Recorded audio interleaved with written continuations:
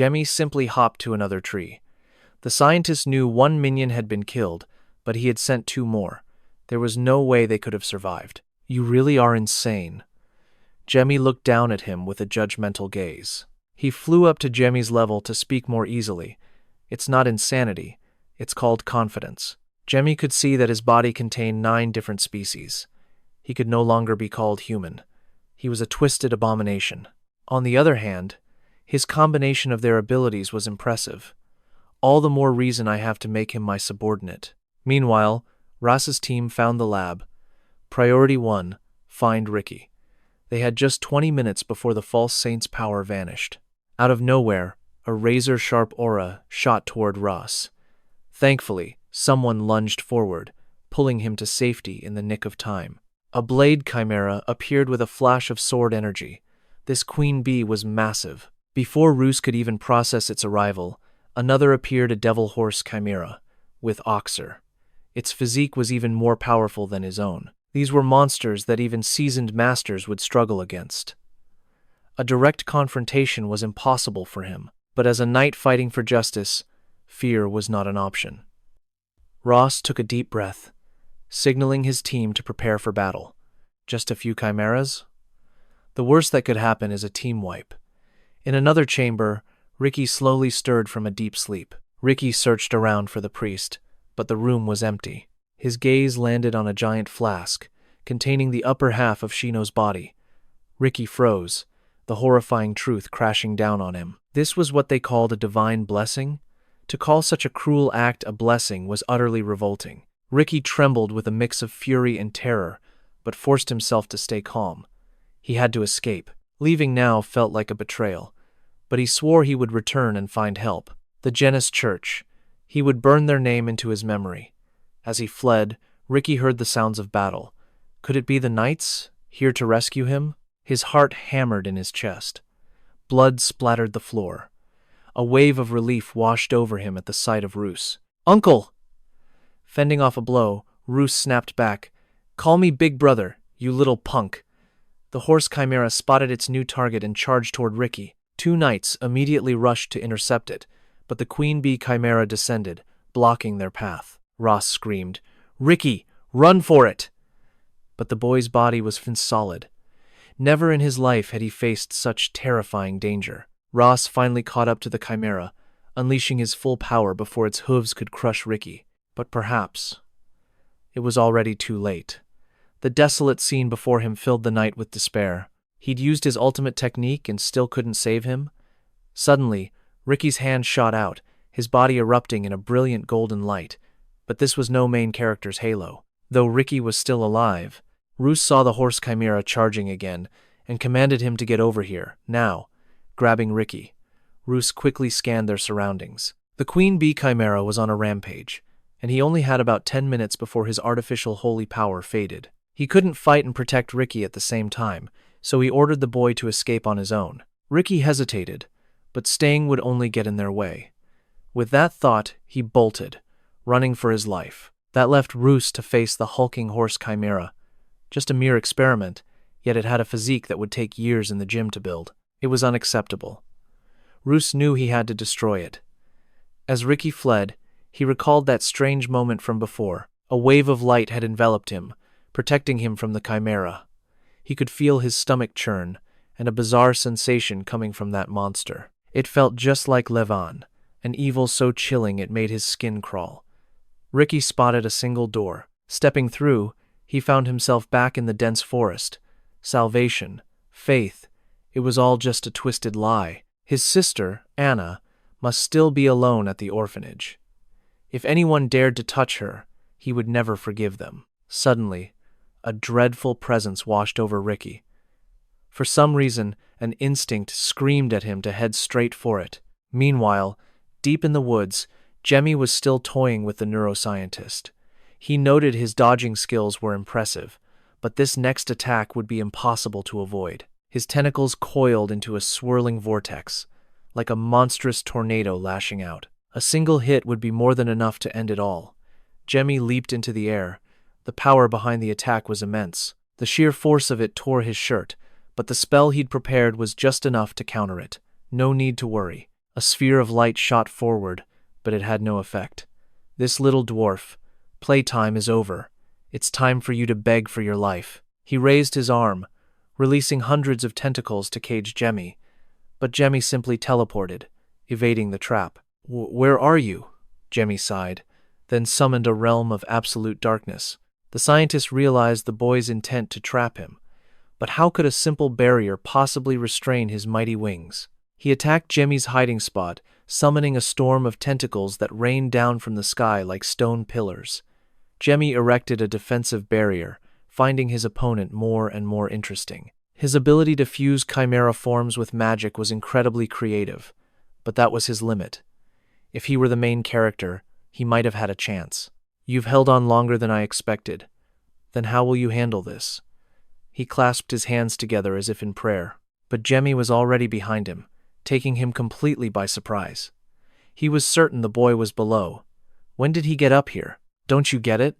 The one up here is the real me," Jamie stated. In reality, there were two of him thanks to a fourth-tier dark magic, doppelganger, which created a clone with identical abilities. One only vanishes when the two look directly at each other. Underestimating your opponent always leads to failure, especially for a foul-smelling corpse like you. "What did you say?" The scientist ground his teeth, enraged by the insult. Jamie's magic was already rotting the man's body, but that petty trick meant nothing if he killed Jamie and resumed his experiments. But Jamie was a step ahead, having already deployed dark orbs to completely surround his enemy. The orbs made contact, racking him with agonizing screams. Each point of impact amplified the pain 3 times over. This was the feeling of a body decaying from within.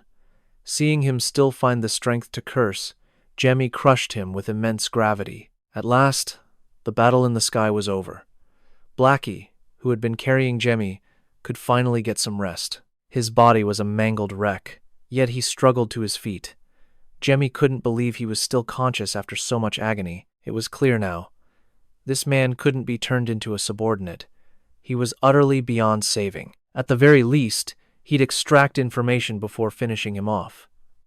"My slaves," the scientist muttered. Instantly, 2 hulking chimeras appeared as shields. Jamie had miscalculated. He never expected more bodyguards. He'd spent too much mana. This fight would be hard. But first, Jamie refused to let him die peacefully. A beam shot through his chest. An instant death would be a mercy, but he was still alive to feel the searing pain. Jamie couldn't believe he'd survived that attack. Just how was he supposed to finish this monster? Meanwhile, Ricky wandered closer, a nauseating feeling growing. Yet some unseen force urged him on. Boom! A massive explosion startled Ricky. He turned to flee, but suddenly Jamie was blasted out from the chaos. With no mana for a shield, he was thrown back. He could never block the next attack. Ricky didn't understand why Jamie had suddenly appeared before him. The mad scientist was absolutely relentless. If Jamie wasn't eliminated here and now, there would be no peace. The chimera prepared a devastating blast. Jamie, no. Without a second thought, Ricky charged forward to save him. "Get back!" Jamie screamed, but Ricky couldn't stop. His body moved on pure instinct to save his friend. Another explosion shrouded the area in smoke, leaving Jamie battered. But Ricky, he was already gone. Jamie trembled before his friend's body as the memories flooded back. Once again, someone had died for him. They had all died just to save him. No matter which lifetime it was, the outcome was always the same. Ha ha ha! What a touching scene for a mere test subject. Now, I shall send you to join him. He roared with laughter as Jamie sank into despair. His lover, his best friend, his comrades, all had sacrificed themselves for him. Suddenly, a profound darkness enveloped Jamie. The air itself grew cold, and a chilling funeral dirge began to echo. Jamie whispered for Ricky to rest here for a moment. He would handle this trash with his first, long-forgotten power. A power created to defy the very gods. Skeletal figures erupted from the ground. The scientist shrieked, "You bastard! What other tricks are you hiding?" This was the army Jamie created to fight the divine, a force meant to face 12 gods, called the art of necromancy. He scoffed at the sight of the pathetic, low-level skeletons. But as the saying goes, you should never underestimate your opponent. These were his very own victims, returned from the grave to claim their revenge. They swarmed the chimeras, regenerating instantly because they had already conquered death. "Get back! Stay away!" The scientist was powerless. A bony hand seized him, silencing his screams as it began to speak. "Quiet now. This is hell, a place where death reaps death, and this is Jamie's domain." With one final smash against the ground, his life was extinguished. Jamie sighed, looking down at the corpse. He was finally destroyed. But suddenly, a seed of life emerged from his mouth, an artifact that refuels itself on life force. No wonder his vitality was so unnaturally high. So this was the secret he had been hiding. This was an unexpected prize. With the seed of life, Jamie could finally surpass the limits of this small body. Jamie had forgotten his skeletal army awaited their reward. But with no budget to pay them, it was time to return to the earth. His body screamed from the massive power usage, but he couldn't collapse, not when he still had to save Ricky. Instead of passing on to the afterlife, it's better to become my subordinate. At least that way, you can live again. Jamie began his dark magic, but a blinding light suddenly pierced through his shadows. What was happening? A divine voice echoed as a goddess appeared, shielding Ricky. "Who are you to dare and steal that which belongs to me? Fiero?" Jamie was stunned. He never imagined he would meet her here. Fiero opened her eyes, her gaze fixing upon him. "You know of me?" she asked. Meanwhile, the bishop headed to the count's mansion to confess, but he was beheaded mid-journey. "Useless fool! We're eliminating H!" a man with silver hair and dark lips declared. The heretic purge was underway. Ross sighed. He had barely managed to finish in time. The pain was unbearable. But thankfully, no one had perished. Suddenly, a pillar of light descended. Ross stared in awe. It was the sign of the goddess Pharaoh's arrival. Jamie was bewildered. How could she possibly manifest herself here? Even as a projection, the weight of causality was immense. "Did you not hear me?" Jamie clutched his head as holy light, the antithesis of his dark magic, bore down on him. "I only know that Ricky's sacred power is yours," Jamie quickly stated. The goddess Pharaoh couldn't understand why he would turn Ricky into one of the Andes. Yet all he wanted was to prevent Ricky from dying. "Ha!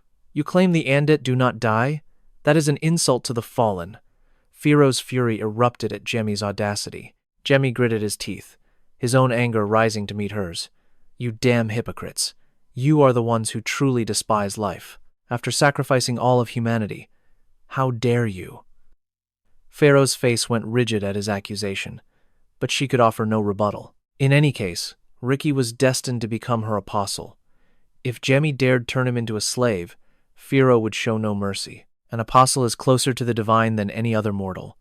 Their very existence shores up the Pope's authority, and they wield power worthy of the strongest holy knight. Jamie knew Ricky had a spark of sacred power, but he never imagined it was enough to be chosen as an apostle. Perhaps that was how Pharaoh managed to descend.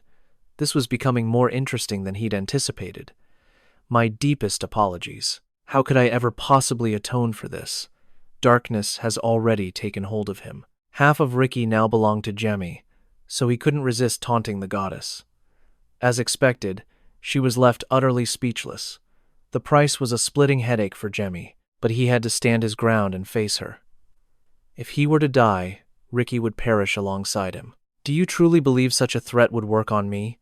Fiero scoffed. But Jamie knew for a fact she had only one apostle. If she lost him, finding another would take an eternity.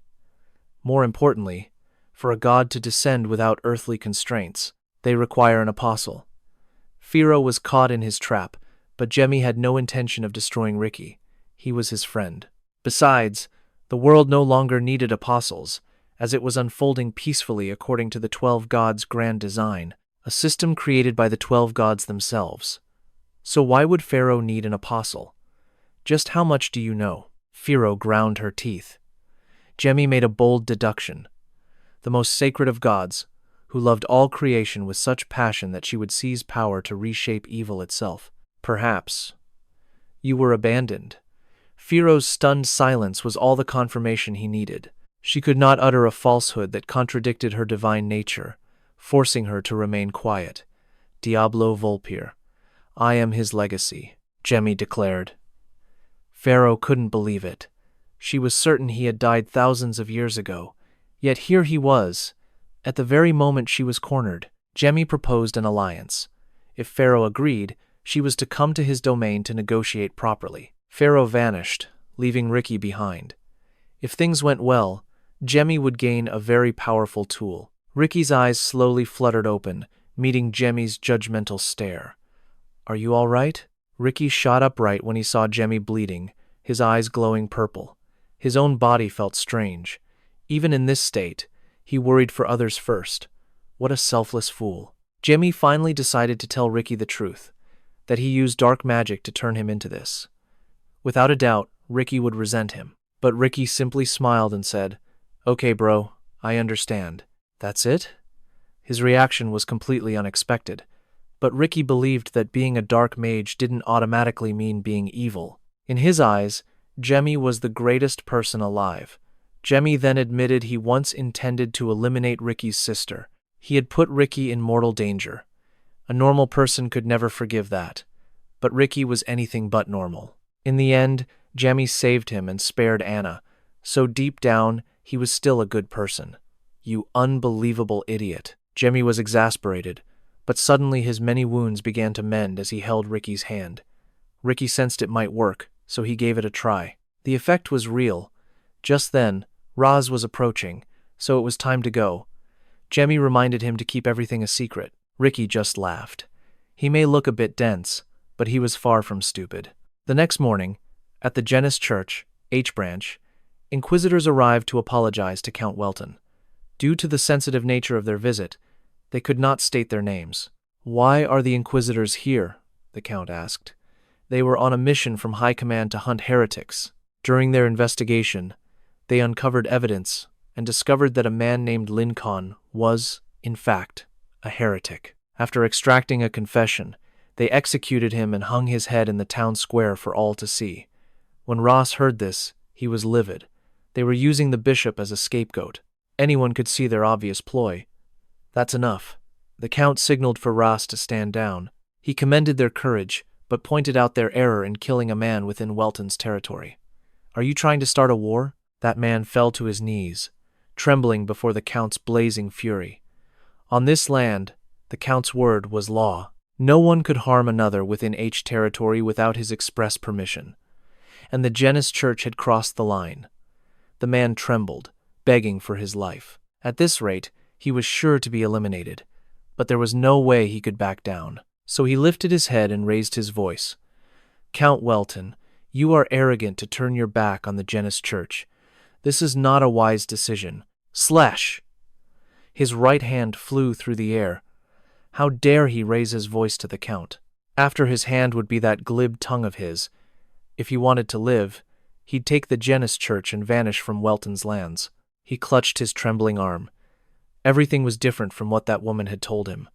Roos watched in surprise. The count hadn't mentioned the chimera at all, focusing solely on his authority as the region's lord.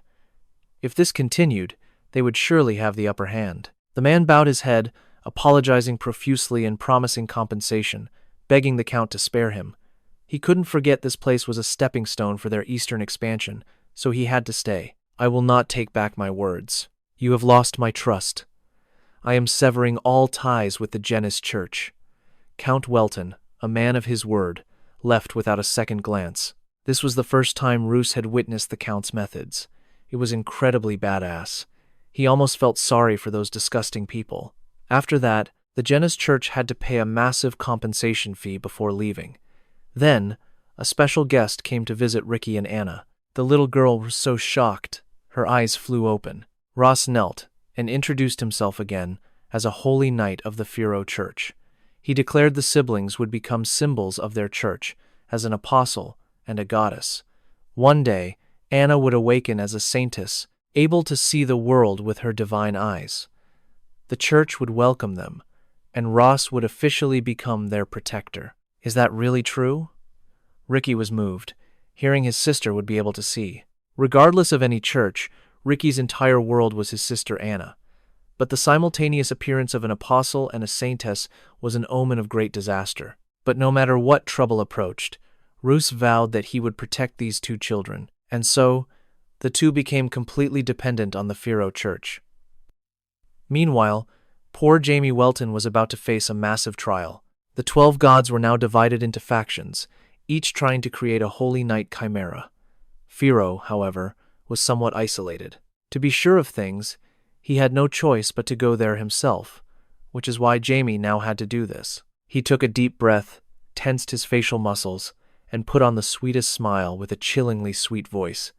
Dearest mother. His sister had no idea why her brother had suddenly appeared at tea time acting like a complete madman, but Jamie shamelessly clung to his mother, using tea as an excuse. But you usually find tea so boring, don't you?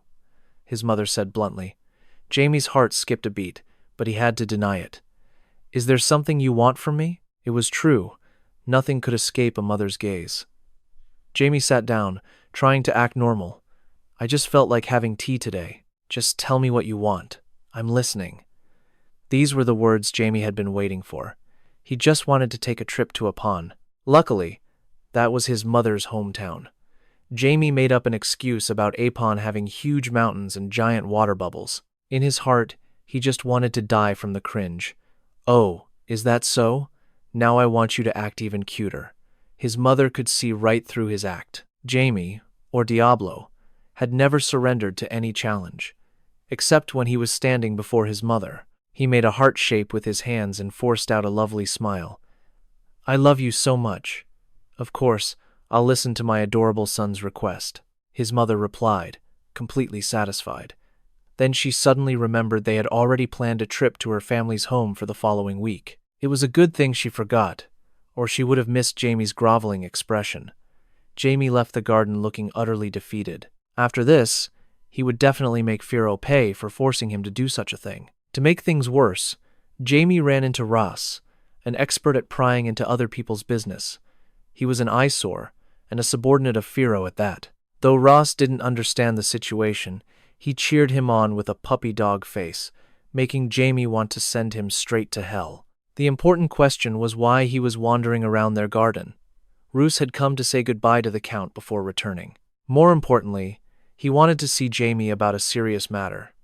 Ricky and Anna will be coming with me. Roos placed a hand on Jamie's shoulder, saying, But this has nothing to do with you. A farewell isn't forever. Jamie, Ricky, and Anna will never forget you. Roos started his grand speech about friendship again, making Jamie's blood boil. What are you even trying to say? Suddenly, Ross pulled Jamie into a hug, making his face darken. Was this fool so desperate for affection he'd hug him of all people? Don't be sad, and don't be disappointed. This isn't the end, Roos said comfortingly, leaving a stunned Jamie behind. This was all Fiero's fault. That woman had better learn to manage her own people. That night, the Count was confiding in his wife. He didn't understand the secret letter from his father-in-law that brought Jamie here. The lady was just as lost. She figured that even her late mother couldn't understand her own father's thoughts. They would be departing tomorrow, so the Count was a little worried. But the lady was not. After all, Welton's strongest knight squad would be escorting them. Besides, who would be foolish enough to mess with her? Not when her husband, the Count himself, was her protector. The Count covered his mouth and chuckled. This couple was always acting so sickeningly sweet. Ross would also escort them, along with Ricky and Anna. Anna was stunned to learn he was a holy marshal. They rarely left home, so the Duchess worried for Jamie most of all. This incident must be serious for the Fiero Church to send Rye. Meanwhile, Jamie's power is absolutely devastating, but his body can barely contain it. If he loses control of his emotions and unleashes his power like before, who would be able to stop him? I don't think we need to worry about that. The lady said she witnessed an unforgettable expression on Jamie's face today. Henno wished he could have also seen that look on his son's face to satisfy his fatherly love. After all, everyone makes mistakes, but the lady always has faith in their Jemmy. That night, Jemmy finished absorbing the seed of life by grinding it into a powder and inhaling it. The absorption took far longer than expected. However, the results were surprisingly effective. His hard work paid off. Reaching level 6 was now just a matter of time. There was still a long road ahead to reclaim the full power of Jemmy's peak form. But now, He could easily defeat an enemy on the same level as that mad scientist. Jamie headed to the village where Jans and Philip were in disguise. They bowed respectfully to greet him. Jamie announced he was going on a retreat for a while and would be absent. Upon was quite far, so Jamie would likely be gone for a whole month.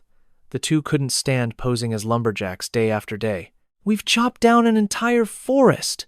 Do you have a problem?" Jamie's brow furrowed. Did they mistake a silent tiger for a kitten? He hadn't even finished speaking, and they were already complaining. This time, Jamie would be taking them both with him. There was just one thing he'd forgotten. Jamie raised his hand, summoning something reeking of dark energy, making them flinch. A structure materialized before their very eyes. Jamie introduced it as his personal storage. In other words, this was their new home. "A house? I don't want to live in such a gloomy place." Jans and Philip immediately began to object again. Jamie didn't understand these two. No one had ever dared to defy his orders like this before. So, Jamie gave them a push and shoved them inside. A home is better than no home. Watching them stumble inside, Jamie found them to be an interesting pair, with such distinct egos and emotions. If he nurtured them well, they could become very useful. Inside, thick black smoke, dense with dark magic, enveloped them. Jamie called this a storage space, but it was much better than he expected. After they emerged, the two gave Jamie feedback on the service inside. It felt as if all their fatigue had vanished. "Of course," Jamie said. This was his very first authority. That space was created from his pure power. Undead under his authority would absorb it and be strengthened. "Wouldn't that place a huge burden on you, Master?" Philip asked with concern, a subordinate worrying about his master running out of power. If Jamie saw them as a burden, he wouldn't have enhanced them. Jan stated the obvious. "Then couldn't you just power us up once and be done with it?" "It's nicer than I thought, but it's full of bones." Philip quickly covered his mouth before Jamie could get angry, but it was too late. At this point, Jamie just wanted to disown Jans. The next morning, while seeing everyone off, Jamie wore a blank expression, completely baffled by what was happening. It turned out his father was lifting him up like a doll. He instructed Jamie to be careful and to protect his mother, sister, and friends. Jamie looked defeated. "Just put me down. I'll do anything.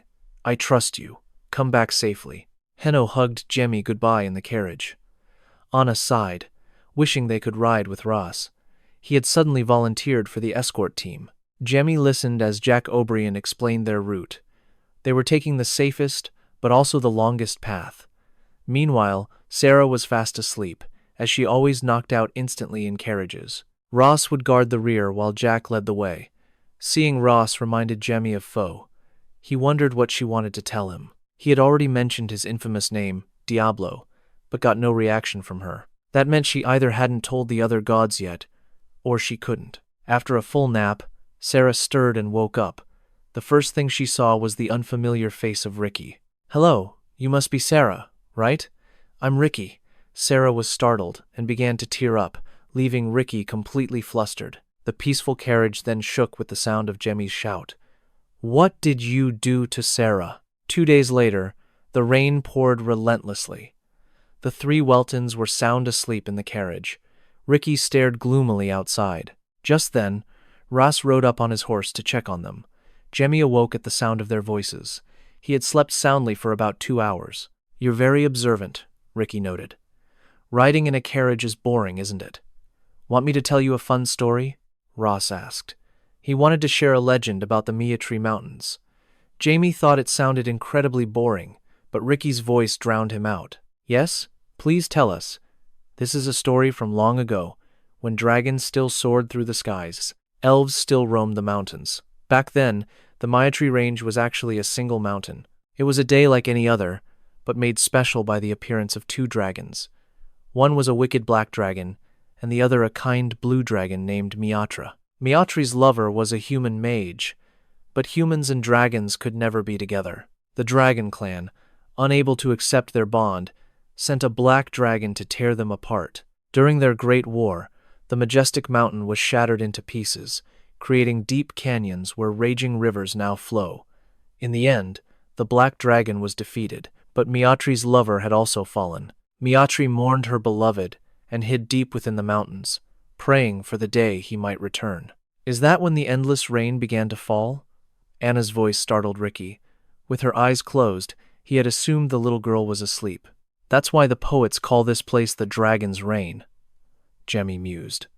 This story, it had to be real. Perhaps because dragons are now just myths of the past, people call it a legend. Suddenly, a massive bolt of lightning struck with a deafening crash, startling everyone. Sarah woke up and clung to her mother, who soothed her. "It's all right, dear. Isn't that right, Jai?" "Yes, ma'am," Jamie replied, but he felt a creeping sense of unease. Something was wrong. As the carriage passed by withered trees, lightning struck a trunk, sending it crashing down onto the driver's seat. The vehicle shook violently, throwing the lady and Sarah outside. The terrified mother screamed for him to grab Sarah first. Jamie instantly used his magic, creating a vine to catch them both. He felt a flash of panic, but thankfully, his magic held. After pulling them back to safety, Jamie tried to ask what happened. But this time, it was he who fell, making the mother's heart stop once again. "I'm fine. I'll use my flight magic," Jai shouted, but his magic wouldn't activate. This was Mana Burn, a high-level spell used to completely neutralize mages. As he plummeted, Jamie heard a voice. "Who are you? Are you a dragon?"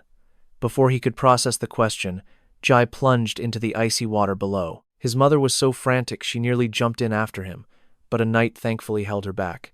"Let me go. My son is in there." Suddenly, a golden light enveloped her, calming her instantly. It was Ricky, who had tried to help, but had accidentally targeted the wrong person. Meanwhile, Anna held Sarah in her arms. After the string of disasters, the little girl had fainted from exhaustion. Roos immediately knelt before the lady. He wasn't one for empty words, but he assured her, "Jai is incredibly talented. He will be all right. The current is dangerous, it's true. But once Jemmy's magic returns, he will be perfectly safe. Even so, I will go down there and find him." Jack protested that the rapids were treacherous for anyone, but Roos's mind was made up. He bowed to the lady. "Please grant me 3 hours to find Jamie." The lady knew it was a risky mission, even for a holy knight, but she pleaded, "Please, Ross, bring Jamie back." "Yes, milady. We will return," Ross vowed before departing. Meanwhile, in a dark cave, Jamie's eyes fluttered open. He quickly realized he was bound by heavy chains. He needed to know what was happening, and who was targeting him. "Ah, so you're awake?"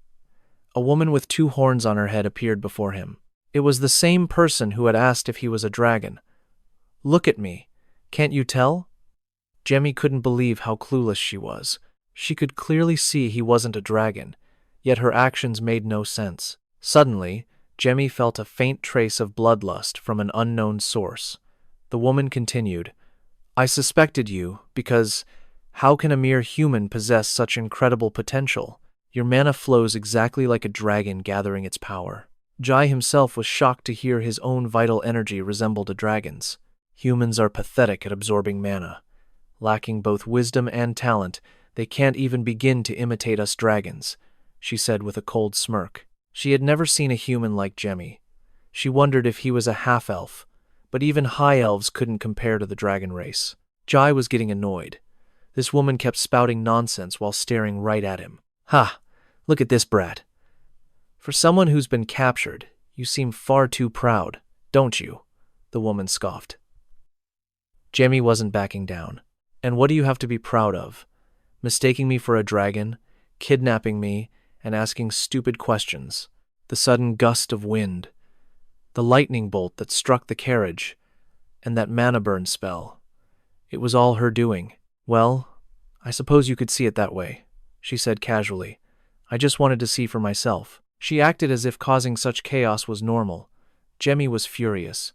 Because of her, his mother and Sarah had nearly died, yet she showed not a shred of remorse. Suddenly, Jamie froze. Why was he getting so angry on behalf of the Welton family? He had to stay cold. He suppressed his anger and stopped blaming her. "Fine, whatever. I guess it's reasonable you were curious about me. Now, take these chains off so we can talk." "No," she replied. "It's much more amusing watching you squirm." What in the world? Jamie yelled. When did complete strangers start enjoying toying with him? Bullying someone like this was the exact nature of the blue dragon, Miatri, the gentlest of all dragon species. They are especially friendly to humans, with an affection much like a person feels for a cat or dog. If you'd met a violent red or black dragon, or a cunning green one, you would have been their dinner by now. Was this his luck? More importantly, why did she kidnap him if she thought he was a dragon? Well, obviously to kill you. A sudden killing intent flooded the air, making Jamie flinch, but since he wasn't a dragon, she would let him go, right? Her immediate silence made his face darken. What's the reason? Let's just make one up. Jamie had no clue what this woman was talking about. If she used Jamie as a material, she could forge a master-level dragon soldier. Jamie's brow furrowed. If he became a dragon soldier, he'd be much stronger. If he himself was the material, he'd get a significant power-up. Jamie quickly calmed his thoughts. He was at death's door. What was he even thinking? Hey, miss, why do you want to kill dragons? Jamie forced a friendly smile to try and get reacquainted, but it only seemed to annoy her. He boldly guessed the reason was that human lover of hers. Instantly, she dropped Jamie, her expression anything but pleasant. If you speak of him like that again, I will make you beg for death. Jamie knew it. She had to be Miatri. I heard your clan never accepted him, and that you betrayed them so he could live. Miatri gritted her teeth, summoning a water vortex that washed Jamie away. How dare you speak as if you know anything? Jamie was terrified but still screamed to persuade Miatri. From the start, she never intended to harm him. She could have brainwashed him, but she didn't. You're so kind. It's hard to believe you're a dragon, Jamie shouted. By a stroke of luck or fate, Jamie's words were identical to what Miatri's late lover had once said. She clenched her jaw and gave him one last chance, purely for her lover's sake. Jamie spat out the water in his mouth. From now on, he had to speak carefully. Miatri was serious. You really are a strange human. Almost as strange as he was, Miatri said. Jamie didn't know who he was. According to Miatri, he was the main character of the story she was about to tell. Meanwhile, Roos stood dazed before the powerful current. The rain was relentless, making the river churn. Where could Jamie possibly be? 700 years ago, a man named Canon lived as a black magician. Miatri guessed Jamie was stunned. Who'd think a creature of white magic would love a wielder of dark magic? Canon only chose black magic to seek the truth of this world. He was a true mage who had reached the 9th circle. Jamie was startled. But in 1,000 years, no human had ever reached the 9th circle, had they? I am about to tell you the reason right now, Miatri replied. Before meeting Canon, Miatri had been searching for the world's truth herself. After they met, the two explored countless ruins together and slowly fell in love. That was Miatri's happiest time, until the day the Dragon Lord issued a decree. That decree made Canon an enemy of the dragon race. All dragons tried to eliminate him. The two fled, but they eventually reached their limit. Miatri found a ruin for Canon to hide in. It had incredibly powerful restrictions and only allowed one person to enter. Canon hid inside while Miatri was exiled for 1,000 years. For a dragon, 1,000 years isn't long, but for a human, it's different. Canon tried to save her after a few decades. After he found the truth of this world, he couldn't accept it. Miatri, however, remained dormant as the days passed. For a human, that truth was incredibly hard to accept, so it was natural for Canon to go mad. Canon tried to save Miatri, and after shaking off his pursuers, they hid in the vast mountains, and then he died. Miatri felt that was a better end. She always convinced herself that he was now at rest. But the most despicable thing was that their clan began to erase all of Canon's existence. The books he left behind, even the people he had met, all disappeared. Hearing this, Jamie seemed to have guessed the truth the dragons wanted to erase. This place was where Canon's existence still remained, the last place Miatri had to protect. That's why she was here. Jamie was starting to understand the reason. No wonder Miatri hadn't heard of his glorious past. The first thing he did after being revived was to look for traces of his former self. But the name Diablo Volpia was completely unknown. It was so clean, as if someone had deliberately erased all traces. 𝐒𝐿 existence was erased, just like his, at the hands of the dragon god Braham and his kind. 𝐒𝐿 was the 9th Circle mage who went so far as to learn black magic to understand the truth of this world. Just how much did he discover to be erased so completely? Jamie then asked, "Is this 𝐒𝐿's grave?" To honor his life as a fellow mage, Miatri led the boy to a massive tree, where 𝐒𝐿's grave rested at its base. Jamie realized the bracelet on the tomb was his own creation, the Extreme Resistance. It was one of 3 legendary items he'd forged to confront the 12 gods. An artifact granting complete immunity to any disease or curse. Who could have known that after you vanished, your possessions would journey across the world? So that's why 𝐒𝐿 sought the world's hidden truth. He discovered the existence of Diablo Volpia the moment he found that very bracelet. But if you dared ask for it, Miatri would likely end your life, even though you were its creator. "I am here." Miatri revered 𝐒𝐿 as if he were a god. Jamie immediately asked about the bracelet. She said it belonged to 𝐒𝐿, held immense power, and had saved his life countless times. Jamie noticed not a single speck of dust on it. It was even enchanted with cleansing and protection spells. "Is this all that remains of 𝐒𝐿?" Jamie pressed. But this question instantly put Miatri on guard. Jamie quickly feigned humility. "I mean no harm. I'm simply curious. He was the one who searched for the truth of this world. After all, I was just wondering if he left any records." In truth, 𝐒𝐿 did have a diary, but Miatri had no intention of showing it to him. Jamie urged her to tell him what she knew. Surely, she had learned the world's secret. You are crossing a line. That truth is not for a lowly human like you to know. Her expression turned cold. But this was what 𝐒𝐿 had sacrificed his life to find. He may have failed at the very end, but Miatri was now the guardian of that legacy. Rather than keeping these items as simple mementos of 𝐒𝐿, he surely would have wanted humanity to inherit his discovery. Miatri was conflicted by Jamie's incredibly persuasive words, but she needed no objects to remember the one she loved, for she had already carved every memory of him into her very soul. Just as Jamie remembered his own past, he felt a pang of empathy for their fate, separated by death. In the end, Miatri gave him the diary. She was certain a human like Jamie could never break the seal upon it. Miatri prepared to send him back, but Jamie wanted to read the diary now. "From now on, do not be surprised by what you see." And with that, he shattered the diary's seal. Miatri was stunned. He was a dark sorcerer, and his power was vastly different from the dark magic of any normal human. The diary recounted 𝐒𝐿's journey from the day he first met Miatri. When they met, she called him filthy for being a dark sorcerer. Yet, by some miracle, the two of them began traveling together. Thanks to Miatri's carefree nature, the journey was far more exciting, making him wonder if she was truly a dragon.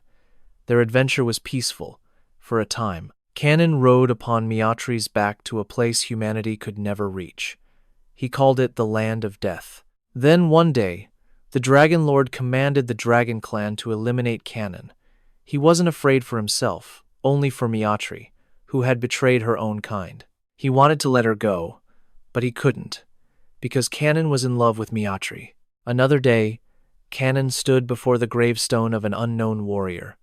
The date carved on it was from 65,966 years ago. 2 years later, 𝐒𝐿 and Miatri were still on the run, settling on a mountain so remote it was hidden from the eyes of the dragons. The next location they visited was 𝐒𝐿, to the southwest. It was the name written at the bottom of the gravestone, but it no longer existed. Miatri sobbed as she read 𝐒𝐿's diary. This was her first time reading it. As for Jamie, he knew exactly what gravestone 𝐒𝐿 had found. Before his great battle, to steel his own resolve, he, Diablo Volpia, had carved words filled with despair for the past, and a sliver of hope for the future. 𝐒𝐿 found it 65,966 years ago. 700 years later, Jamie was reborn. This meant he appeared exactly 66,666 years after his death. But 𝐒𝐿 wasn't the place he wrote on the stone.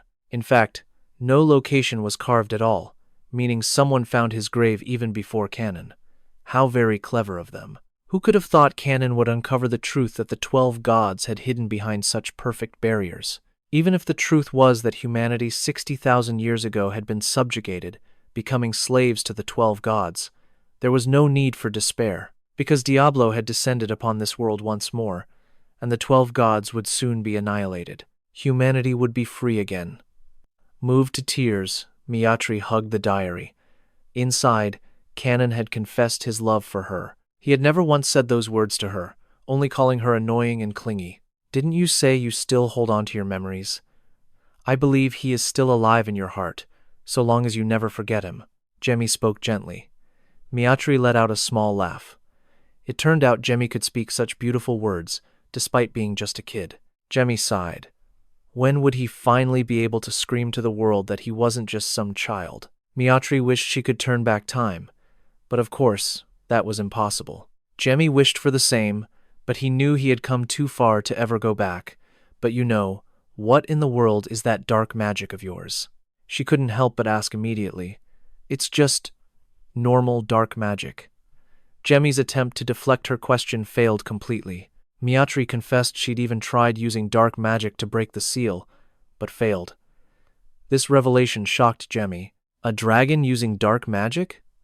"Of course not," Miatri said proudly, explaining she brought a dark mage here, who came quite willingly. She recalled telling the mage to follow her if he valued his life. He immediately complied. But no matter what they did, the diary refused to open until the day Jamie arrived. Miatri hated to admit it, but the power Canon sought was something that should never exist in this world. Seeing he could no longer avoid it, Jamie decided to reveal the truth to Miatri. He was the one destined to fulfill Canon's will. Can that possibly be true? Jamie then told her the tale of Diablo's great deeds. He challenged the 12 gods alone. He once had many allies, but they either perished or betrayed him. In the end, he was defeated and sealed in the eternal realm. But even then, he never surrendered his hope. And for that reason, Jamie could not give up either. Canon, and perhaps someone far older, from a time long ago, had surpassed him and even the generations that would follow Jamie. Their legacy would continue until the 12 gods were finally vanquished. Miatri then motioned for Jamie to follow her. She took the bracelet from the grave and presented it to Jamie. Though it was his own creation, he was overjoyed to have it back. The bracelet pulsed with light, welcoming its long-lost master.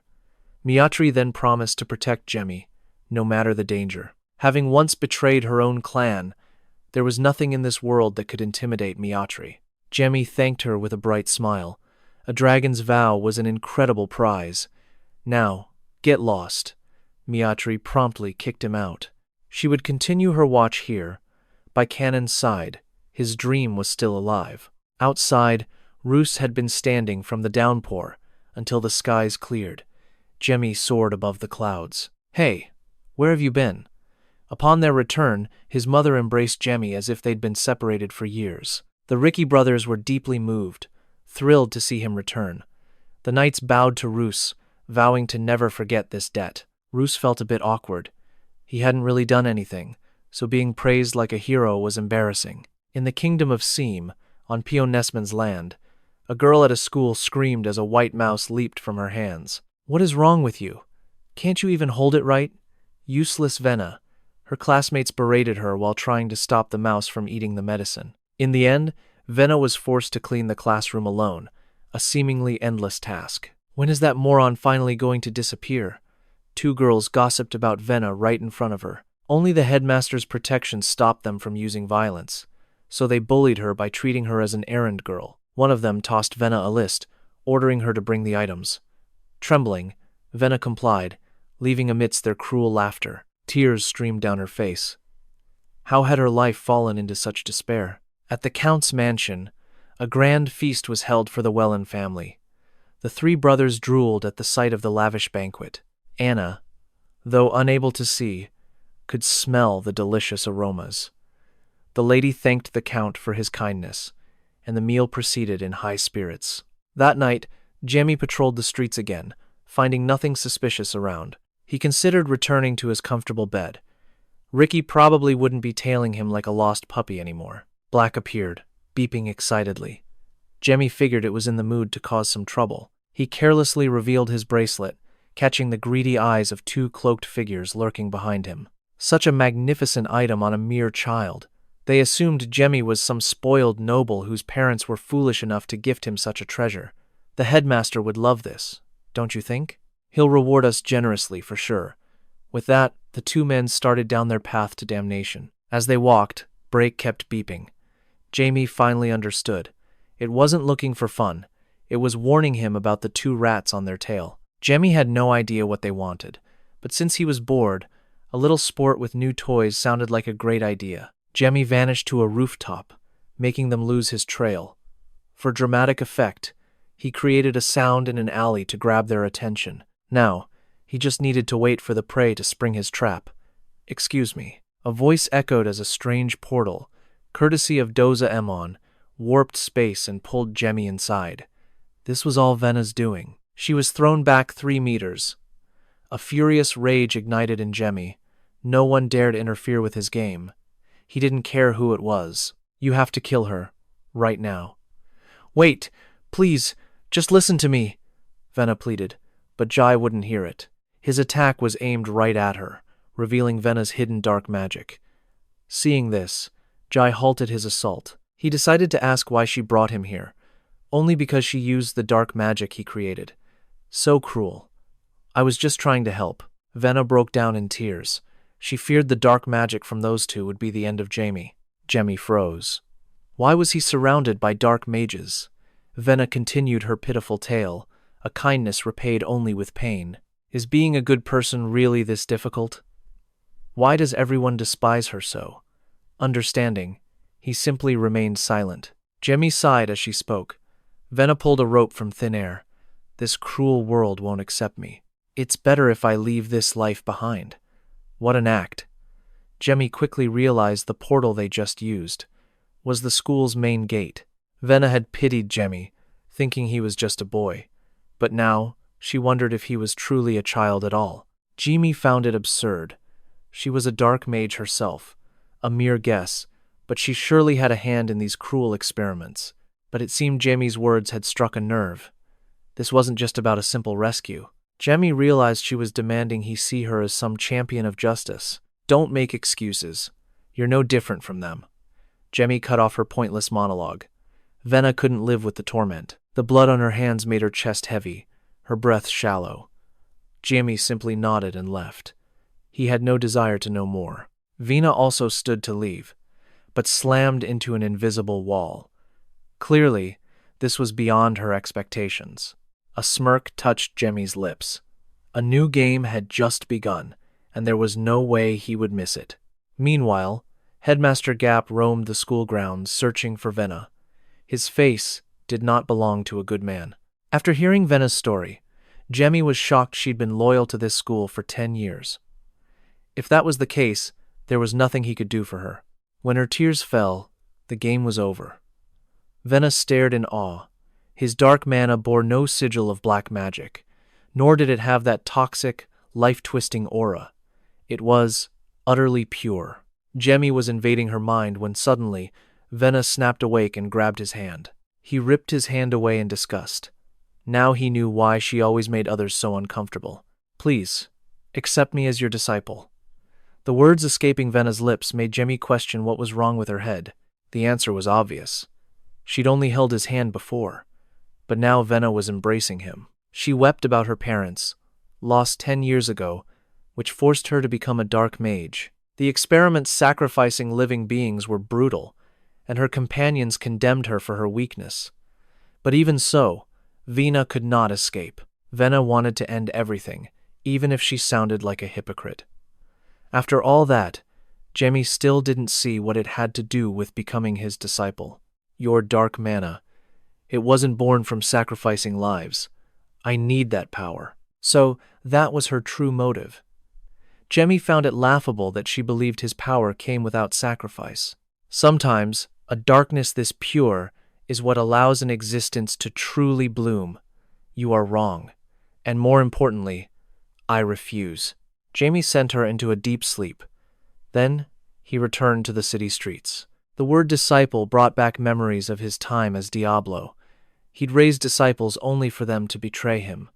Vena's memories showed over 20 members at her school, and Headmaster 𝐒𝐄 was a living curse. It seemed something major had occurred in Jamie's absence. Of course, he had to investigate.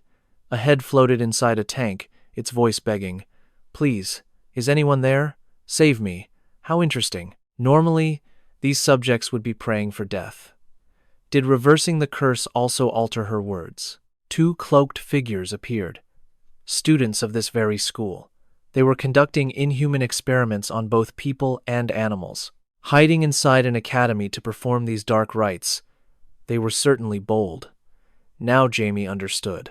Black magic had vanished for so long, and he, who sacrificed countless souls to face the 12 gods, had no right to judge them. But still, what was the true origin of black magic? It didn't matter how it was done. To destroy the gods, Jamie had to abandon his humanity and carry the weight of all sins. Now, it was time to collect the seeds he had sown. If they've grown into monsters, then he must be the one to harvest them. At that moment, Vena was still worrying about Jamie, who had vanished without a trace. But she should have been more concerned for herself. The vile 𝐒𝐿a appeared to bully her again, grabbing her hair for daring to flee her duties. With that, 𝐒𝐿a dragged Vena to a secluded area to begin the real ceremony. She had to crush worthless insects like Vena. Just once. To show her the true meaning of a festival of burning pain. Vena knelt and begged to be spared, but naturally, there would be no mercy. Just then, Jamie returned, looking at her with cold judgment. "You're actually afraid of people like this?" Vena was about to make an excuse, but she flinched under Jamie's intense glare. He ordered her to get up. "Do you prefer sleeping on the ground or in a bed?" An aggressor interjected.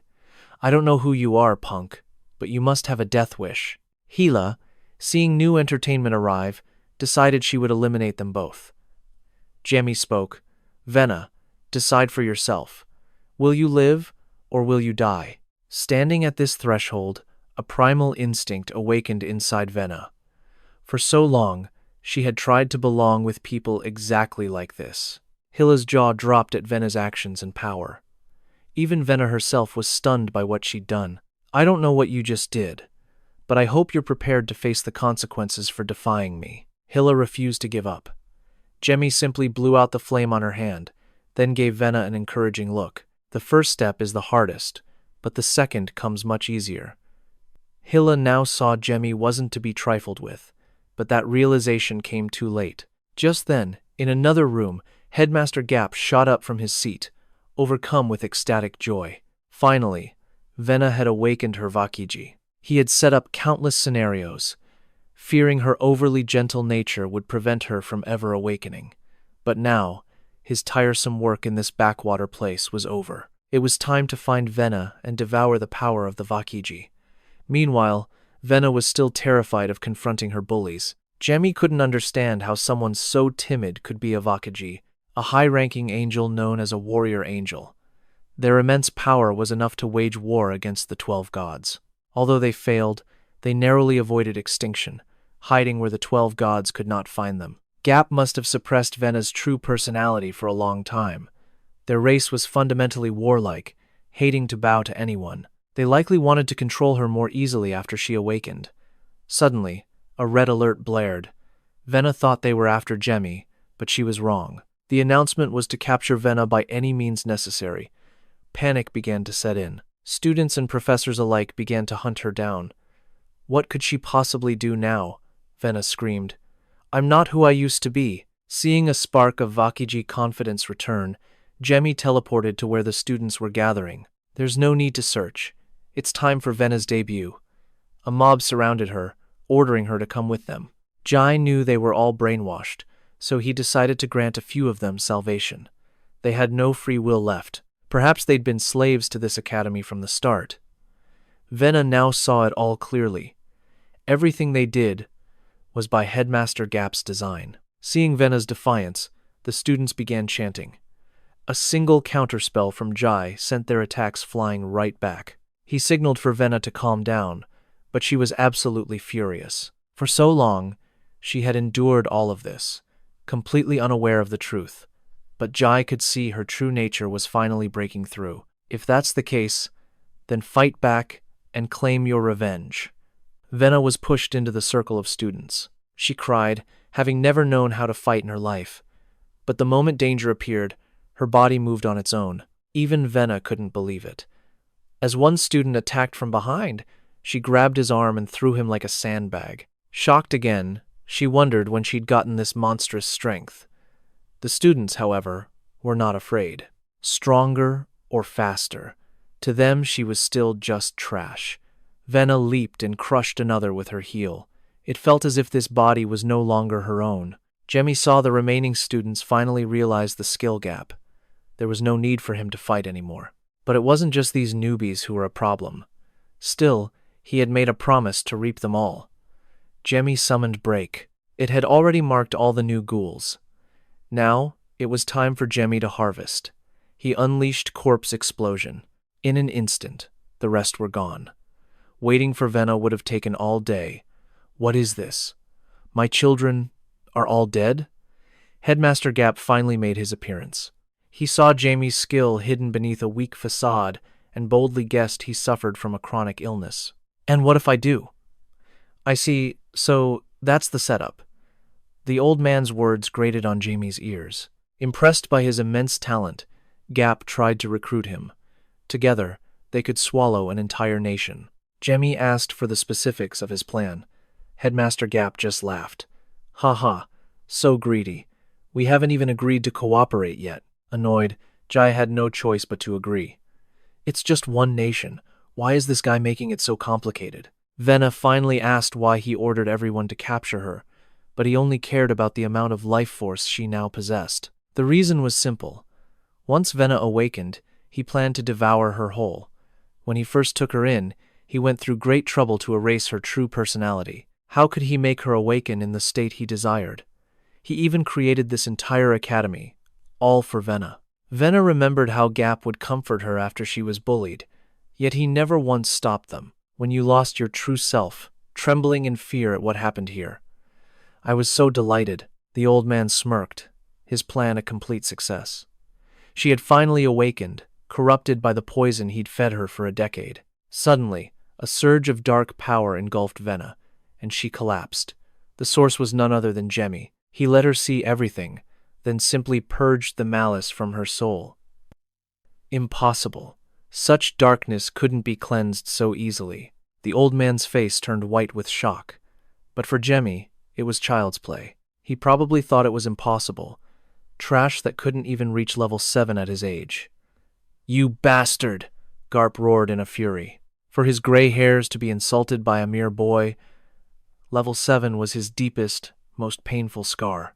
Anyone who dared to touch that wound would be killed in the most brutal and violent way imaginable. True to his title, the Curse Master, he had peaked in the art of hexes, but he could never break the wall to level 6. This was a complete humiliation to his 60 years of life.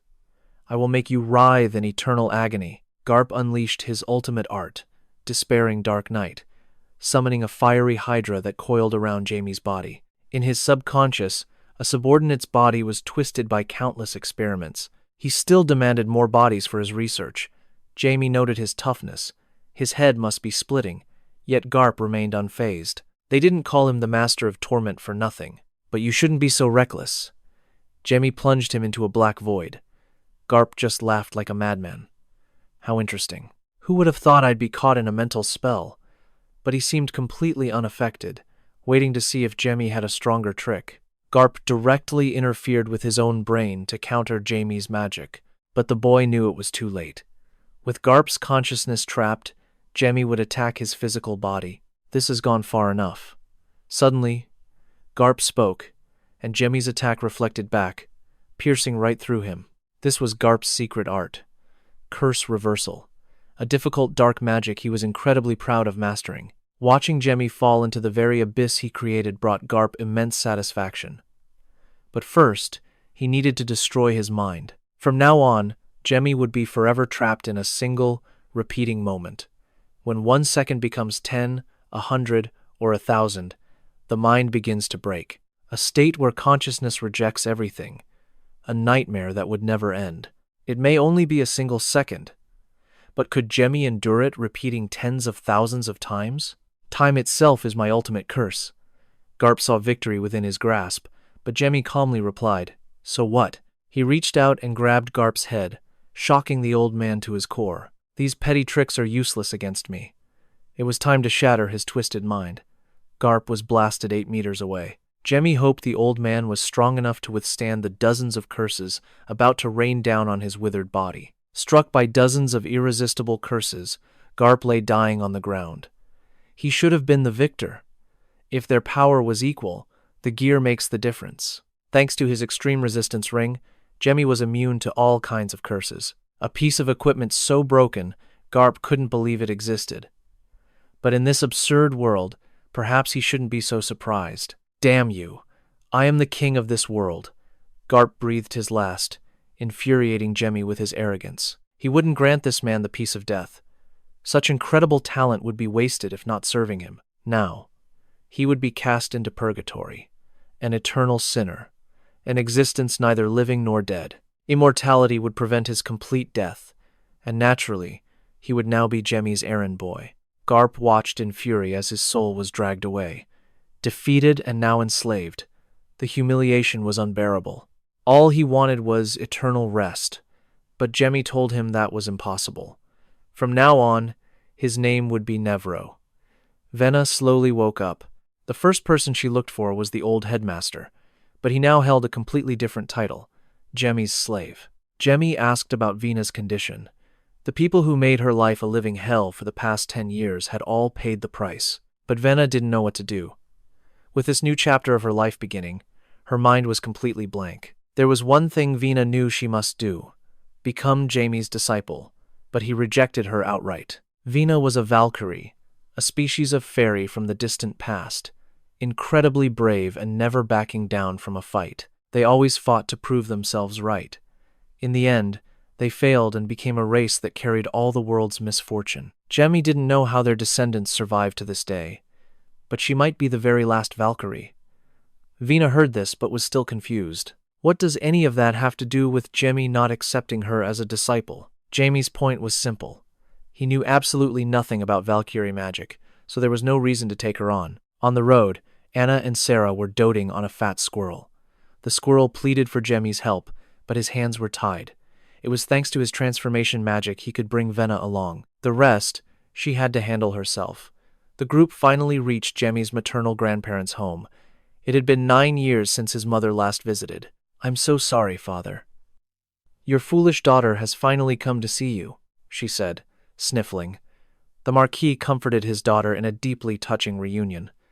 Jamie watched from a distance with a forced smile. Even after his rebirth, he remained a stranger to emotions, a frustrating void he couldn't comprehend. In the abyss of his past, revenge was his only desire. He saw emotions as a weakness, a poison that drove people to madness. Suddenly, Sarah cried out, "Mommy, don't cry. He's a bad man. He made you cry." His mother tried to defend her father, but it was no use. The little girl's mind was made up. "I hate Grandpa." Jamie was at a loss, completely unable to process the child's reaction.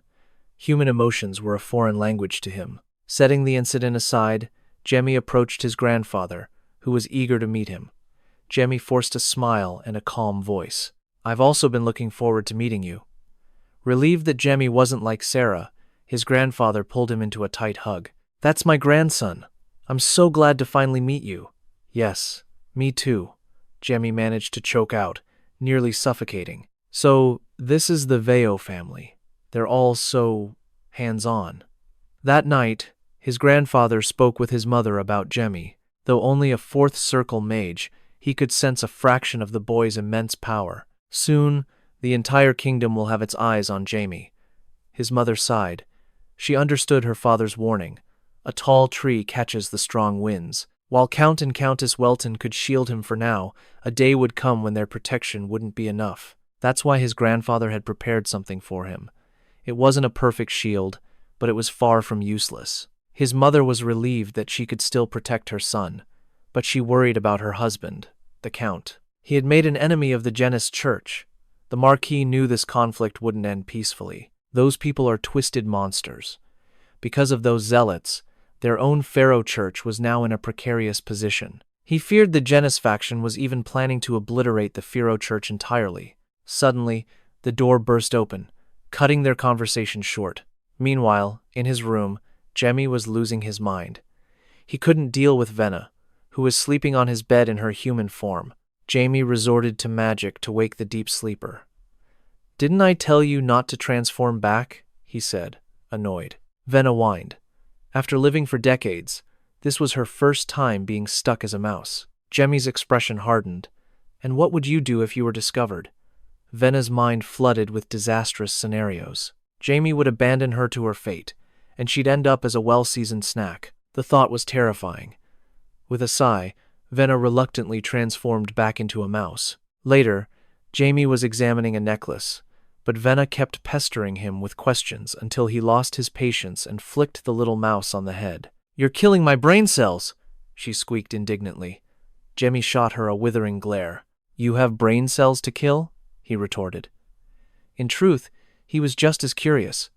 It was an artifact, but its purpose was a mystery. Suddenly, Jamie felt an intense wave of killing intent coming from his mother's location. He threw the door open and sprinted. His normal pace felt agonizingly slow, so he accelerated, shooting forward like an arrow. Jamie located the source of the murderous aura.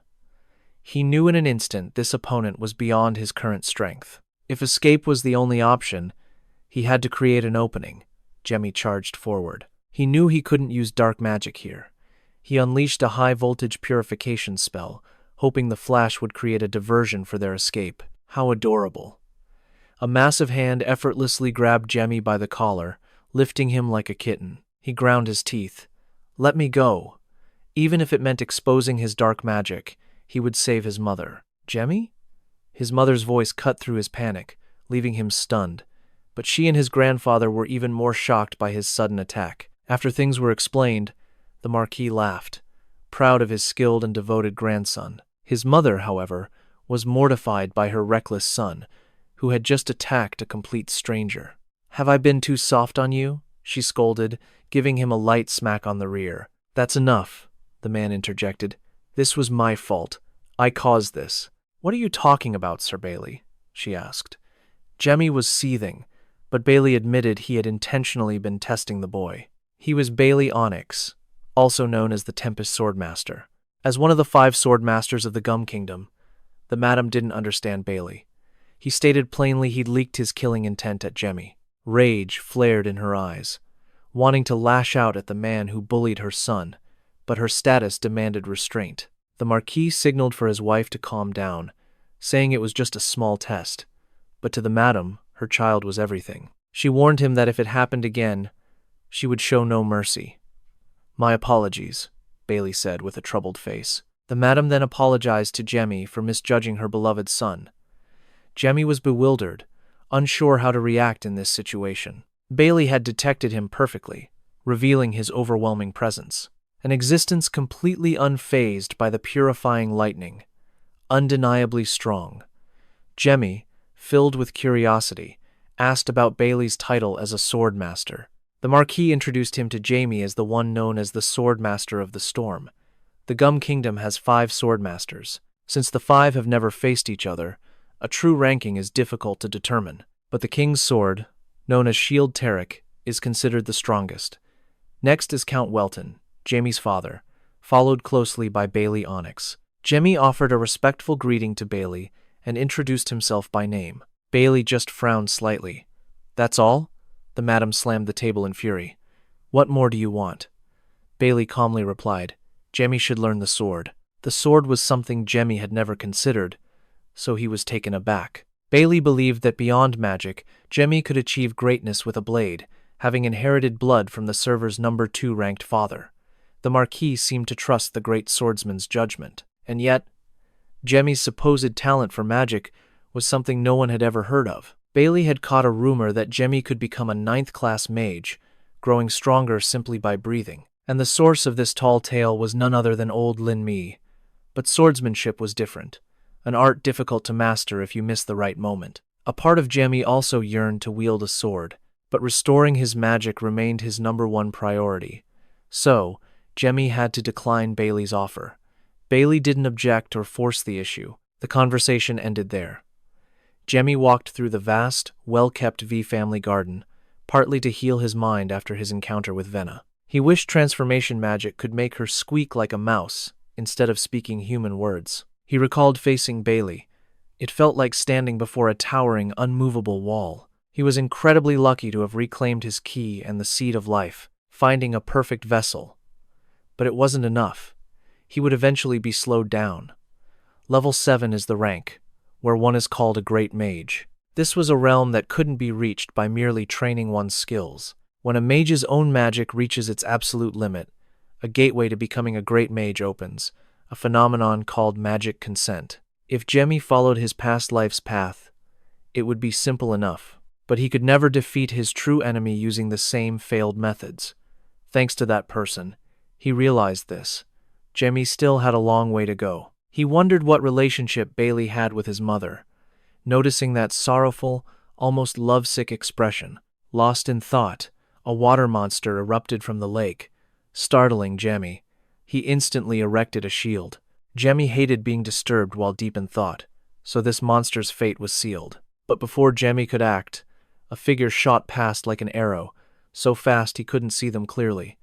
A flash of white descended on the beast, felling it in one strike. His work done, the man casually rested his sword on his shoulder and offered Jamie a friendly greeting. He'd heard the Welton nobles were arriving, but was swamped by a deadline until now. In contrast to his smile, Jamie remained extremely vigilant, and for good reason, as he had dispatched that giant monster in seconds. Though not as skilled as Bailey, he was certainly not weak. The man sheathed his sword and introduced himself. This was the head butler of the Marquis's household. Jamie was shocked. A butler this strong? His grandfather was on another level. Seeing Jamie's guarded stance, the man explained, he'd made a binding oath to the Marquis long ago, which is why he now serves him. He already knew of Jamie's name and identity. As the head butler, he had to be aware of all key figures. Jamie asked about the huge monster that suddenly appeared in the Marquis's lake. The butler seemed awkward as he explained the situation to him. In short, this was one of Jamie's grandfather's peculiar hobbies. What the hell? Jamie couldn't believe his gentle grandfather had such a strange pastime. A little later, the butler reported to the Marquis. He had found a group suspected of being demons, but unfortunately, he had lost their trail. The Marquis sighed. Who would have thought the Demon King's subordinates would appear here? Rumors of demons had already begun to spread in the neighboring territories. However, the only place experiencing massacres was this very province. The Marquis was certain this was real, and that the demons had returned for revenge. It all began over 50 years ago. The Marquis's father once slayed the Demon King, making them pay a heavy price by wiping out their entire clan. If they return, they will be erased from this world once more by the hands of House 𝐒𝐒. The knight pledged to await his every command, but the Marquis simply dismissed everyone for the day. Before leaving, the knight mentioned his encounter with Jamie. The Marquis wondered why they'd met so late at night. The knight explained that a monster had attacked him by the pond, a monster the Marquis himself brought back, filling him with guilt. Learning of this the next morning, Jamie's mother immediately burst into his room to check on him. Jamie, deep in sleep, was jolted awake by her unique method. He saw his grandfather and the butler behind her. The knight must have told them everything. Though he was saved in time, the lady was still overcome with worry. She vowed to punish Jamie if he ever wandered outside at night again. "Yes, ma'am," he mumbled sleepily, infuriating his mother. His grandfather apologized, admitting he forgot to block off that area, which led to Jamie getting lost. The lady scolded her own father. "Are you still playing those ridiculous ocean monster hunting games? Haven't we warned you how dangerous it is?" The Marquis called the knight over for a formal greeting. The lady was deeply grateful to him for saving her precious son. The knight lightly touched the lady's hand in a gesture of reverence.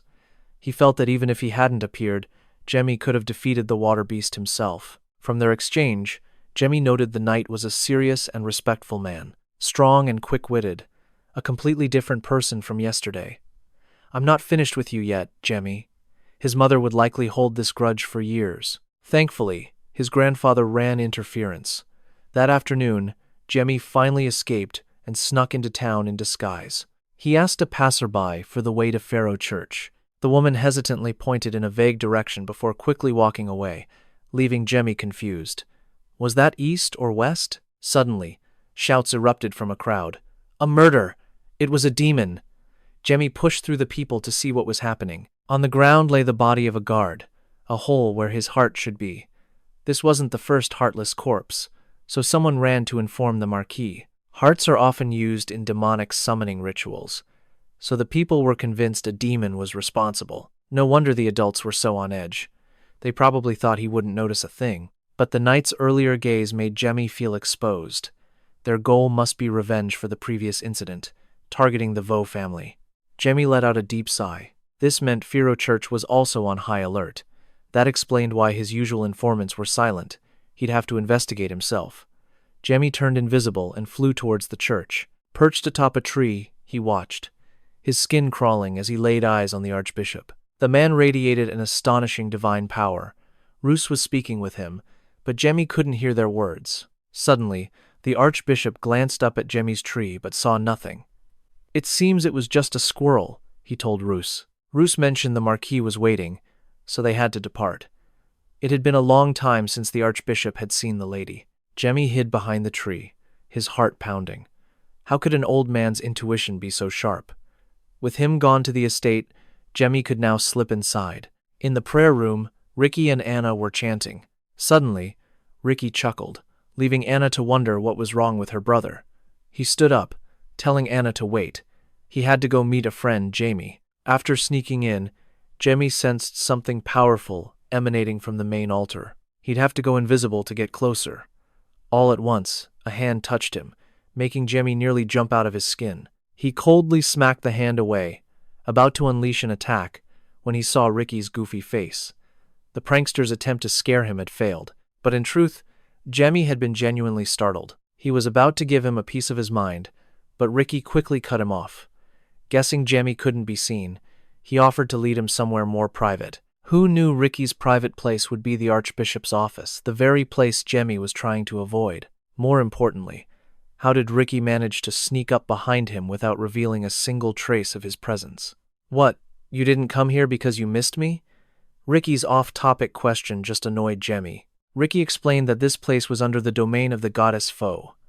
While not yet at his peak as an apostle, his power grew immensely here. In other words, Ricky was slowly assimilating with the sanctuary itself. Jamie figured he was practically omniscient inside this church. He couldn't even sense a hint of Ricky's undead power. He never imagined his friend's apostolic power was so overwhelming. Ricky had been about to seek Jamie out with a message from the goddess, but he'd come on his own. So now, he would connect him directly to Pharaoh. Before Jamie could react, a divine light burst forth from Ricky. His eyes now blazed with a holy power unlike his first awakening. Even his clothes had somehow transformed into a magnificent new attire. Jamie sensed it. A fragment of Fiero's presence descending.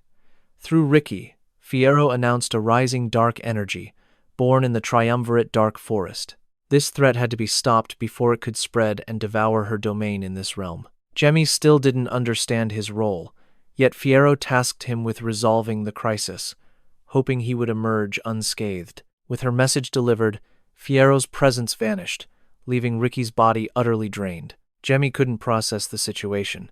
How could she just appear, drop a bombshell, and leave without any answers? Ricky apologized on Fiero's behalf, explaining her power was weakened from being forced to descend into the mortal world. That ordeal took a greater toll on the goddess than expected. Still, Jamie couldn't see why Fiero needed his help. After all, she had legions of devout followers, all willing to die for her cause. Ricky insisted that Jamie was the only one who could handle this. Fiero believed that as his successor, he would understand, and that was all the information he received. She must be resting to recover. How incredibly selfish. With that, Jamie departed before the archbishop could drag him back to the Marquis's estate. Ricky watched him go, praying for his safety. Jamie returned home, confident he hadn't been caught, but reality shattered his hopes. Seb casually materialized right behind him. Lovely weather, isn't it? Looks like you just got back. Caught red-handed, Jamie stammered that he was just out for a walk, but the air grew tense, so he quickly changed his excuse, claiming he wasn't feeling well. Seb then mentioned an important guest had arrived. The Archbishop of Fiero's church, a woman named Saphira. Jamie already knew but had to feign surprise. Seb added that his mother was searching the entire mansion for him. A chill ran down Jamie's spine. When would he be old enough to escape this supervision? Body, please grow faster. He tried to deflect by asking about Bel, but no one knew where he was. Such a large man, yet he comes and goes like the wind. Before leaving, Seb warned Jamie not to get too curious about Bailey. He claimed it was for Jamie's own good, then wished him a pleasant rest. Oh, and by the way, Seb added with a knowing smirk, if you're going for another walk, avoid Marine Forest. It's a dangerous place. That night, deep in a desolate forest, two cloaked figures watched over a strange object. Just a little longer, child. You will soon escape that suffocating place. The day of your awakening will be the day our sacred mission is fulfilled. The next day, over tea, Jamie boldly asked his mother about her relationship with Bailey. Her silence made him think it was a forbidden topic, but she shook her head. It's not that. I just don't know where to begin. I met him when I was 7 years old. Bailey's father brought him to our estate, as he was an acquaintance of the family. He was worried he couldn't find a proper tutor for Bailey, whose only passion was the sword, so the Marquis helped them find one. I was just thrilled to have an older playmate, and invited Bailey to the garden to catch butterflies. Only after getting his father's permission did he agree. I scrambled up an apple tree, showing off my prize to Bailey, but in my excitement, my foot slipped. Bailey rushed to catch me, but we both ended up tumbling to the ground. Even so, I thought it was thrilling and wanted to go again. Bailey, however, was terrified. After we changed, we enjoyed our hard-won apples. I then produced another pile of apples out of nowhere, earning a helpless sigh from Bailey. That's when I declared I would learn swordsmanship, with him as my teacher.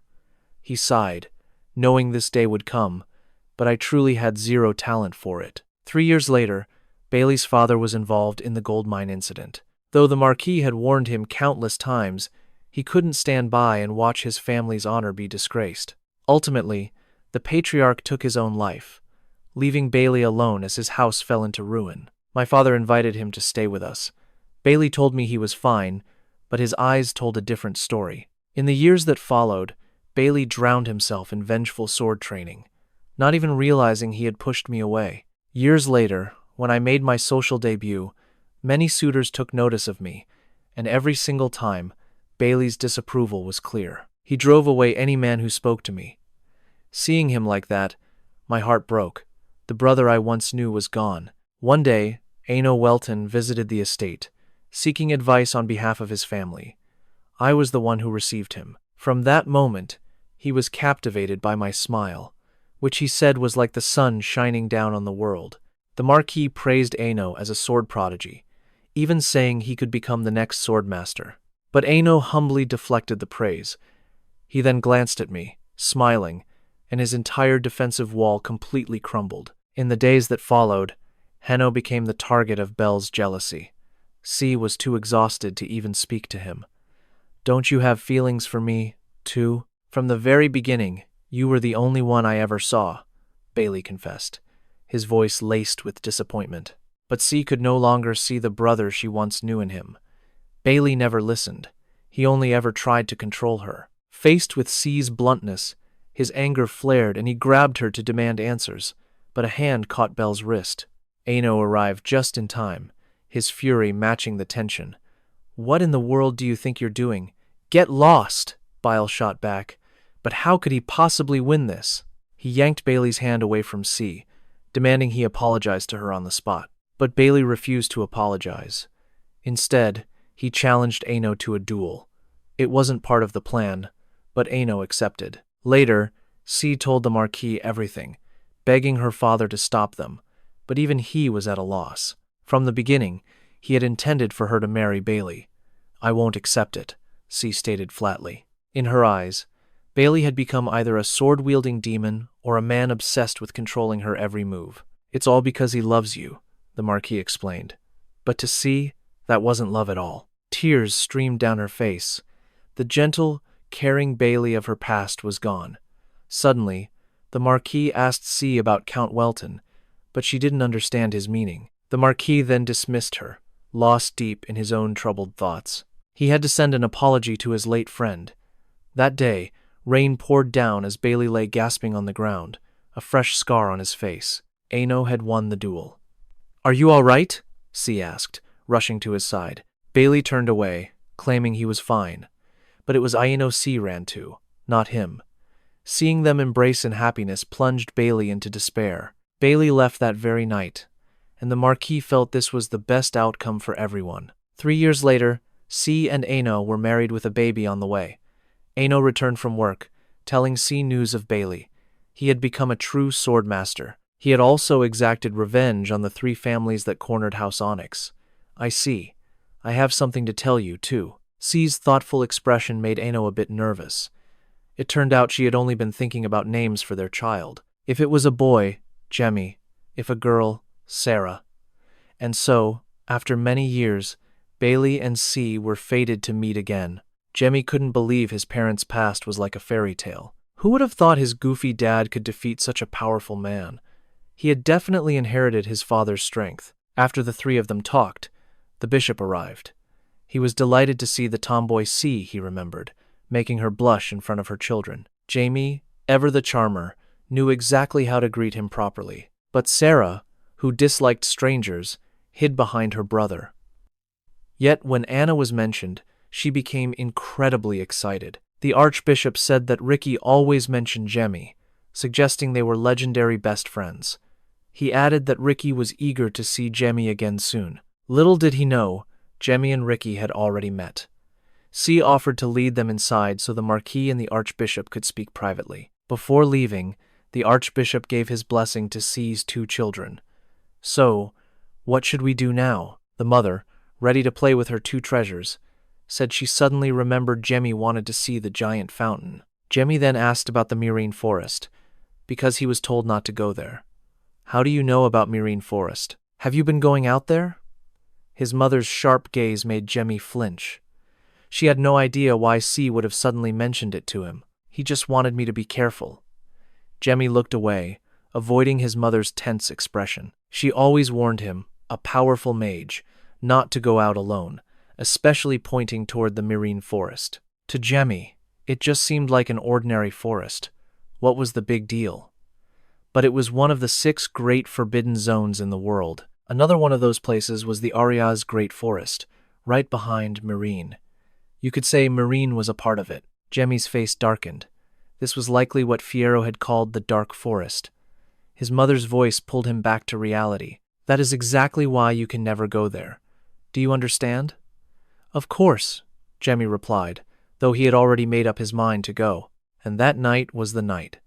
The moment Jamie would defy everyone to explore a place that filled people with dread.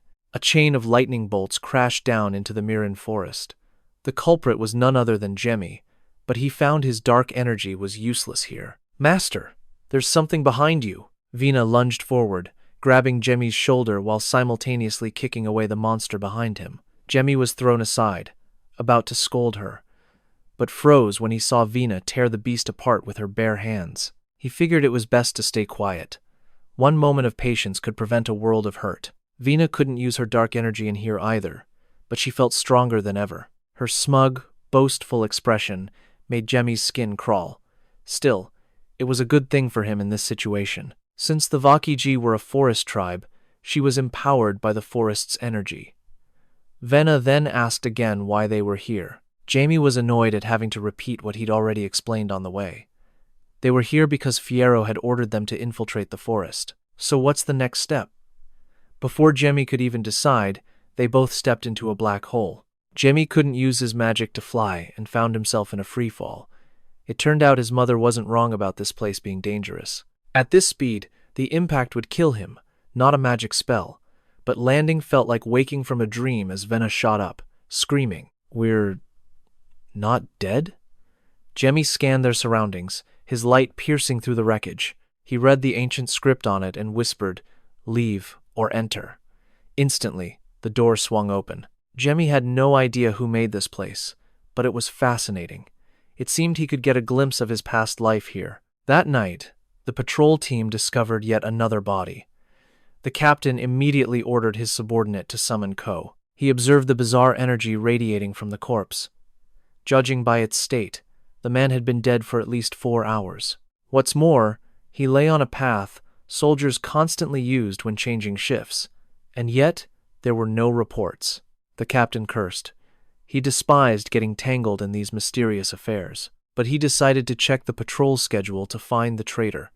Suddenly, a man in black appeared and ripped out his heart. "Fool!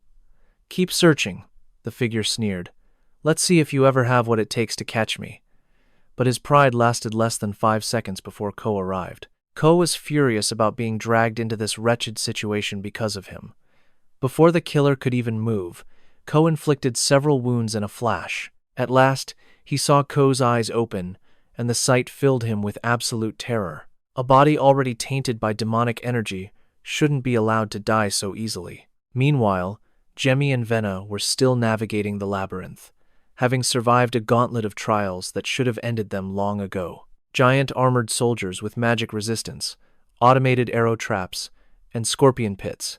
The endless onslaught was draining their stamina. Finally, they reached the door Jamie was looking for, the place where it slumbered. Jamie's words piqued Vena's curiosity about what was behind the door. It opened, revealing a colossal bear that froze them in place. Vena was admiring how cute and soft it looked, not noticing the massive paw about to crush her into a bloody pulp. "Watch out!" Jamie shouted, diving in just in time to push her away from its massive foot. The bear spoke in a human voice. "You must have some skill to have reached this place still standing on your own 2 feet. Do you have any idea who I am?" Jamie said through gritted teeth. The bear paid him no mind. It grabbed a boulder and hurled it at them. Jamie formed a shield, but he no longer had the strength. A rock shard slammed into him, knocking him to the ground. Nearly all his ribs were broken. If it weren't for the seed of life, he would have died a second time. The bear announced it had neutralized his power, so nothing could stop what was coming. So this creature was the source of the dark magic affecting them both. But how was that even possible? You don't need to know. The stuffed bear charged forward. Vena had gathered enough rage to finally punch back. "You can hit me, but you can't hit my master, Jamie." Meanwhile, the man in black was still being tormented by 𝐒𝐄. He glared at the man with a threatening gaze. "You've crossed the line and thrown everything into chaos. I am certain I told you to leave these soldiers in peace." The man replied that B had left, so they had nothing to fear. But his words only enraged 𝐒𝐄 further, who increased the man's punishment. He didn't fear B, but rather the man before him. A filthy, cowardly demon that should have obeyed his every command. "Everything must proceed according to Father's will," 𝐒𝐄 declared. Back in the temple, Vena was being pushed back, but still worried for Jamie. Her fighting the bear created an opening for him to cast a spell. The bear seemed surprised by the magic attack, but it barely tickled its giant frame. The two of them were frozen solid. Since when had Jamie become this weak? The bear scoffed. After flailing for an hour, all he'd managed was to singe a few hairs, and he still wouldn't surrender. "You want me to just lie here and die? You're the one who attacked us without reason," the master and disciple shouted back. The bear attacked because it believed they left a disgusting item in its forest, and for that they had to be punished. Jamie was furious at being framed, but the bear didn't believe him, claiming the dark power protecting that filthy demon egg was surely his. Jamie was shocked. There was a demon egg in this forest? But the teddy bear assumed they were faking and declared it would exterminate the demon's minions itself. Jamie didn't want to fight anymore and explained he was here to destroy that very egg, summoned by the goddess Fiero. Hearing her name, its claws screeched to a halt just millimeters from his face. Jamie swore on everything he had. If it didn't believe him, he would prove it right now, but the bear didn't need proof. If Jamie had lied while invoking the goddess's name, he would have been punished long ago. This forest was part of Fiero's domain. Yet, it couldn't sense any divinity from Jamie, and the power it had blocked was clearly not from a holy source. Jamie began to explain. "I am not Fiero's subordinate, but her ally. She asked me to come to this dark forest and stop that dark magic from awakening. Fiero also said I would understand why she sent me instead of one of her apostles. But to the bear, this story was completely unbelievable." Vena pressed for details about the egg, and the mysterious power that guarded it. The egg appeared in this forest about a month ago. The bear tried to destroy it at once, but a sinister dark power shielded it completely. This power was so profound, so immense, that the bear couldn't breach its defenses, no matter what it tried. For now, all it could do was contain the evil energy protecting the egg. Jamie sensed no divine authority from the bear. How could it possibly seal such dark power? It was all thanks to this ruin, an ancient artifact. Jamie wondered who created it, and how the bear understood the ancient language carved here. But even the beast wasn't entirely certain. This place was created about 600 years ago. Jamie then questioned its motives. Why only contain the dark power? Since it was already sealing the protective aura, why not just destroy the egg itself at the same time? Instead, the bear chose to maintain this delicate balance, keeping the dark magic in check. The bear explained that the egg remained unharmed, because to seal that power, the artifact's user must remain within these ruins, and it had yet to find anyone strong enough to help shatter the egg. Hearing this, both Jamie and Vena froze up for a third time. So, basically, the bear's efforts were meaningless. The beast then revealed its name, Tiberion. But Jamie immediately shot back with a sarcastic taunt. Hey, Tiberion, you talk big about inferior beings. But for all your might, you've accomplished nothing, have you? Can you sense this girl's power? Jamie challenged, pointing directly at Vena. Her 𝐒𝐒𝐄 life force? Tiberion countered, its brow furrowed. No, not that. A power. Quite similar to my own. Her power is sealed as well. How could it possibly compare to the demonic force protecting that egg? Jamie answered in a deep tone. Hearing that Vena's power was different, Jamie grew more certain that his dark magic was unique. Seeing Jamie relentlessly demand his power be unsealed, the bear instantly went on guard, growling at him. Please, trust us. Once my master regains his strength, he'll deal with that demon egg in an instant. Vena chimed in eagerly, but Tiberion's piercing glare made her falter awkwardly. All right. It seems my power has returned. Jamie suddenly snapped his fingers.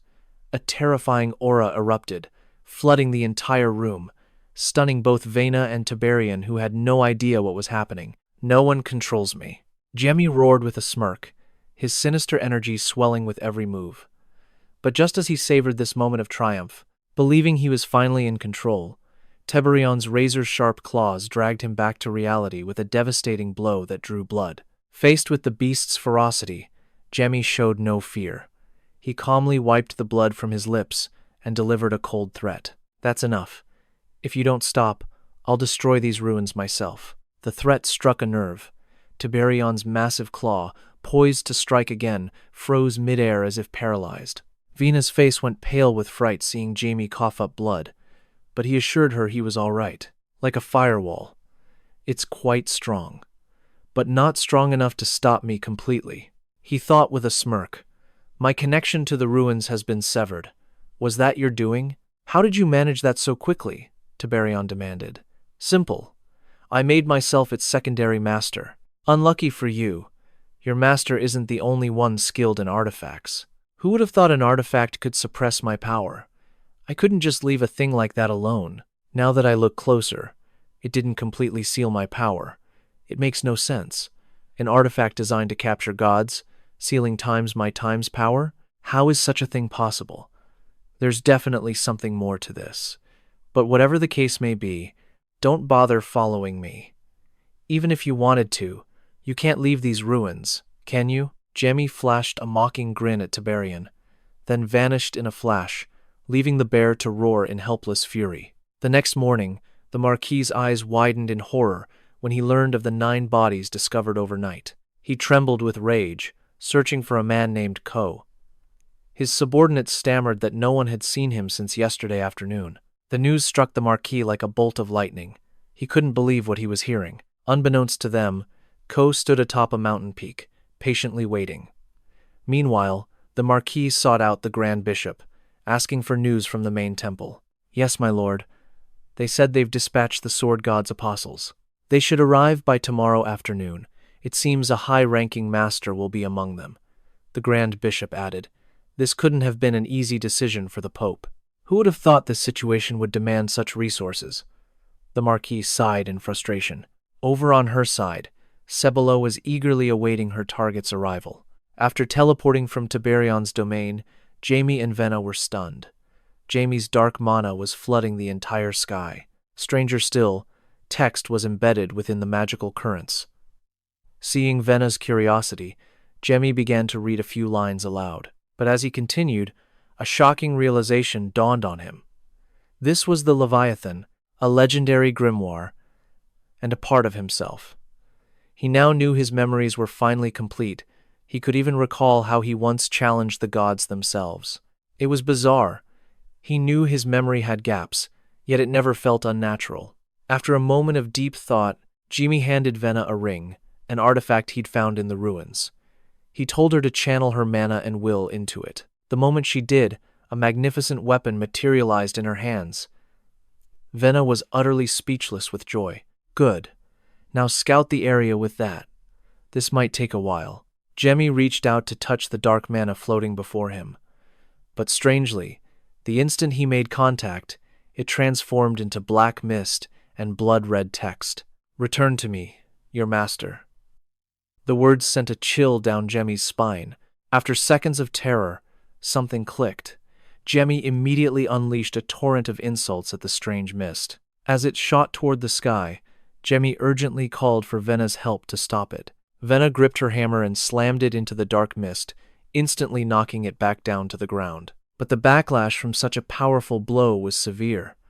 Her body trembled as she coughed up blood, gasping for air. As for the black mist, it was just as Jamie suspected. It was the green-haired woman from the Jennis church in disguise. What business does the Jennis church have here? Are you here to destroy the demon forest, or to protect it? Jamie demanded with a piercing glare. The green-haired woman fully materialized, but ignored Jamie completely. She lunged straight for Vena simply because she despised pink hair and hammers.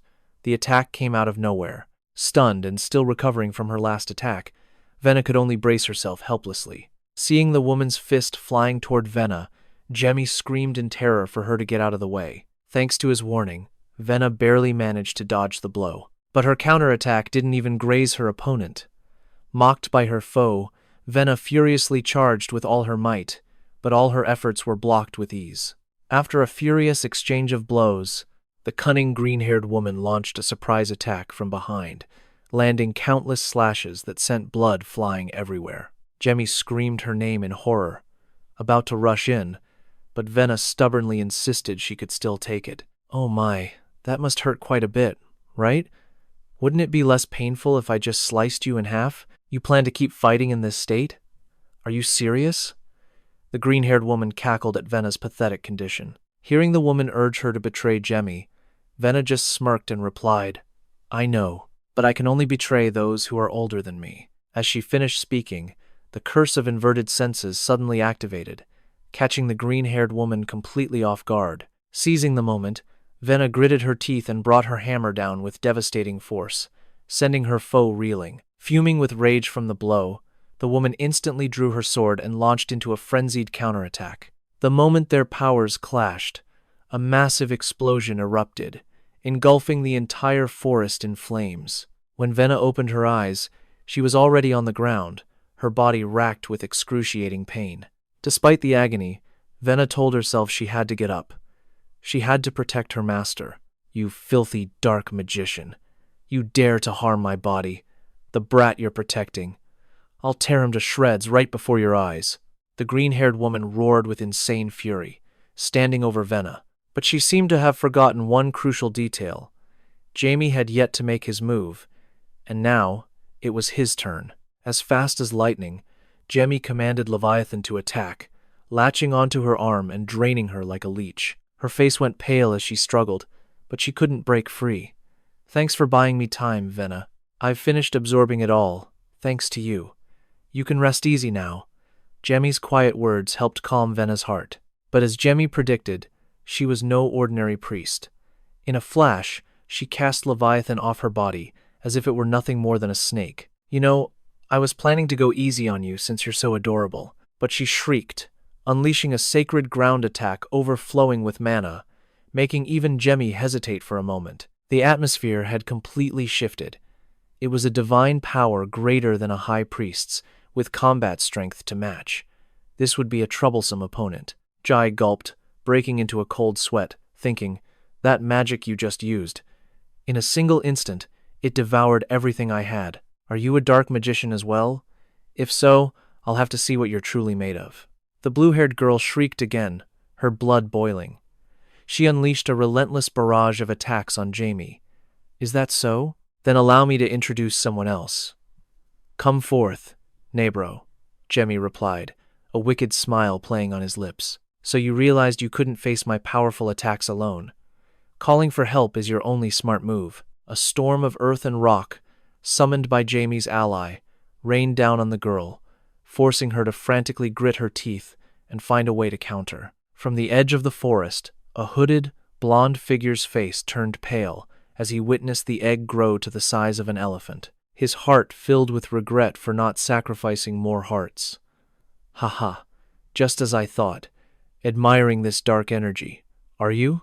You're a subordinate of that filthy demon, aren't you? Jemmy's sudden appearance made the man's heart leap. In response to his frantic questions, Jemmy didn't bother explaining, simply snapping his fingers.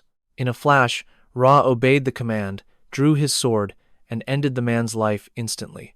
As his life faded, the blond man reached a trembling hand toward the giant egg, his face filled with endless regret. Suddenly, countless rubbery tendrils of blood erupted from within the egg, stretching out and wrapping tightly around the fallen man. Ra barely dodged in time, otherwise he would have been eliminated too. It was inevitable. It must have absorbed enough life force. Soon, a demon will rise, Jai warned in a low voice after the horrifying scene. Meanwhile, the blue-haired girl was still struggling in her fight against the skeleton, Jai's powerful ally. What happened to the egg? If the plan goes wrong, the master will not let this slide. As she fretted, a foul, bloody aura suddenly surged from all directions, causing the skeleton to tremble uncontrollably, as if hit by a plague. The blue-haired girl smirked, sensing her filthy beloved had finally arrived. While the panicked skeleton tried to warn Jemmy about the monster, I seized the moment, landing a thunderous punch directly on the poor creature. Back in the kitchen, Ricky suddenly felt it too, a bone-chilling power that seemed to envelop the entire area. Everyone is going to die. If we just stand by and do nothing, we're all dead, Ricky mumbled madly, pale and sweating profusely, much to Anna's confusion. Ricky immediately pulled Anna away. He knew that if they stayed, they would only become a burden. Pep and the Marquis also sensed the powerful mana from Marine Forest and immediately rushed to assemble their troops. Just then, Xia burst through the door, sobbing that Jamie was missing.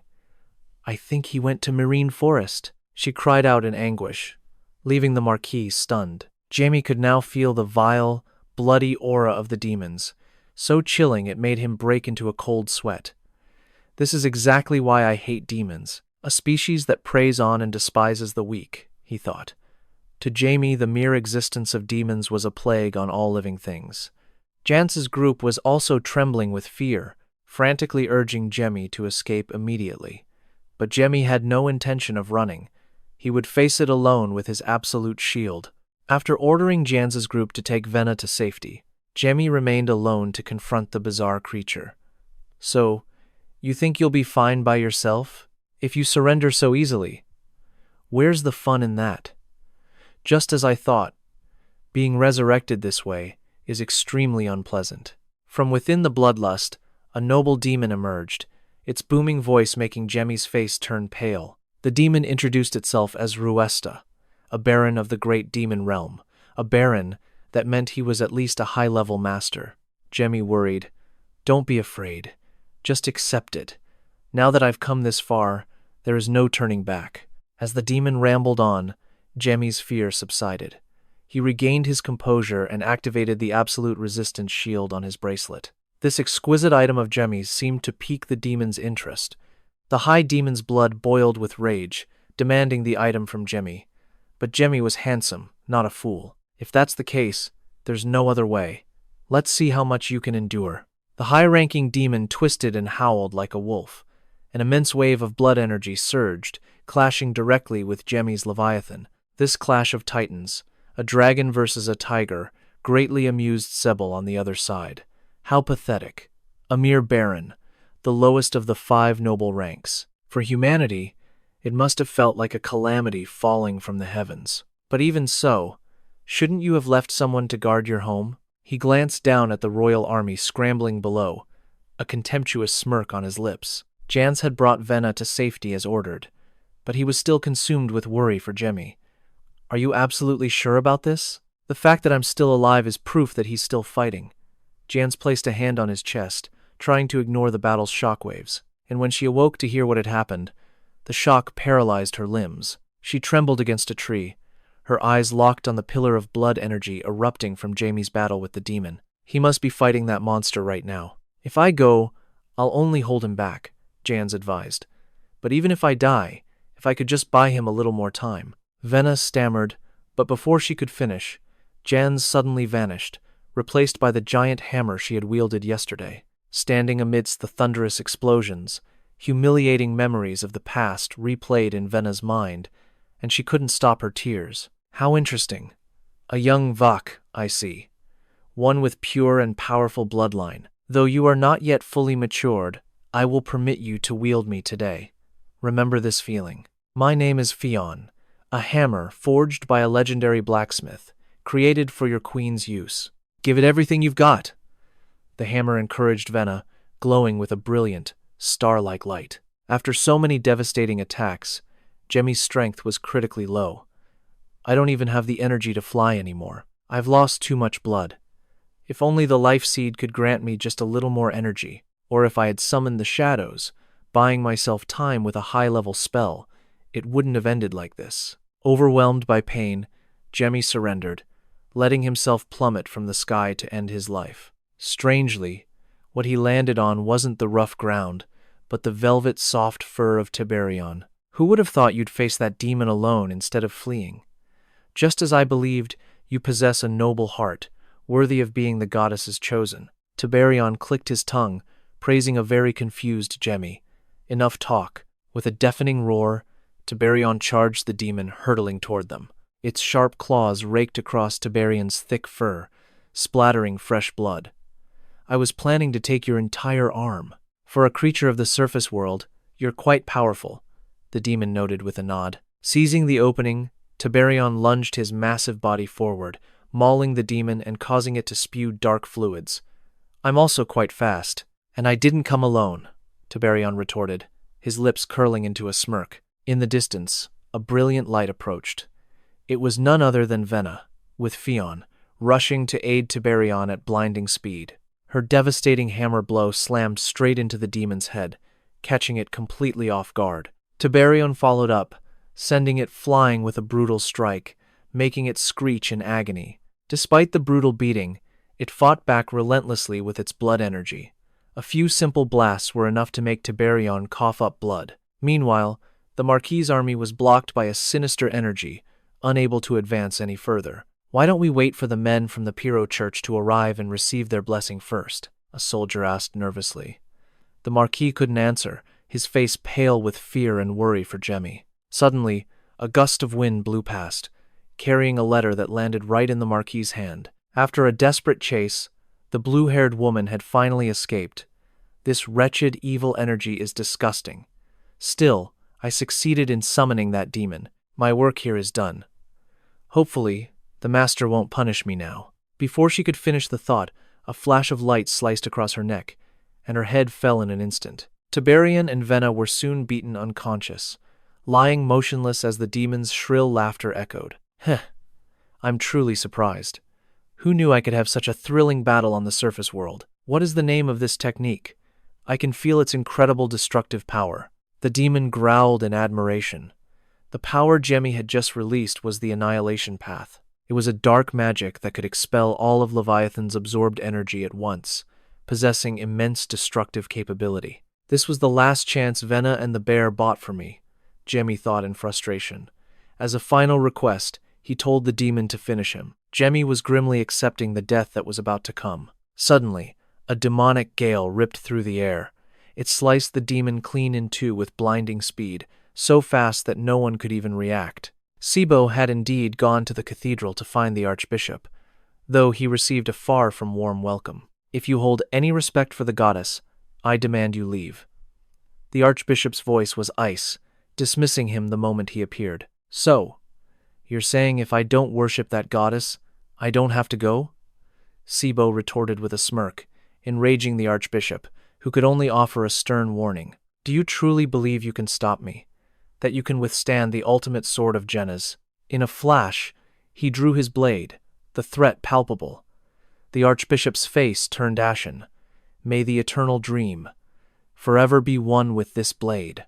Today, that wretched goddess will suffer a great loss and be utterly erased." 𝐒𝐒𝐿 raised his sword high, his prayer like a song of destruction. Meanwhile, Ras's troops scrambled into formation, gathering chaotically before the cathedral. Suddenly, the door behind Ras flared with light, startling him. He thought it was the archbishop, but it was 𝐒𝐄𝐿, whose violent wind attack had saved them in their most desperate moment. Jamie's jaw dropped, stunned that a man with such a massive sword could strike with such impossible speed. Moreover, the force of the accompanying wind was absolutely overwhelming. 𝐒𝐿 then turned, asking why Jamie was present. Jamie just scratched his head, feigning ignorance. But it was no use. 𝐒𝐿 had already seen everything. 𝐒𝐿's cryptic, mocking words made Jamie incredibly nervous, wondering just how much the old man truly knew. 𝐒𝐿 revealed he was there on a mission from Isis, to retrieve an item that had been entrusted to this sacred place. "Is it the boundary?" Tiberian wondered. "I need you to open the gate to 𝐒𝐒𝐿, 𝐒𝐿 listened. Jamie listened in, completely bewildered by their conversation. "I'm sorry," Tiberian said, "but I cannot open that gate for you. I am no longer the master of 𝐒𝐿." Hearing this, it finally dawned on Jamie that they were talking about the ruins. The group immediately proceeded into the cave. 𝐒𝐿, carrying Vena, clicked his tongue as he sized up Jamie. To think a boy like him was meddling with demons and involved with 𝐒𝐿. After Jamie transferred ownership, Tiberian cracked his knuckles, unleashing his power to create a virtual space that enveloped them all. In an instant, Jamie's surroundings became a blinding, snow-white void. Before him, a spiritual projection materialized. It was the old man who had stopped Jamie from acquiring the system. "I knew you were more than a guardian here," Jamie guessed. "You must be the creator of 𝐒𝐿, right?" "Correct. I am 𝐒𝐿. In my lifetime, I was a genius artificer, and a rare, 9th-class mage among humanity. While I was close to Isis, I am not the boundary. I am merely guarding this Thunder Dragon sword by their command. But 𝐒𝐿 was not created just to guard that item. It was made for someone I have long awaited. A dark magic that holds the power to kill the gods themselves.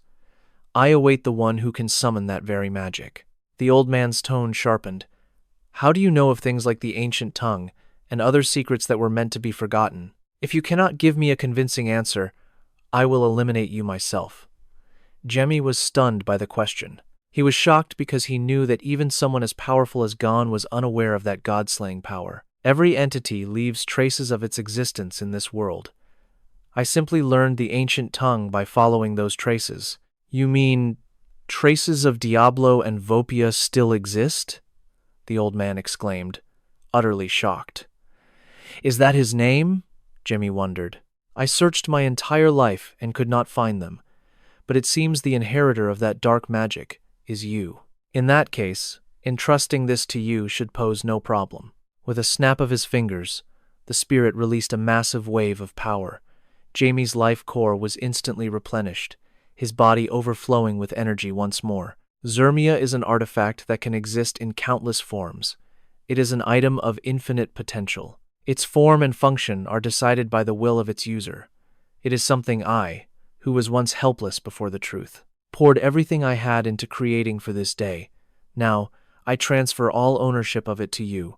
With those words, the old spirit tossed 𝐒𝐿 to Jamie. Holding the incredible artifact, Jamie grinned from ear to ear, sensing it was even stronger than the 3 divine relics he had created. At that moment, the cathedral doors burst open. The sight that met Ras's eyes was horrifying.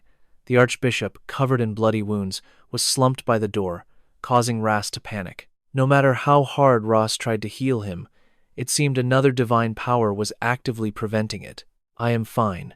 Go, protect the apostle and the saintess now, the archbishop urged, using the last of his strength. Ross broke down like a child, witnessing the chaos in the church and the archbishop's powerlessness.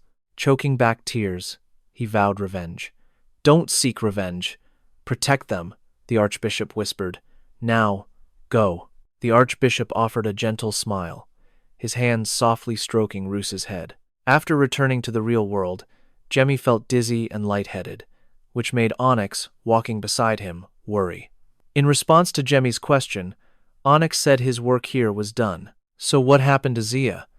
I don't know if you're aware, but you were one step behind us. And now, the connection between myself and Jeremiah has been completely severed. What in the world happened in there? Tiberion asked Jamie curiously. I met Myong's spiritual consciousness and obtained Jeremiah. Here, see for yourself. Jamie then pulled a mystical, jade-green object from his pocket, its brilliant light leaving Onyx and Tiberion speechless. This truly is a magnificent artifact. The essence it holds, its overflowing spiritual energy, is absolutely breathtaking. That was his will. The moment the Azure Thunder Dragon sword was freed, he gave me complete control, Jamie explained proudly. He gently waved his hand, casting a healing-like magic on Tiberion's arm, instantly mending the wound. This miraculous spell is all thanks to Jeremiah. The rain began to fall harder. Just as Jamie was preparing to rush home with Onyx and Tiberion, a sudden chill ran down his spine, his face turning pale. The goddess's apostle is in danger. We must find him immediately. Jamie shouted frantically, his expression filled with urgency. In a flash, Onyx moved with blinding speed. Hearing Jamie's warning, he threw him over his shoulder and shot eastward like a rocket. They vanished in an instant, moving so fast that Tiberion didn't even have a chance to say goodbye. To make matters worse, Onyx left Vena, still in a semi-conscious state, for Tiberion to handle. What a mess. The Marquis's army had barely celebrated the source of the demon's power disappearing when they received more grim news. A group of demons had suddenly appeared within their territory, launching a frenzied attack on everyone. Although the knights at the rear managed to stop them, there were reports of demons disguised as civilians and soldiers, and above all, news of the Archbishop's assassination sent the Marquis into a state of profound shock. According to a witness, Sebel was present when it happened. In the pouring rain, 𝐒𝐒𝐒 is now in a direct sword duel with Roos. Sebel was thrilled to finally face an apostle of the goddess. His very first strike drew blood from Jas's shoulder. Ricky and Anna cried out in horror seeing Jas injured, but Ross was determined to face S alone. Again? I'm sure I dodged it, but I was cut once more. Roos broke into a cold sweat, thinking to himself after the last blow, clutching his bleeding shoulder. Roos realized Sebel must be a Swordmaster to be so fast and deadly. My ability is injury infliction. If I attack you, you will absolutely be wounded. I can delay the action of my attack, but the result, you being struck by me, will always occur, Sebel stated arrogantly. Roos grew increasingly furious, unable to believe someone possessed such an unnatural ability that defied all logic. This world is full of monsters. It's just your bad luck that I consider myself one of the highest tier. Sebel smirked vilely before his blade flashed across Rass's body. The attack was so fast his opponent couldn't even see the blade, leaving a body covered in bloody cuts. Roos could only surrender to the pain, collapsing to Ricky's desperate scream. But strangely, at that very moment, a blinding, earth-shattering explosion erupted where Roos stood. I never thought Jennis's sword strike could actually push me back. What is this divine power? Sir Ross looked arrogantly towards Ross, and the sudden eruption of his divine strength. With every ounce of his furious resentment, Roos, blazing with power, flew from above and charged straight at 𝐒𝐒𝐒, who casually drew his sword to counter, his attitude dismissive, confident his injury infliction would win. True, I can't stop you. But before the might of a Holy Spirit, you are just a puny human, Ross retorted with a sneer. By exploiting the weakness of injury infliction, delivering a blow too damaging for the user to withstand. Ricky, providing support from a distance, successfully caused the damage to backfire on Sebel. He coughed up blood and collapsed in an instant. Cough times. To figure that out at a time like this, you've certainly grown, haven't you? What formidable divine power! Not only did it fully heal the near-dead Ross, but it also nullified my ability. Drenched in blood, Sebel spat venomous taunts at Ricky, then took faltering steps to confront Ross. Tired of his ranting, Ross unleashed a fiery judgment, a shimmering attack meant to finally silence him. But without the goddess's direct intervention, you are all just weak, insignificant mortals. Sebel's defiance never wavered. He countered with a blade pulsing with killing intent, and Ross's sword shattered into 1,000 pieces. Just as Sebel lunged for the fatal blow against Ross, Jamie, connected to Ricky by instinct, appeared in a blinding flash of lightning. Jamie and Ross unleashed a combined sword technique, a fiery explosion that successfully struck Sebel down. What happened here? I came because I sensed you were in grave danger. Jamie rushed to Ricky's side with a worried heart as Ross hurried over, revealing that Sebel was the mastermind behind the attack on the Jennis church. You mean the man who recently became the Marquis's butler? Even with magic, I couldn't be sure. But as Jamie stood talking, Onyx spotted a strange, white line suddenly appear on his neck. Realizing the imminent danger, Onyx's eyes widened in shock, and he lunged toward Jamie without a second thought. He just managed to block a vicious horizontal slash. Jamie's life was saved, but Onyx paid a terrible price, losing an arm in a flash of pain. Damn it. I was aiming for the kid's neck. You saw that? Impressive for a swordsman, but inversion isn't my only skill. Of course, the power I just used comes at a great cost. Sebel brandished his sword with a piercing laugh, his voice grating on everyone's nerves and stoking their rage. The prior explosion hadn't finished him, only scorching an arm. Everyone, get back. I will face him, Onyx declared, stepping forward. How utterly boring. You lose an arm and don't even show a flicker of emotion. You don't actually believe I'll fight fair, do you? Sebel taunted, gathering his aura with a flick of his wrist. It doesn't matter. I will tear you apart with the wind, Onyx replied sternly, as thunder echoed the downpour. Jamie and the others watched from a nearby rock, their hearts heavy with anxiety as they recalled the recent horror. If it wasn't for him, I'd be dead. Jamie bit his lip, lost in thought. No one could predict the outcome. They couldn't dare interfere in a duel between two master swordsmen. While Jamie's group watched, Onyx and Sebel clashed in a furious exchange. Their powerful auras erupted and swirled around them. But that inversion skill. What kind of cheat is that? Onyx seems to grasp its nature now, but winning will not be easy. If that technique can be used for defense as well as offense, its potential is truly limitless. Ross voiced his worries aloud.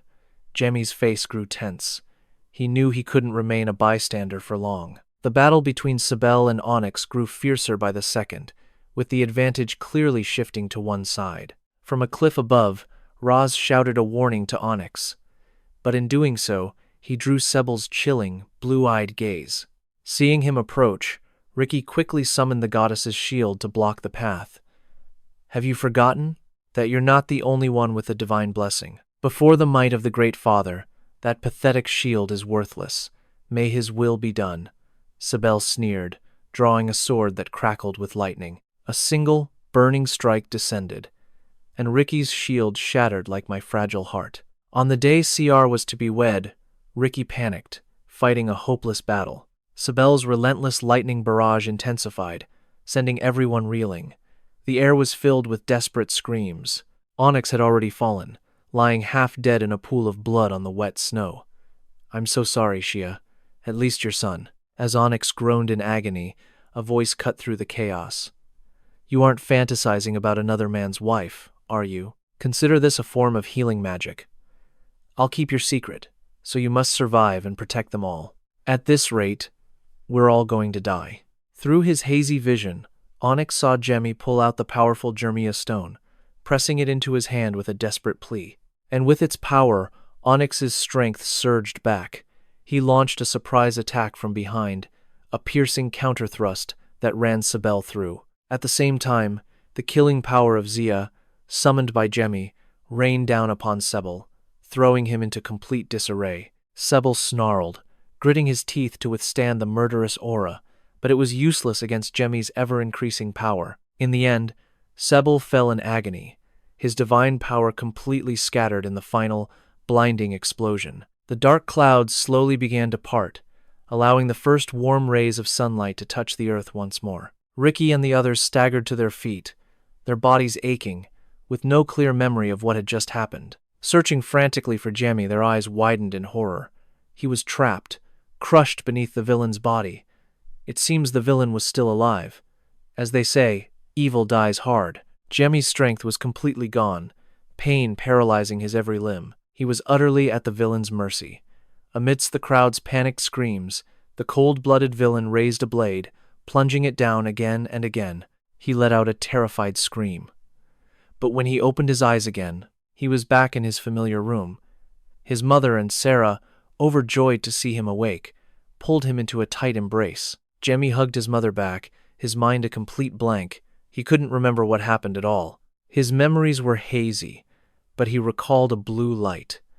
A strange power and a voice had emerged from the necklace the old man gave him. When Jamie asked about the necklace, his mother brought it out. She explained it was a gift from his grandmother, the one who could see the future. But now, its blue light was completely gone. Meanwhile, in a desert in southern Brionne, over 10,000 kilometers away, Sebel had been sent flying hundreds of kilometers by the necklace's power. Damn it all! What was that accursed light? Did it really blast me from the north all the way to the south? And that woman. That voice. Sebel cursed, remembering a woman who sent him flying here with a mere flick of her fingers. He soon realized he was standing in Blazer's territory. Sebel panicked and tried to flee, but it was already too late. A pleasure to meet you. I wonder what brings a busy man like you here. Answer honestly, and I'll grant you a swift, painless death. Blazer, the high priest, and the captain of the Holy Knights stood before him, their troops blocking any chance of escape. His threatening words were backed by a wave of intense heat, making Sebel want to curse out loud. Back at the archbishop's funeral, Jamie hesitated. He wondered, could he turn the archbishop into an undead? If the archbishop revived, he'd probably beat Jamie senseless for disturbing his rest. Still, I'm much stronger than I was back then, Jamie thought with a smirk. Just then, Ricky approached, telling him that Fiero wished to see him. You cannot create even a flicker of light in here. That's the rule. Let's go. Ricky gently opened a door, leading Jamie down into a cellar. By the way, what happened to him? Jamie asked as he followed. You really don't remember? He vanished, along with the light from your necklace. Was that an artifact? Ricky asked, intrigued. I'm not sure. I only know it was made by my grandmother, the one who can see the future, Jamie replied with a shrug. Chatting as they walked, they soon reached the original sacred ground, where a statue of a god stood in a pool of water. She's not going to just appear for a second and vanish like last time, is she? Jamie asked bluntly, causing Ricky to awkwardly shush him. She's arriving now. You can ask her yourself. After saying this, Ricky hastily departed. The statue in the center of the pool trembled, before transforming into a beautiful woman, her entire body shimmering with light. Allow me to begin with my thanks, she said. It was because of you that I was able to strike down Zenith. Fiero laughed heartily. Could you please tone down your power?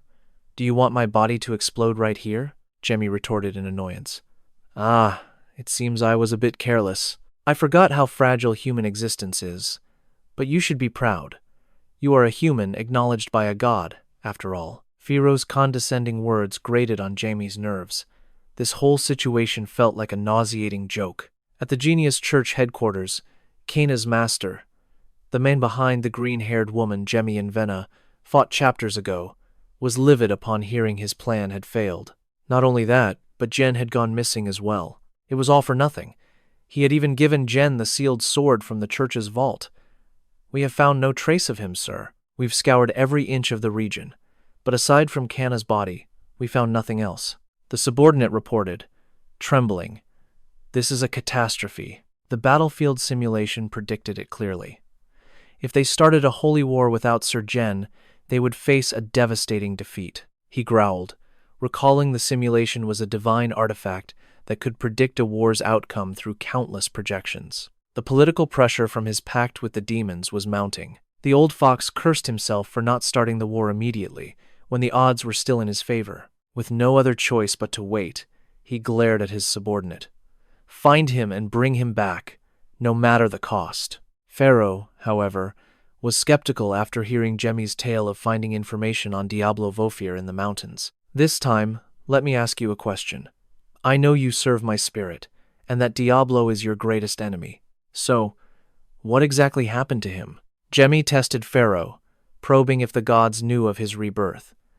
We don't know, she said. He was sealed away in the land of eternal, primordial darkness. Even a god would be powerless there. Escape is impossible, as we would never seal him somewhere with even the slightest chance of freedom. Hearing Pharaoh's answer, Jamie let out a quiet sigh of relief. It was clear. Gods like her had no idea Diablo's heir had been reborn as Jamie. That bracelet. It's been so long since I've seen it. Who would have thought it would reappear in this world? It truly caused us a great deal of trouble, Pharaoh murmured, her gaze fixed on the artifact on Jamie's hand. He was still busy searching for the remaining 2 pieces, an unbreakable chasm, an omnipotent god-slayer. Do as you please. I will turn a blind eye to this matter. Genius, Lily, and Brahman formed one group. Ran and Kulan formed another. Tantiris and Abelardo were also a team. Julian and Oblivion paired up, and I, the Fire King, stand alone. Foe's confession stunned Jamie. He couldn't fathom why the sun god would be by himself. The Fire King was always a lone wolf. But for me, it's less about being alone and more about being supreme. Fiero continued calmly. Based on what you've said, I doubt you feel endangered just because you're on your own. Jamie's question struck a nerve. Pharaoh let out a furious roar, her rage so immense her hair turned jet black. It's because of that bastard Jennis. He saw himself as my hound, and now thinks I've abandoned him. He's targeting me, believing I caused all this. He plans to steal my power to fight me. That filthy scoundrel. How dare he cross that line? It was for this very reason that Fiero desperately needed Jamie. His limitless mana was completely different from that fiend's vile power. Even if Jamie was Diablo's heir, it didn't matter. Fiero believed all they needed was mutual trust. And Fiero's way of building trust was to brand Jamie's palm with a mark.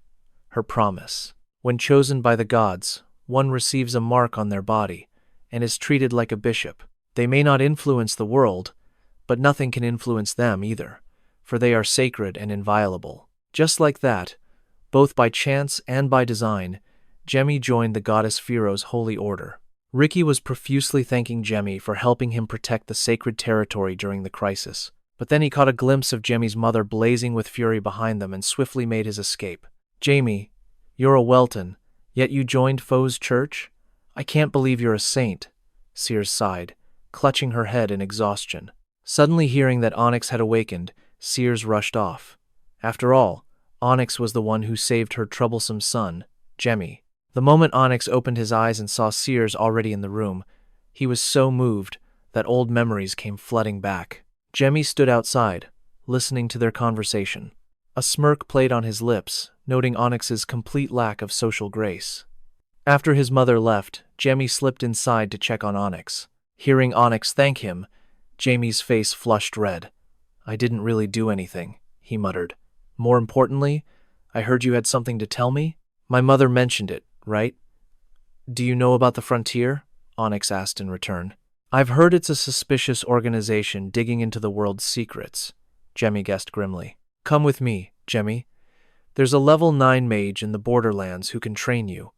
Onyx's sudden invitation took Jamie by surprise. They aren't human, but that's exactly why they can make you stronger. What do you say? Onyx pressed on, trying to entice him. Jamie found the offer both ridiculous and insulting.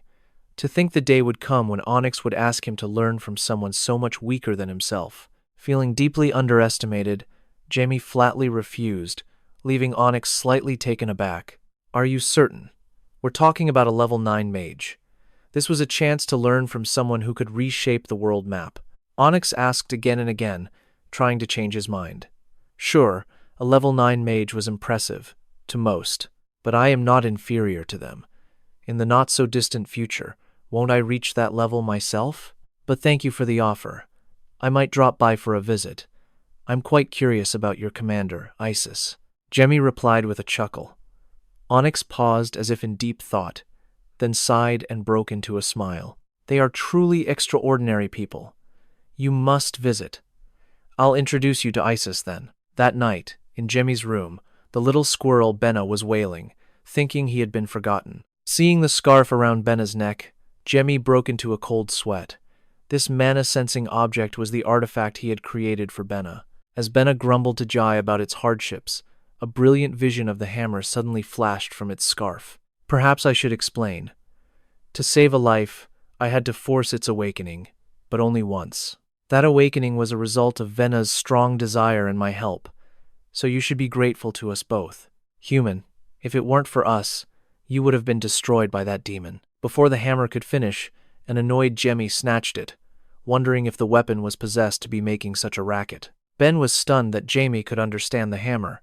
He thought he was the only one who could hear its voice. The poor hammer not only suffered a mental blow from Jemmy, but was also tormented, spun around in his hand like a top. What awful luck. So according to that arrogant weapon, even though I heard nothing, your awakening was merely a temporary thing. If you want to awaken your full power, you must first complete a certain duty. Jemmy asked his question to a tearful Vena, who was being punished by holding her hands in the air. And thanks to Vena, Jemmy found 𝐒𝐒𝐄𝐫's secret location. It was in the depths of the REBORN forest, at a place called the 𝐒𝐿 Spring. But going there now was impossible. The Great Forest was a place where even swordmasters struggled to survive. It seems you'll really have to complete those duties, Jemmy warned. After that, time passed in a flash. To fulfill their sacred mission, Ricky and Anna had to journey to the great Pharaoh temple. The Welton family, however, had another destination entirely. Instead of Ross, who went with the siblings, Sir Alok joined the Welton family to represent the alliance between their house and the Church of 𝐒𝐿. 15 days later, Jamie and his family finally returned to Hit, reuniting with his father. Seeing him after so long, Jemmy's father was overcome with emotion, patting his son's shoulder with pride, remarking how much he'd grown. That night, when the entire household was deep in slumber, Jemmy's thoughts suddenly recalled his morning conversation with Onyx. When Jemmy had asked what a sword meant to a swordmaster, Onyx gently explained, "Did you know that I was once called a vengeful spirit? The sword is a reflection of its wielder." Through constant reflection, I realized I wasn't swinging a blade, but my own hatred. That was the moment I became a true swordmaster. Jemmy also remembered the words Fiero had once asked him. Do you wish to know about the history that has been buried? It is difficult to speak of. There is a certain key word, and the moment it is touched, all the gods will know what has happened. It cannot be avoided. The moment anyone gets close to that secret, all of us will know. And every time that happens, an enforcer is sent to completely erase that existence. The descendants of the dragon god, the dragons themselves, will appear. Are you confident you could face even one of them right now? That is precisely what happened to Canon. The more he racked his brain, the more Jemmy realized he had gained nothing, just like in the past. Jemmy decided he had to find another way. The next morning, he was on the training grounds at dawn, firmly telling his father he wanted to learn swordsmanship. In his room, the Marquis stood silently before a portrait of Jemmy's grandmother in her youth, wearily recalling the words she had once lamented. Tina had confessed she despised her power, for it had destroyed her entire family. The Marquis, knowing nothing of the prophecy, had naively promised to protect her so she would never have to use that power again. Back in the present, he thought of the mercenary who saved him on the battlefield, his own butler, who turned out to be a traitor. The Marquis couldn't help but fall into the deepest despair. Long ago, Tina had given the Marquis her necklace, preparing for a distant future. You will know who to give this to. Don't cry. This is the first time I am proud of my power. If you had not kept me here then, so you must watch over the boy, the child who will inherit our bloodline. Pray that he does not become a calamity for this world. Those were Tina's final words, and they haunted him to this day. One night, in the Welton territory of the Sedum Kingdom, Areno and Sai welcomed a Roktedre, an enforcer of the Church of 𝐒𝐿. Thank you for making the long journey. We are sorry to hear of the Archbishop's passing. Who could have guessed the Church of Jennis would use the demon tribe? If I find a way, I will attack their main temple immediately. Those scoundrels brought chaos to my family. I will make them pay the price." Arino growled, his eyes blazing with unquenchable fury. After Iraq promised his support and left, Arino was left with a pensive look. "What is on your mind, my husband?" she asked gently. "Ah, I am thinking of young Jamie. I never expected him to become a saint of foe. Although they say he can work independently of the church, it is not your fault, see. Who could stop a 9-year-old child who is already a 6th-class mage? I am only worried about the timing. As you know, the Church of Foe is on the verge of war with the Church of Jennis. To appoint a new saint at a time like this." Areno trailed off, his thoughts spoken with deep concern. "You are worried Jamie will be forced to lead the battle, aren't you? My father spoke to me before he left Welton. Maybe it was chosen because of the battle." C figured Jamie must be doing this for Ricky. Lost in thought, C was suddenly overwhelmed, crying at the terrible things that could happen to Jamie. Ano rushed to comfort C, promising to bring Jamie back safely. Back at the estate, Jamie's request for sword training left Ano utterly speechless. "I want to learn our family's swordsmanship," Jamie declared with resolve. "And what about your magic?" Heno asked, astonished. "I will learn both magic and the sword arts. I'm serious about our family's sword art, not just for self-defense." Jamie's fierce determination was something Heno truly couldn't understand. "You look down on swordsmanship. Our art is not something that can be trained alongside magic. It is not a frivolous hobby for you to play with. You are underestimating it greatly. I cannot teach someone like you." Ano turned away in anger, despite Jemmy's desperate pleas as he followed. Annoyed by Jemmy's persistence, Ano whipped around, thrusting a wooden sword right at his son's face. "Then show me your determination. I will not use aura. You use everything you have, and take this blow from me. You may use magic, a sword, or anything else you wish. If you can block a single strike from my sword, then I will pass our techniques on to you," Heno stated with a cold voice. The surrounding swordsmen gathered in buzzing groups, whispering that Heno was greatly overestimating Jemmy's abilities. Jemmy was furious at their backhanded comments but held his tongue. His father was an opponent who could match or even surpass the very best. "I can't feel any energy coming from him at all. That's more terrifying than anything else. I'll just have to break that wooden sword. If he's not using aura to coat it, then I can do it." Jemmy took a deep breath to steel himself, then immediately settled into a ready stance. In a flash, Ano lunged at Jemmy, his speed so great it seemed he was truly trying to kill him. Startled, Jemmy fired dark magic, but his father dodged it with ease. "A sword is not a simple weapon. This is going to hurt," Ano threatened with the wooden sword, but Jemmy wasn't afraid in the slightest. "I already told you that I was completely serious," Jemmy glared back. Crack! His sharp, destructive hand shot forward, slamming into Heno's sword and shattering it into 1,000 splinters. Just this alone isn't enough to stop him. The only way to show my resolve is to overcome this attack. Jemmy's eyes widened, ready to risk it all with another blow against Ano's immense pressure. But in that critical moment, Ano suddenly grabbed his hand. His face was filled with shock, demanding to know where he learned this magic. Hearing Jemmy created it himself, he realized the prophecies about his power were true. This child truly needs no teacher. "Jemmy, your magical talent is already exceptional. So why do you still wish to learn swordsmanship?" Hino asked curiously. "That's right. I've never looked down on the sword, nor do I want to learn it just to look cool. I want to learn it for my own future. A future where I realized so much after that one incident. Magic alone is not enough. I need a new power to face the coming ordeals. You know that too, don't you, Father? I may be young, but I am not immature. Father, I am determined," Jemmy declared. His fierce spirit and burning will finally reached Ano's heart. He was truly moved by his son. Jemmy was overjoyed when he was told to arrive for training at 6 a.m. sharp. Meanwhile, from her carriage, Rebecca eagerly awaited her chance to meet Jemmy. Morning had already broken, but the little squirrel Vena was still snoring beside Sarah, and Jemmy couldn't bear to wake him up. So Jemmy put on a glove and gently nudged the squirrel's nose with aura, causing it to slowly vanish, while Sarah remained completely unaware. 6 a.m. As his father instructed, Jamie was at the training grounds. He was anxious, wondering what kind of training awaited him. I never expected to learn the family's secret arts from the beginning. I may be the future patriarch, but practice is hard when I don't even know the basics. Whatever. No more overthinking. I will master the sword soon enough. More importantly, the effect on this physical body is obvious. It holds the bloodline of a famous sword family, and it's been enhanced by the seed of life. This time, I will surprise you as well, father. Jamie strengthened his resolve, gripping his sword tightly as he walked with purpose onto the training grounds. But the person who greeted him wasn't his father.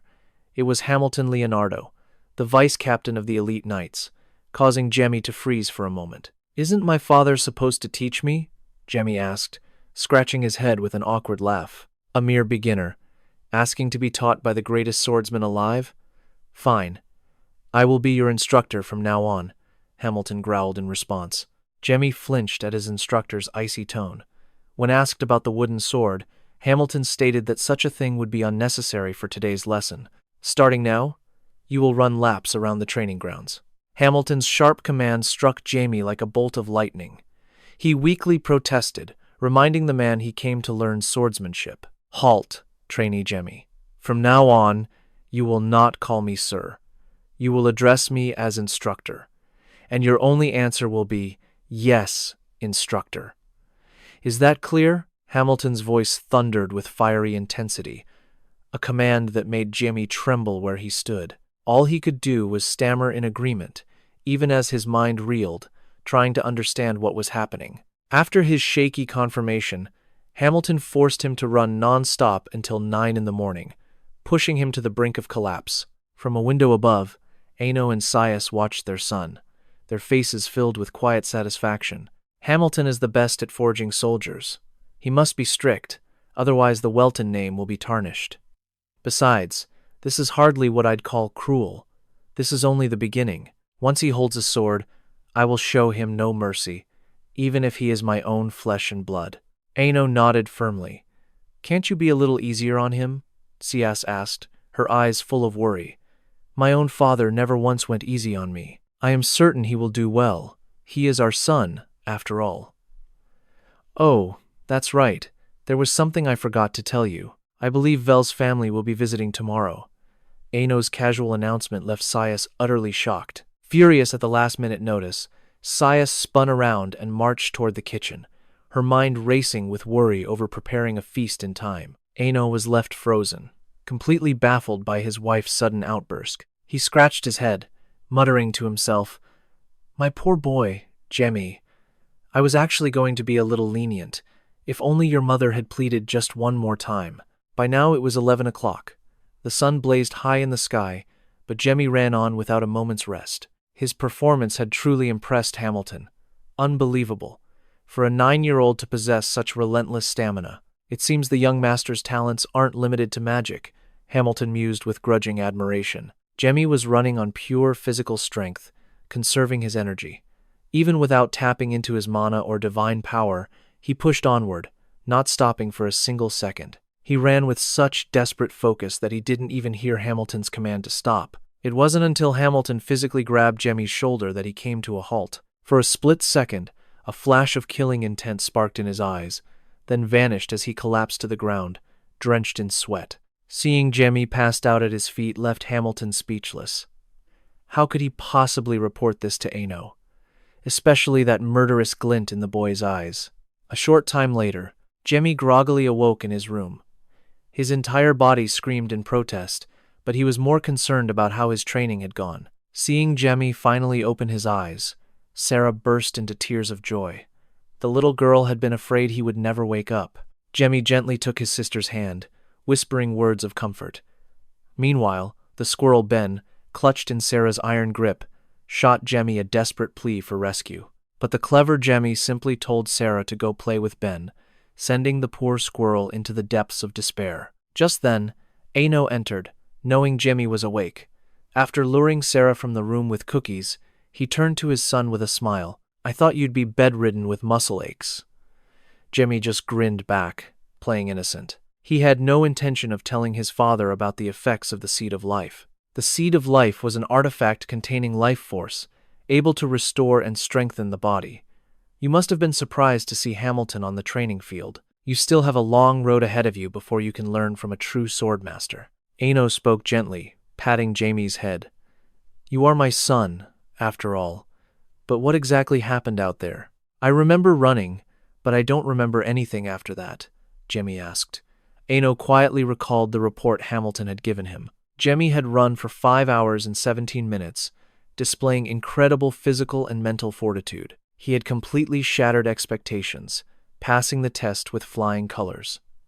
In his own youth, 𝐒𝐄 had only lasted for 3 hours and 36 minutes. The son has truly surpassed the father.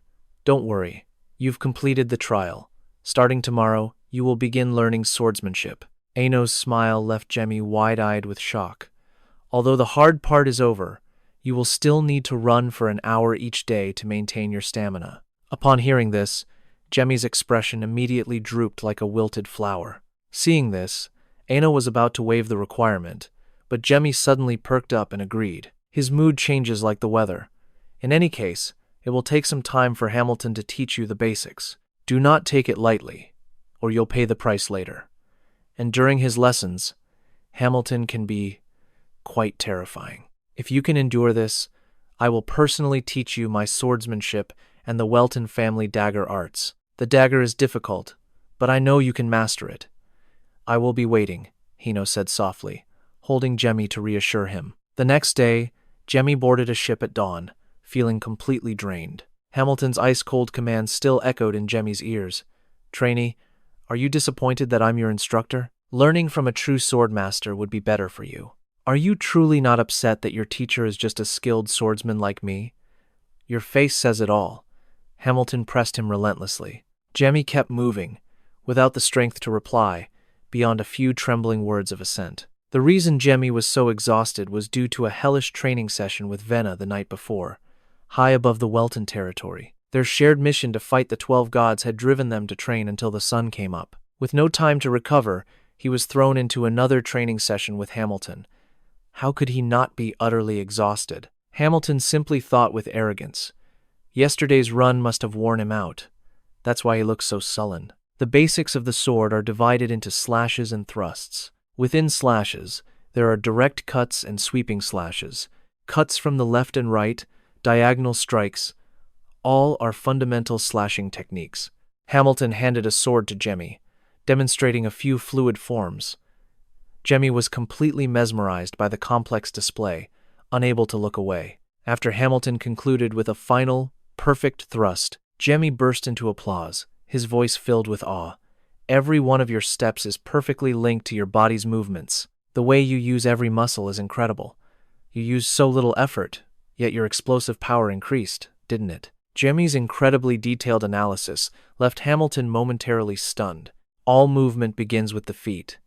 That was something he'd heard from a swordmaster 60,000 years ago. Hamilton thought, shaken. Ah, a good answer. Regardless, today's training is simple. Perform what I showed you 1,000 times. The only answer I will accept is understood. Anything else is invalid. Hamilton issued the order to a stunned Jamie. Whether he agreed or not, he had no choice but to comply. As Jamie trained until he was drenched in sweat, Hamilton leaned against a pillar, watching him and thinking he had planned for the boy's basic training to last 1 year and 6 months. No, 3 months will be more than enough.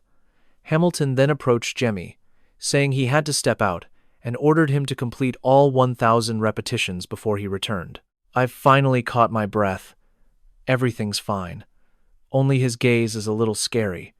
But still, this is fun. The more I swing this sword, the more ideas I get for combining it with magic more freely, a little closer, a little stronger, and with more intensity. That future is still far away, but perhaps this will lead me to a new realm. Jamie trained eagerly, lost in thought, while Brake recorded him from above. Suddenly, Jamie was startled by a flow of life force passing before the training ground.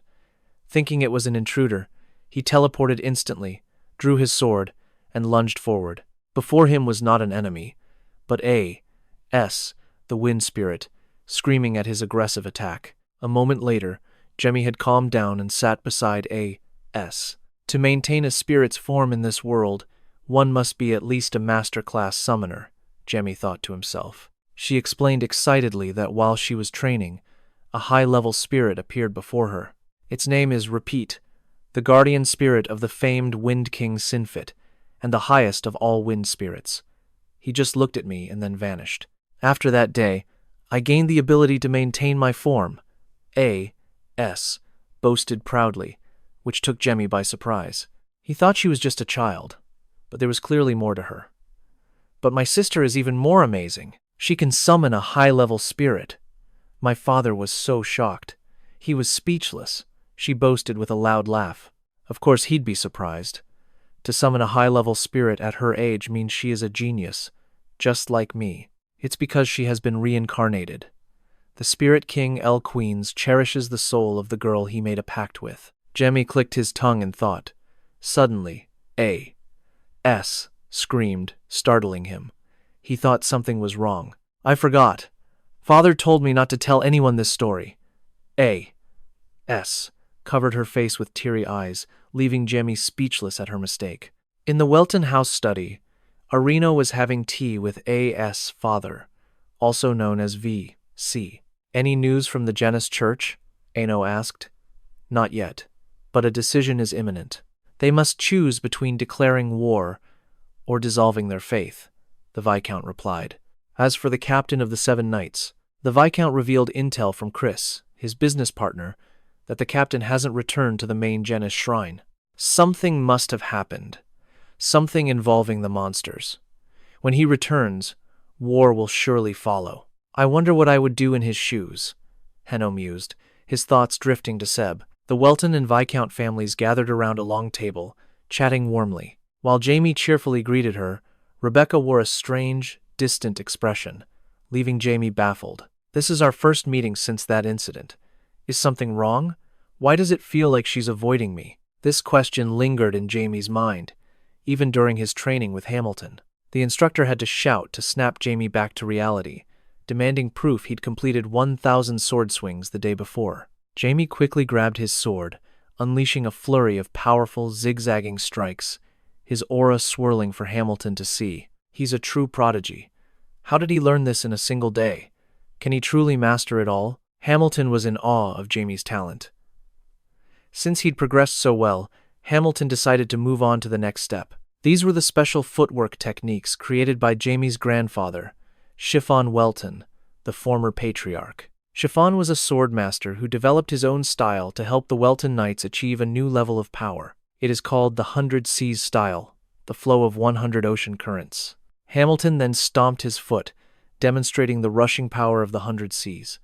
Jamie was absolutely stunned. First time seeing it, I take it, I was the same when I started, but now, focus. Hamilton then began to move, his steps flowing rhythmically, creating waves of harmonious mana with each movement. The mana flowed in sync with Hamilton's steps, leaving Jamie completely mesmerized. But as amazing as the technique looked, 4 hours later, Jamie still couldn't replicate what Hamilton had shown him. Seeing Jamie's mana depleted, Hamilton began to mock him. Any Welton Knight can use the 100 Seas. You seem to be the first one who can't. Failing to learn the technique was one thing, but Hamilton's taunts made it worse. Defeated, Jamie collapsed onto the ground, his face dark with frustration. This is the first time I've ever been stumped, even including my past life. I know the mana for physical arts is different from magical mana, but, as his thoughts drifted, a single drop of water landed on his face. Jamie realized Rebecca was hiding nearby, teasing him. And just as he suspected, Rebecca peeked out from behind a pillar with her signature shy smile. They sat together on a bench. The cool water droplets Rebecca created were refreshing. Consumed by curiosity about her strange behavior, Jamie leaned in close to ask, making Rebecca's face flush crimson. Is there something you want to tell me? Is it that hard to say? Jamie pressed. Well, no. It's just, I've been thinking about you a lot. I get flustered when I see you. My heart starts racing.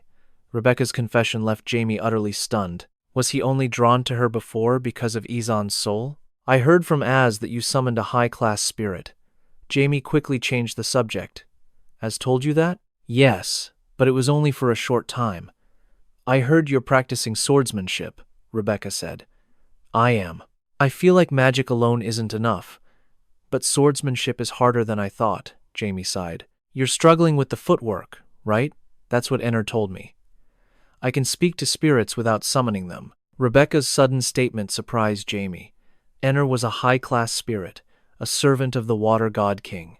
The spirit doesn't know much about that movement technique, but she said you should let the flow move more naturally, like when you swing with your left hand as your right foot steps forward. She says your movements are too forced. Let your body move to the rhythm of the water and wind. You can do it, Rebecca whispered. As if struck by lightning, Jamie shot to his feet. He walked toward the training yard with fierce determination, leaving Rebecca confused. I finally get it. It's different from magic. I can't control the mana, but I can let my body move with its rhythm. With that thought, Jamie began to move his feet in sync with the mana, gliding across the surface of the water. His footsteps grew more urgent, like a tide pulling in with each crashing wave. Still not enough, Jamie channeled even more mana into his strike. This incredible technique was seen by a god in the spirit realm through a scrying orb. Suddenly, the orb seemed to swell and crack, overwhelmed by Jai's ever-growing, immense power. A torrential whirlpool of water rushed toward Rebecca, forcing her to brace against the storm. An image of the god itself seemed to manifest within the churning waters. After the massive flood Jamie had caused, the training grounds were completely annihilated. White smoke filled the sky, startling even him with how much he'd overdone it. Hearing the earth-shaking commotion, 𝐒𝐒𝐿 burst out from his room. He grabbed Jai in a tight embrace, his eyes wide with fear, thinking an intruder had attacked his precious son. V-Scout was just as frantic, rushing out to hold Rebecca, panicked that he had lost her. Before 𝐒𝐿 could go on a rampage searching for a non-existent intruder, Jamie quickly confessed he caused this with the 100 Waves art, though unintentionally. You did this? You used the 100 Waves. Wait. But this training ground is made of an aura-resistant alloy.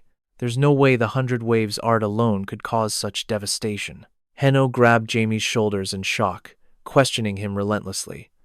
I tried combining it with magic, and this was the result. I'm sorry, Jai answered timidly. I couldn't even improve the complete form of the 100 Waves art myself. Because he's a mage, he could imagine combining it with magic for more power. No, it's because he chose both paths of magic and swordsmanship. 𝐒𝐿 was thunderstruck, realizing the true extent of his son's abilities. Hamilton then suggested 𝐒𝐿 teach Jamie the void-slaying sword art, as he had nothing left to teach him.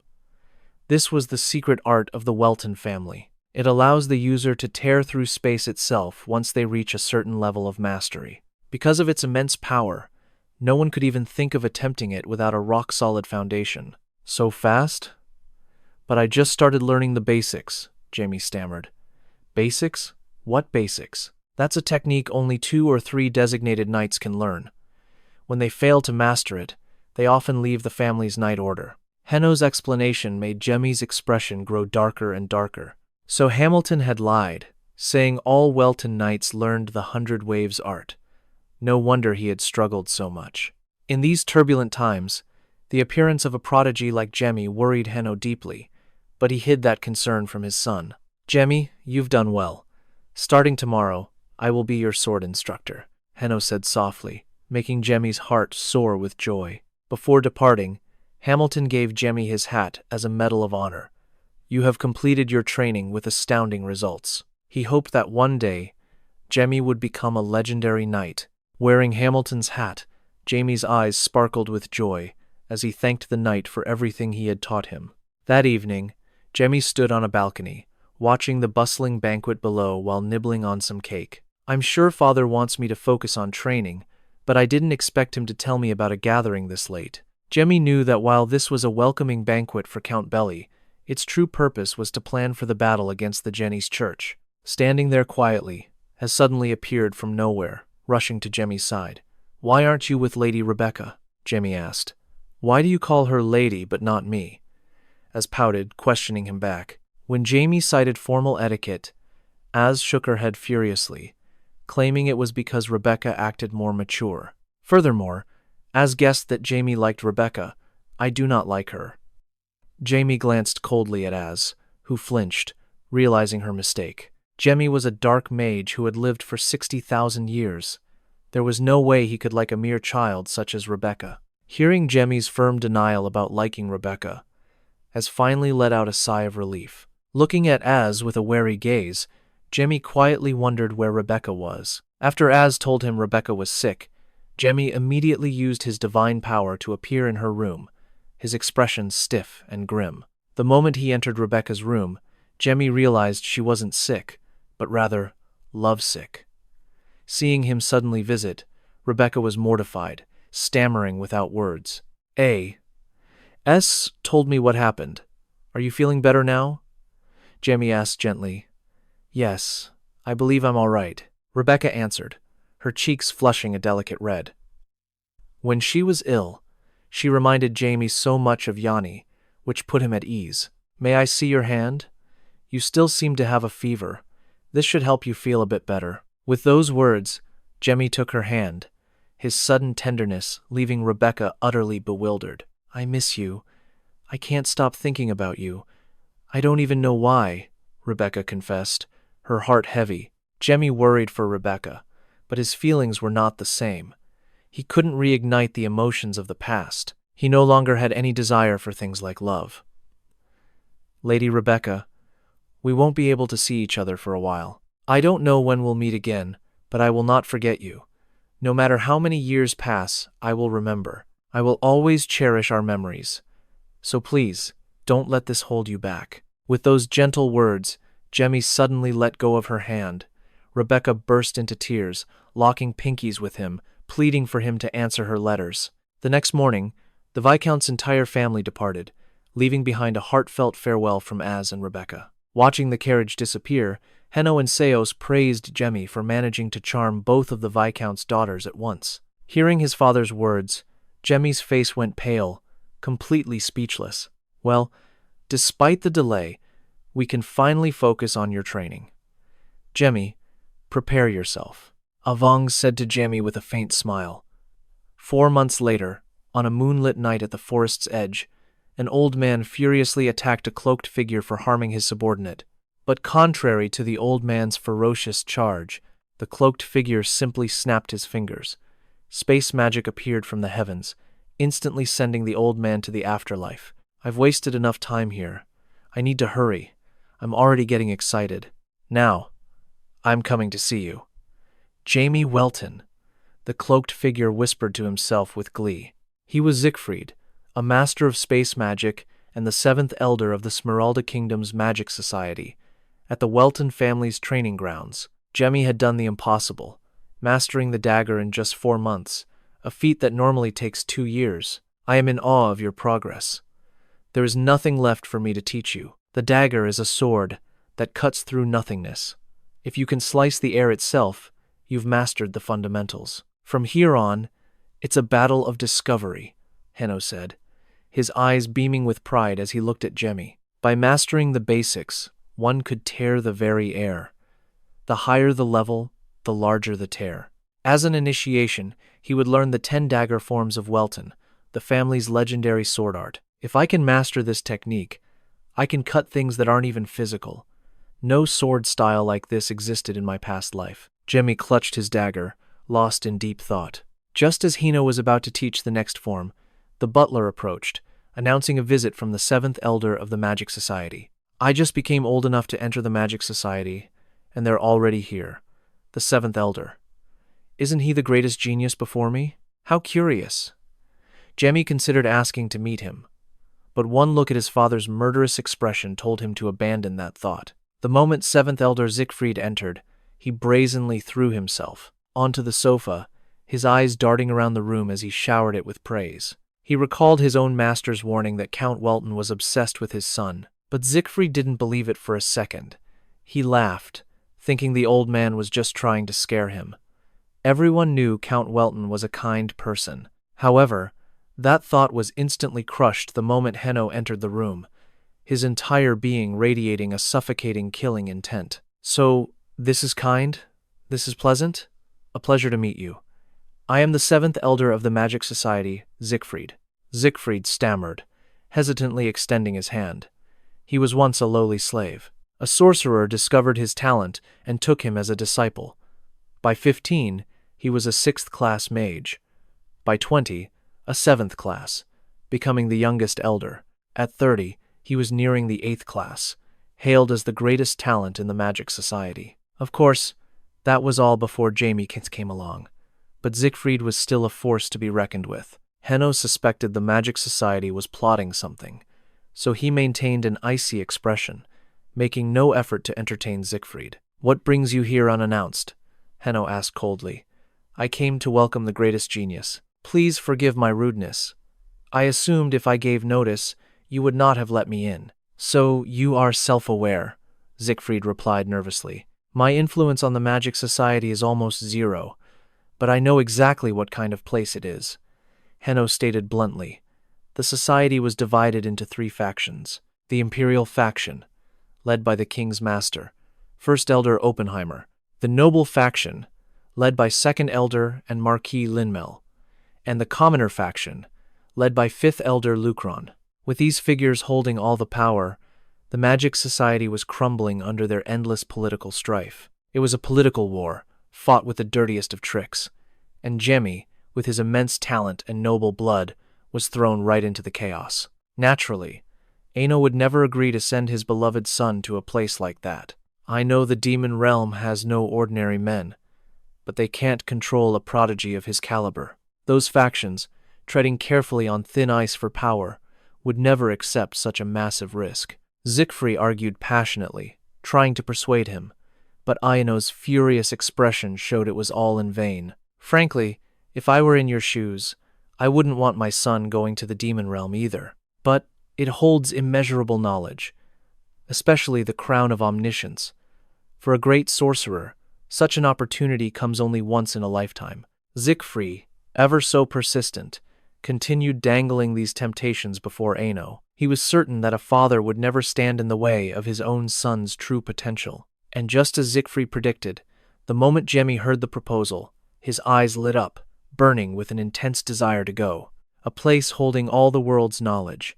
I might even uncover fragments of our lost history, Jamie thought with excitement.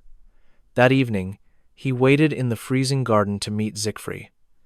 "Well now, I wasn't expecting a welcoming party." Siegfried let out a hearty laugh, seeing Jamie standing there waiting for him. "It would be better for us both if we could speak freely," Jamie stated bluntly. Seeing Siegfried up close, Jamie noted he was infuriatingly handsome, truly befitting his title as a genius. 3 spirit hearts. And he's planning on a 4th? His body is perfectly attuned to magic, a power inherited from a past life. Jamie silently marveled at the man, his gaze fixed intently on Siegfried. It was as if he could bore a hole through him with his stare. To be praised by history's greatest rumored genius. What an honor. A smirk played on Siegfried's lips. "So, you believe those rumors?" Jamie asked, his eyes narrowing. Of course Siegfried believed them, especially now, having met Jamie face to face. He thought the tales of Jamie were exaggerated, but this boy was the real deal. His body is overflowing with mana. Did he improve upon the Marquis' absorption technique? Such astounding talent, though I do feel a bit sorry for Count Welton. There's no way those old sorcerers will leave a potential 9th Circle mage in peace. If one faction recruits this boy, once he reaches the 9th Circle, the other 2 will be powerless to stop them. Now that would be a sight to see, Siegfried mused. Aren't you afraid of the demon realm? Young master, those violent old fools will not leave you be, Siegfried warned. If they seek me out, I will respond in kind. If the terms are right, I'll agree. Surely the great figures of the demon realm wouldn't deceive a mere child, would they? Jamie's proud, unwavering reply left Siegfried speechless. He clicked his tongue, realizing this boy was no easy mark. That evening, Jamie quickly packed a bag for Vena the squirrel, who would join him. The demon realm? Isn't that the holy land of white mages? But I'm a dark mage, Vena stammered in fear, thinking he must have misheard. A dark mage, you say? You can't even cast a 2nd circle dark spell, Jamie retorted with a smirk, his hands never stopping their task of packing. Vena asked when they'd return, but Jamie said the date was undecided. He also promised double the training on the road, making Vena want to cry a river. The next morning, 𝐒𝐄 gave Jamie a magic sword named Scott, wishing him a safe journey home. His mother, 𝐒𝐒, rushed forward, clinging to Jamie like he was her entire world. Through her tears, she begged him to write as soon as he arrived. She only let him go because 𝐒𝐄 had lied, saying the trip was for just half a month. One can only imagine 𝐒𝐄's fate when she discovers the trip is actually for 2 whole years. After the tearful goodbyes, Jamie departed with 𝐒𝐒𝐒. Before entering the demon realm, however, 𝐒𝐒𝐒 had another destination in mind. It was the legendary city of Sanderman. A grand mana stone market was about to open there for a limited time. And so, they headed for Sanderman, home to the largest mana stone mine in the entire SAM kingdom. Crossing the 𝐾𝐿 mountain range, Jamie and 𝐒𝐒𝐒 were deep in conversation. They spoke of Jamie's rare gift for wielding both sword and sorcery, though he had yet to truly combine them. Still, I've been eager to see this place. I heard it's the heart of power in the southern lands, but it seems so desolate, Jamie observed, scanning the barren landscape around them. Haha, looks can be deceiving. This is the very lifeblood of the south. The mineral deposits here, called Rock Union, consist of 6 different types. Sanderman is a mine of magic crystals, known for its incredible influence. Say, care to hear an interesting story about these 𝐾𝐿 mountains? Kids always love tales like this, right? Haha.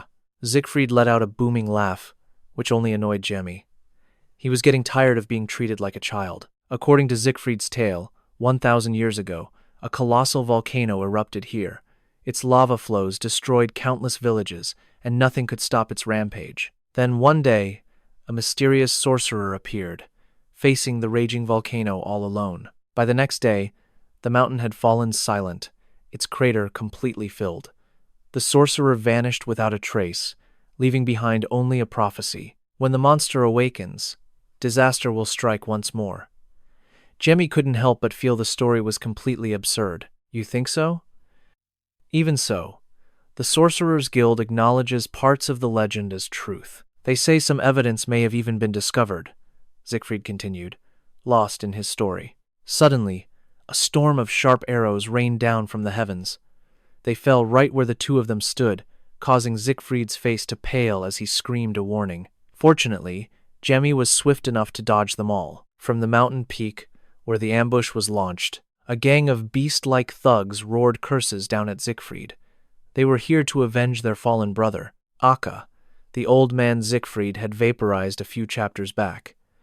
𝐒𝐒𝐒 gave an awkward, sheepish smile as a cunning plan sparked in his mind. This was the perfect chance to test Jamie's abilities.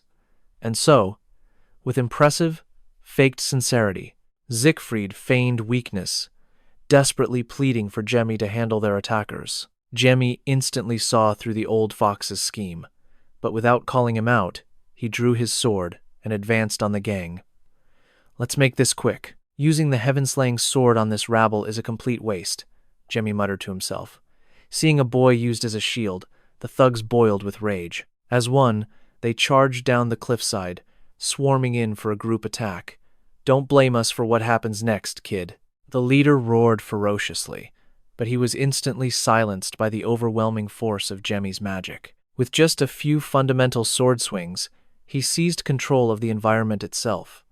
Dark energy streaked through the air like blades. His White Sea transformation spell slammed down decisively, creating a sky-shaking explosion that sent the thugs flying, coughing up blood in an instant. They struggled to get up amidst the shattered rock and debris. Fueled by fury, they tried to charge Jamie again, but his lightning-wreathed sword immediately erased that thought from their minds, unleashing a blast that obliterated the surrounding landscape. Witnessing Jamie's incredible power firsthand left 𝐒𝐒𝐒 utterly speechless. He could only stare with his jaw agape, realizing the boy was a master swordsman without equal. After 𝐒𝐒𝐒 offered a round of booming applause and praise, his greedy nature took over.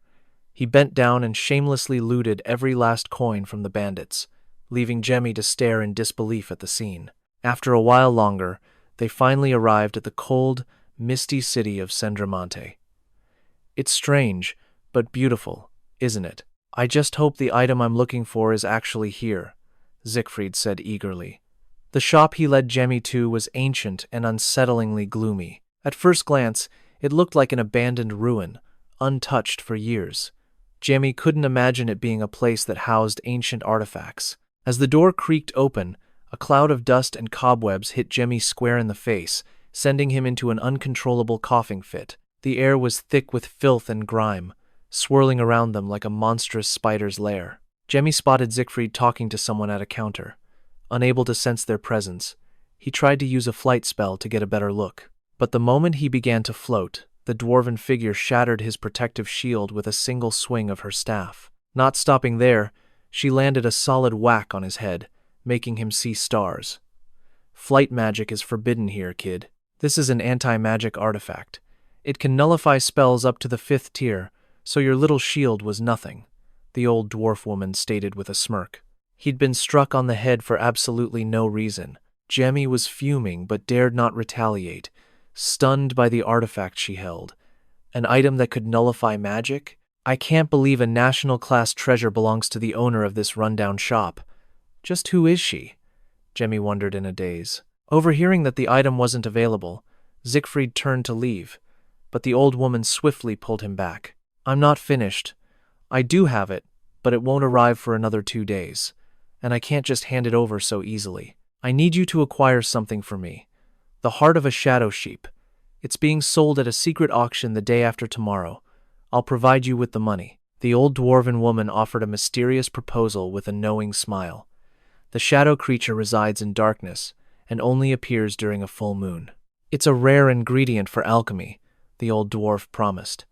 If Siegfried's group could retrieve it for her, she would sell it to them at a discount.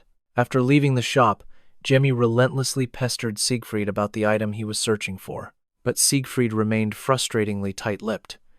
So, who was that old woman? Jamie asked, changing his line of questioning. That was Lady 𝐒𝐿, known as a great alchemist. She's also a merchant with branches across the world, all connected by a time-space tunnel she created. She's a level 8 mage, unaligned with any nation or power. She can go anywhere she pleases. Hearing Siegfried's explanation, Jamie grew more astonished by her incredible abilities. After a walk down the pavement, Siegfried led Jamie to an inn, announcing they would be resting here for the time being. It looked decent enough, at least. Wait, we are getting separate rooms, right? Jamie shot a wary glance at Siegfried, a sense of dread growing within him. Just as he predicted, Siegfried gave a broke grin and admitted he'd only rented one room to save money. That cheapskate Siegfried, always acting tough despite being poor. Later that night, in the back alleys of Sanderman, a group of mysterious, fully cloaked figures gathered in secret. They spoke of a clandestine auction to be held in 2 days at the Lyre Museum. Following the guidance of an ancient text, they sought an item that could awaken something. Don't get cocky and let your guard down. We must obtain that item at any cost, even if it means sacrificing our lives. Everything is for the great cause of our church, the cloaked leader declared with conviction. After the meeting, one of the hidden figures quietly slipped into a corner. Looking around to ensure no one was watching, he finally lowered his hood. And who else could it be but our very own Jamie? After releasing Vena from his sleeve, Jamie had her cast wind magic on him so they could hide in Gremia until the next day, avoiding Siegfried's detection. Just then, seeing a transport of magic stones pass by, Vena's eyes widened in awe, completely forgetting what Jamie had just said. They move them so openly because those are just low-grade stones. High-grade ones, of course, are transported in secret. They might hide them in plain sight or move them through dark and remote places. Jamie explained to Vena as they walked. Suddenly, the stone bracelet on Jamie's wrist began to react violently, emitting a powerful, overwhelming aura. What was it responding to? There's something in this area. Jamie broke into a cold sweat, his eyes darting around. He froze, realizing the bracelet was reacting to that ancient box. It had at least 3 sealing spells on it, possibly as many as 6. An item with that many seals, combined with this intense reaction. Don't tell me it's one of the 3 great holy relics. Jamie was stunned, not daring to believe his own deduction. By eavesdropping, Jamie discovered the items in the crate were for the secret auction. This has nothing to do with me. I should just observe. But then he remembered. I need money. A burning desire ignited within Jamie. Meanwhile, Lady Kiriel was still awake, clutching a photograph of her son, Fong. She was lost in sorrowful memories, filled with regret that she couldn't save him. But now, it seemed things were finally falling into place. All she needed was the heart of the shadow sheep. Suddenly, her crystal ball showed an image of Jamie, leaving Kiriel confused. What was he doing outside her house at this hour? With a creak, Jamie sheepishly entered Kiriel's home. With a shameless grin, he announced he wanted to borrow some money, as much as possible. Get out, Kiriel cursed at him bluntly. On her command, a scepter began to repeatedly bonk Jamie on the head, making him cry out in pain. Ow! I'll pay you back, I swear. You're the only one I can borrow from. You want to enter the shadow world, don't you? The shadow sheep's heart. It's the key ingredient to opening the gate to that world. Am I right? Jamie said with a cunning smile, revealing Kiriel's deepest secret and causing her to freeze in shock. She couldn't fathom how Jamie knew her most guarded secret. The shadow world. A dimension completely opposite to the material plane. A secret realm unknown to this world. Its ruler is the Shadow Spirit King, and only those granted his permission may enter. It wasn't a place one could reach simply with materials. However, he said, I know a way. To convince Kiriel, Jamie made a powerful proposition. He would invoke a soul contract, a dangerous pact that uses the caster's very soul as leverage, binding them even as they sleep. Using such a contract was incredibly risky, but Jamie was out of options. Seeing Jamie truly willing to risk his soul, Kiriel agreed after hearing his two conditions. A deposit upon the contract's completion. 2 days later, deep in the basement of the Lidum Museum, Jamie and Siegfried, each hidden behind an enchanted mask, concealed their identities and mana, blending into the auction crowd. Jamie caught the faint scent of a forest, guessing an elf was near. Pulled from his thoughts by Siegfried's voice, he quickly entered the auction hall. Thanks to Kiriel's prior arrangements, they had secured excellent seats. Jamie faintly realized the person sitting before him was the same one he had just passed. Beside that person were a few others. Jamie assumed they were companions. The first item presented was an elf slave, with a starting bid of 100,000 gold.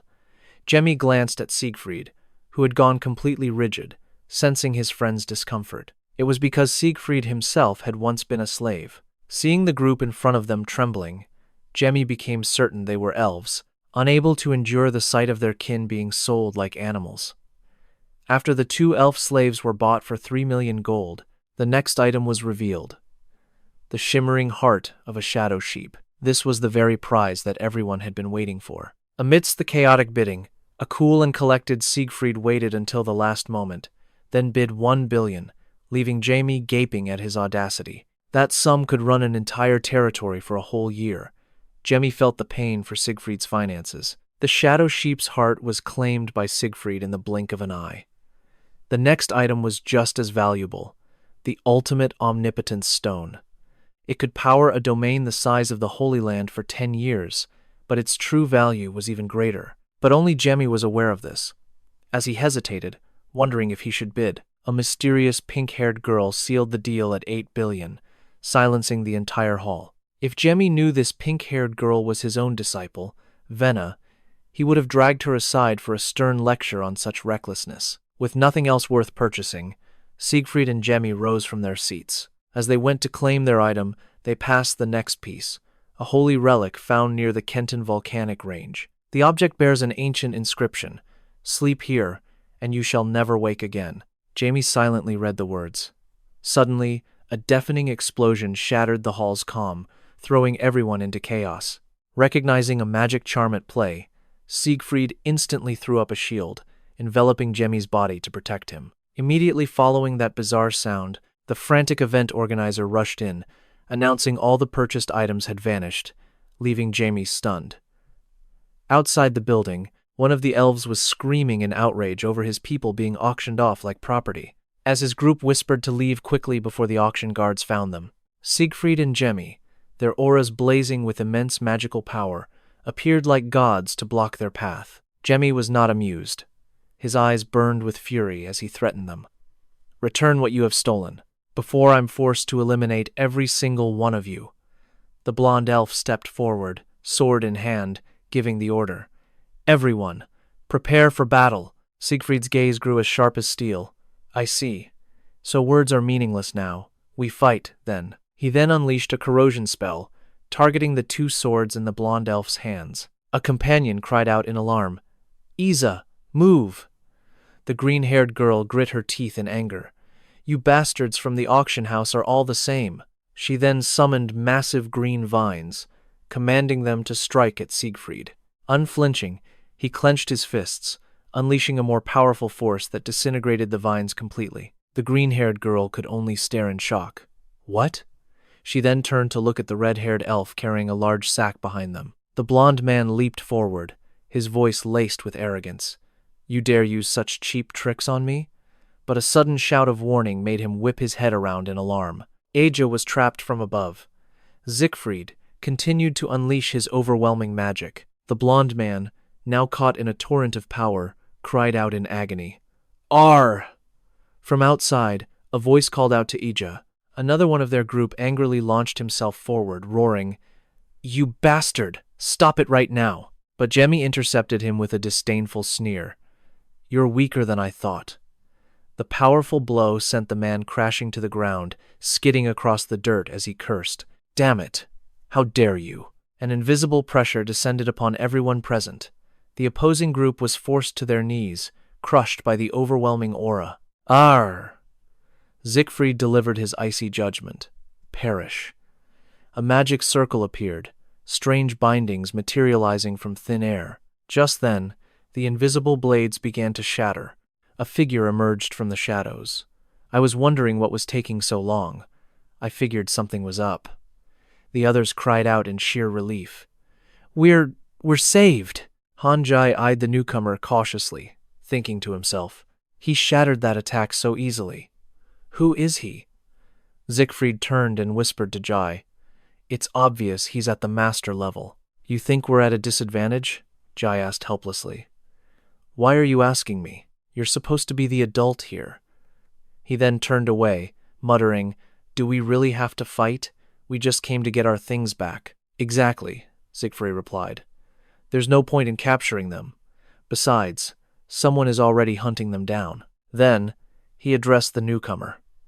"Excuse me, can we negotiate?" The man replied, "And here I thought you came to capture us. What do you want?" Siegfried stated his terms. "We will retreat if you return the heart of the Shadow Sheep. After all, I did buy it." From behind, Jamie added a reminder. "And the Omni Stone." "Right," Siegfried quickly continued. "And the Omni Stone, too." Then, as if realizing something, he turned to Jai. "Wait, we didn't buy that." Jai looked guilty. "I'll explain later." Han then turned to his group. "Is that all right with you?" The orange-haired man spoke to the redhead beside him. "Ramu, give it back to them." The red-haired man tried to save some face. "Hey, just so you know, kid, we were going easy on you." Jai asked with surprise. "Oh, really? Want a rematch?" The man who had just appeared chuckled. "Ah, not that we don't trust you, but we'll just check to be sure." Suddenly, Siegfried cried out, "Young master, your hair color." Jai, who was opening the chest, looked up in surprise, his mind racing in panic. My disguise magic was dispelled. I don't feel any mana flow. Why is his hair emerald green? A member of House Welton? Are you Jamie Welton? The man named Han beamed, a look of realization dawning on his face. So what Burrell said was true. Ha ha ha. Nearby, Siegfried asked Jamie, confused. Do you know this guy? Just as confused, Jamie replied, "I've never seen him before." Then he asked Han, "Hey, mister, do you know a man named 𝐒𝐿? Han's expression instantly turned menacing as he questioned him back. Jamie approached him to clarify. "I was just asking if you knew him." Han trembled with rage, trying to calm himself down. "Let it go. I'm the stronger one, and the adult here. No need to get worked up over this." He then looked up and introduced himself with an air of superiority. "Yes, I know him. We are all vanguards." Siegfried was stunned to hear the word vanguard. He immediately stood in front of Jai protectively. "Young master, this is dangerous. Please step back," Jai asked, confused. "Why so suddenly?" "They're a rebel force trying to conquer the Harmonia Kingdom on the western continent. Their leaders are all called vanguards." Jemmy's thoughts grew serious. Harmonia. I heard the rebellion was due to corruption. So the ringleaders are the vanguards? Han offered a friendly smile. "Let's get out of here first. I'll explain everything later. The longer we stay, the more painful it will get." Siegfried warned him sternly. "You had better explain everything down to the last detail." The scene shifts to the auction host, who stood before a guard, screaming. "What do you mean you couldn't catch the intruders?" The auction hall was in complete chaos, a scene of utter destruction. He continued to rage. "You bragged about being a master fighter. How much money have we paid you?" The guard had already turned to leave. "It's time. Let's fulfill the contract." The scene changes again, to a snow-covered forest late at night. Beneath a high moon, 2 teleportation circles appeared in a wide valley. Han grinned brightly. "Wow, truly amazing. Teleportation on this level without a magic circle?" "Cut the chatter." Siegfried questioned him seriously. "What brings a rebel force all the way to say damn? Don't tell me you're planning a rebellion here, too." Han just let out a casual laugh.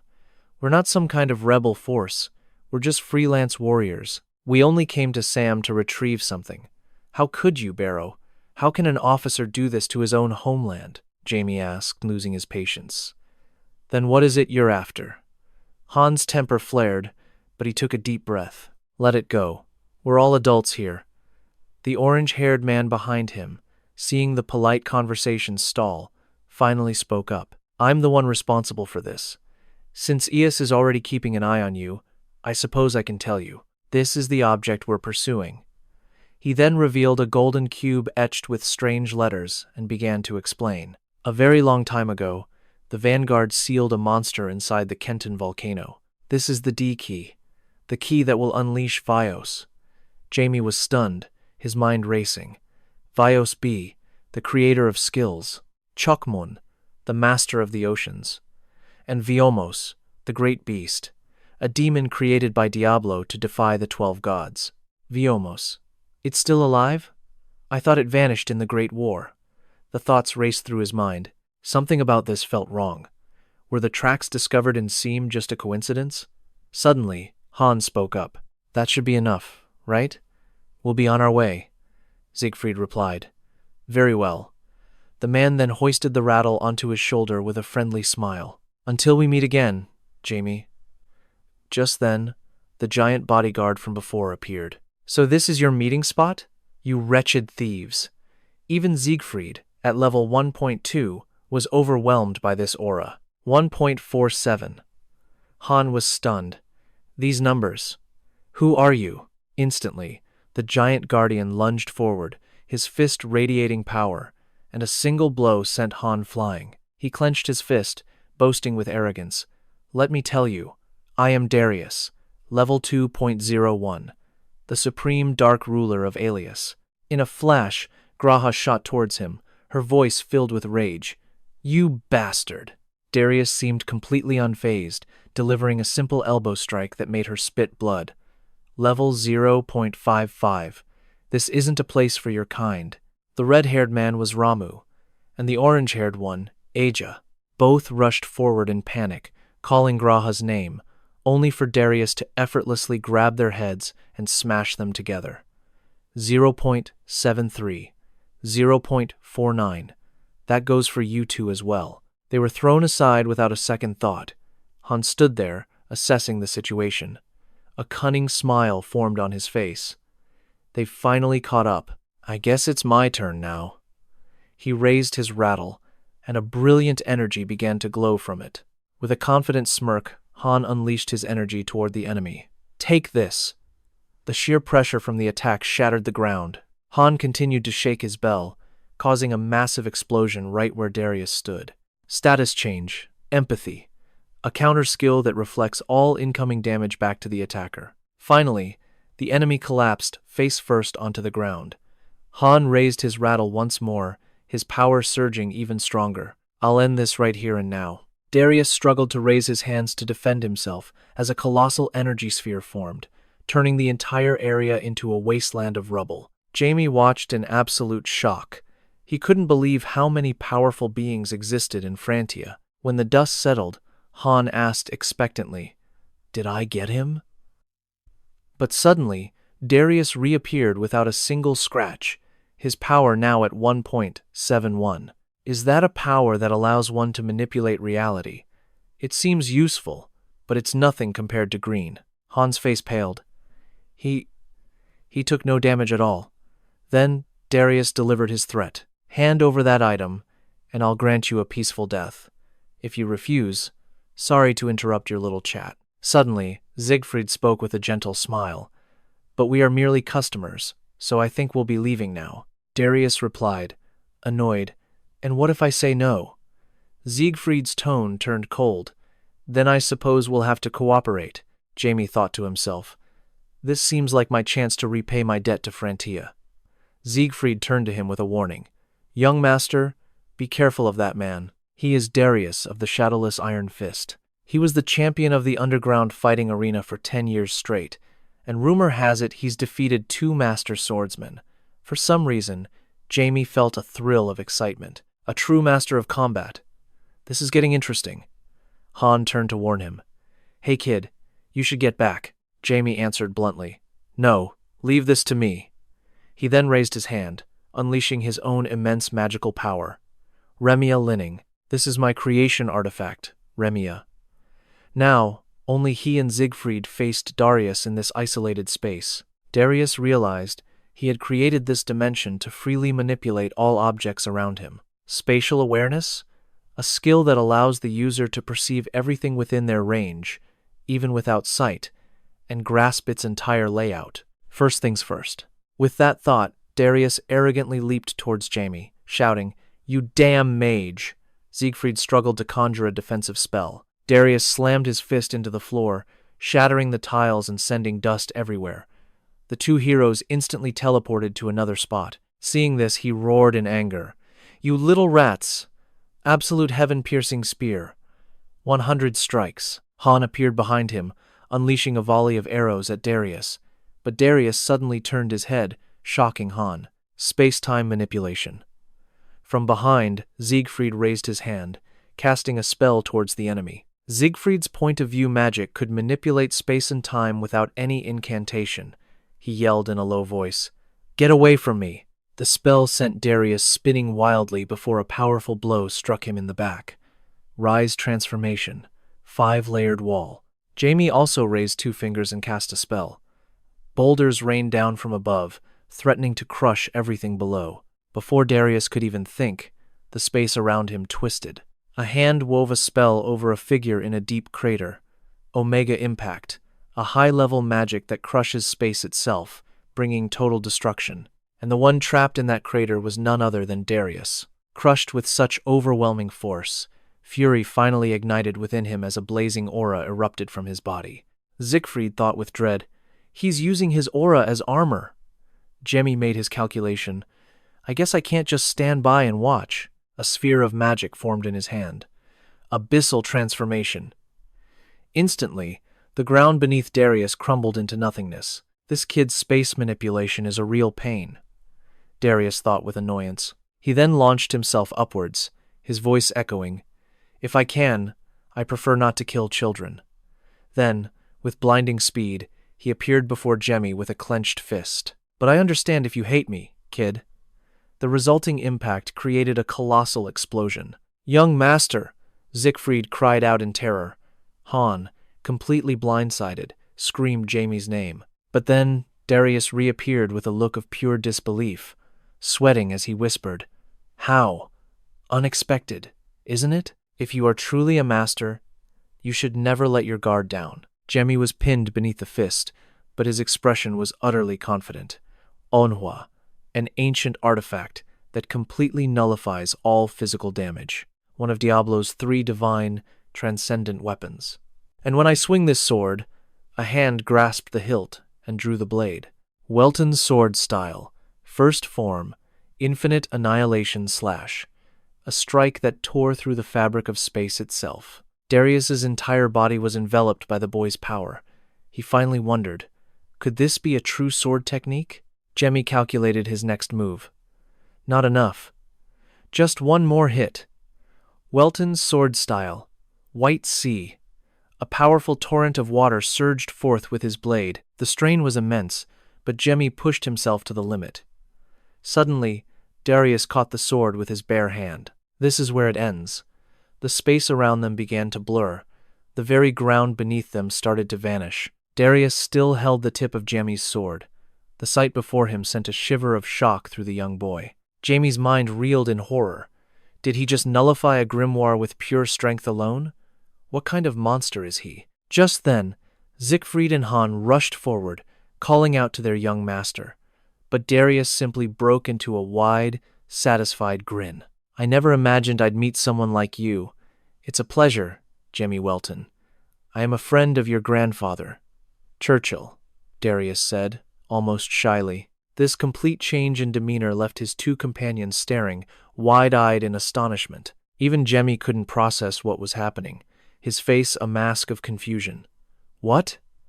After they all calmed down, the man began to explain. 10 years ago, I first met Churchill at a tavern, where only the strongest gathered. He remembered the crowded pub. Everyone was laughing and talking, until their gazes locked from across the room. Instantly, through pure instinct, Churchill and I recognized the other's power. From that day on, we fought each other with our very lives on the line. However, there was one move he never used. Darius stared at two craters in the ground and asked his friend, Hey, my brother, are you really not going to let me witness it? His friend replied, All right. You're someone I can trust with this, Darius asked, confused. Trust me with what? Jamie's grandfather turned away, his face filled with joy. My grandson, he's about to be born. This is a secret art that will be passed down to him alone. Watch closely. And with that, he leaped to a flat clearing, ready to teach him the technique. The name of this move is Creation. From where he stood, a colossal beam of power erupted into the sky, a magnificent display of force. Darius was completely focused, recreating the technique his grandfather had left behind. The three youths behind him watched with rapt attention. He had just erased a patch of space itself. As he performed the move, Darius said, Humph, this is an extremely difficult technique. Mine is just a cheap copy. The world has no idea this skill exists, but Churchill had reached the level of a master with it. This revelation left Jamie utterly speechless. A master? A master, the highest realm a swordsman can possibly achieve. The Flame of the Sun, Temple's Sword, or the Space Sword of Sam are the closest things to that realm, but until now, no human has ever managed to reach that state. After finishing the demonstration, he turned and asked, Kid, did you understand all that? Jamie stepped forward and replied, Not yet. Then, clenching his fist, he spoke with determination. But if I continue on the path of a swordsman, I will be stepping into my grandfather's domain. Exactly, Darius replied. I'm looking forward to seeing how much you'll grow in the future. Don't you dare disappoint me. Han, clueless as ever, asked, So that's it? I thought you were here to capture us. Siegfried, sweating bullets, nudged him. Hey, are you insane? Why would you ask something so life-threatening now that things are calm? It's fine. Darius waved his hand dismissively. I'll pretend I heard nothing. I only came to meet Sebel's grandson. Farewell. Siegfried glared at Han. Thanks to you, Fran's reputation is getting worse. What an idiot. Han glared back, asking, What? While the two adults bickered, Jamie thought to himself, I'm sure they said they'd break Vimos' seal, but that wasn't a concern for now. This was a chance to heal his wounds. 𝐒𝐿 lay crushed on the ground, writhing in agony. Jamie calmly knelt beside him. Heal, he commanded, letting magic flow into the man. Han turned his head, stunned. Whoa, you're actually healing him? Thanks a lot. Forget the thanks. If you're truly grateful, take me to Vios, Jamie stated, his voice dead serious. What could possibly be going through 𝐒𝐿's mind? His mind screamed, No way. But the words that slipped out were, Of course. If you wish, follow us. Panic surged within him. Why? Why did I agree to his demand? Jamie shot him a knowing glance. Perfect, he thought, a silent cheer rising within him. I'm so close to finding Vios. Leaning against a rock, Braha spoke up. But master, have you forgotten Alex's warning? Jamie froze, the memory hitting him. Ah, I completely forgot. Let me contact him. A voice echoed from the communication orb. Master, why are you calling? It's urgent. We've found the ones who were sold, but the voice on the other end cut him off. Wait, I'll call you back later. Release them, you villain. Hearing that familiar voice, Jamie froze in shock. Wait a second.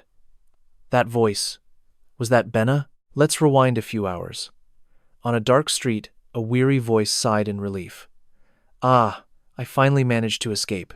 Vena hid in a shadowy corner, searching frantically. Where is my master? He's left me behind again. Suddenly, a desperate cry echoed. Help! Help me! Vena jumped, startled. Then, the ring on her finger began to speak. It's an elf. She recalled the two people she'd seen in an iron cage earlier. To not sense an elf's presence meant they were high level. Those were the beings sold at the auction. They were surely being abused right now. She bit her lip, her worry turning into resolve, and burst from the shadows. Phil, support me! We're saving them! The ring immediately replied. Understood. Back in the present, Vena charged forward, yelling, Release them, you villain! The person across from her shouted back, completely bewildered. I should be the one saying that. Where did you take the elves? Just then, a few drops of something landed on her. Realizing something was off, she looked up. Huh? Is this drool? Above her, a grotesque monster was growling, its saliva nearly making her soul leave her body. The girl on the other side stared, bewildered. How did this pile of sludge even... Then her expression darkened. Just imagining this thing biting someone, it seems this beast needs to be retrained. She grabbed her weapon and charged forward. The other person yelled, Hey, that thing's dangerous. But Vena was already leaping into the air, bringing her hammer down on the giant hound's head as she yelled, Sit! The beast howled in pain and collapsed to the ground, its eyes swirling, a massive lump already forming. Vena looked on, confused. What's wrong? Fan, I don't think she's the one. Isn't it someone over there? The girl below spoke up, completely exasperated. Wait a minute. Did she just talk to her hammer? She thought, her soul nearly fleeing again. She took down that beast in one hit. Just who is she? The scene shifts to a prison cell, where a man stood guard at the gate. Vena peered inside, her voice tight with worry. The door's locked. Inside are the two slaves from the auction. The white-haired girl spoke up. Stand back. That's a sealing spell, Vena thought in confusion. Wait, are we on the same side? Suddenly, a loud shout made both girls jump. Who's there? A fierce-looking man appeared, ordering his subordinate. Capture those intruders. Following the order, the other guard charged at them with his sword drawn. Vena quickly used her hammer to block the blow, struggling under the force. He's too strong, she thought. We can't win. You cowards, the man sneered with a vile expression. Die! Terror gripped Vena, and even her hammer trembled in her hands. It's over. He's coming. Suddenly, a magic circle blazed to life, blasting the villain. He screamed in agony. Jamie appeared with a smirk on his face. You can't even handle a lowlife like this? He was holding the head of a blond old man as he cheerfully called out. Vena! Master! She responded, and he began giving orders. Leave this to me. Take the elves to safety. Vena worriedly refused. I'm sorry, master, but I can't leave you alone. Go, her master commanded. At that, Vena could no longer refuse. Yes, master. She immediately turned and helped the injured leave. The old man broke free from Jamie's grasp and scrambled away, crying out, That jade-colored hair! A sorcerer! It can't be. Oh? So you know who I am? Jamie asked. It's rare for someone to recognize me. For that, I shall grant you a favor. Consumed by terror, the old man collapsed to the ground, trembling uncontrollably. Jamie continued, "Rejoice. Your body is now filled with the blood of Levia." In the end, only a dark red stain remained on the floor. Braha rushed in, calling out, "The elves are inside." Vena, holding a bandage, smiled warmly at one of them. "Oh, an elf. Don't worry now, everything is all right." Tears of joy streamed down Braha's face. She knelt before Vena. "Thank you so much. How can I ever repay you?" Vena was a bit surprised. "Oh, it's nothing at all." But then, as if realizing something, Braha asked, "But why is a vac here?" Vena asked, surprised. "Ah, you know what I am?" Braha's eyes widened. "That red hair. Don't tell me you're Vena," just stared back, completely lost. "Model. Your hair!" Braha's voice trembled with joy as she grabbed her hand. "Oh my God, princess! You're still alive!" Vena, completely bewildered, didn't know what to say. With tears streaming down her face, Princess Braha began to speak breathlessly. "I thought you vanished 10 years ago. Princess, you must come with me, if we return to our homeland now." But she was cut off. "She is my disciple." Jamie appeared, his voice sharp with annoyance. "Touch her, and you'll answer to me." Braha fired back, refusing to yield. "What? This concerns the very survival of my race. This is not for humans to interfere in." "Both of you, stop!" A commanding roar echoed as a figure slammed their staff into the ground.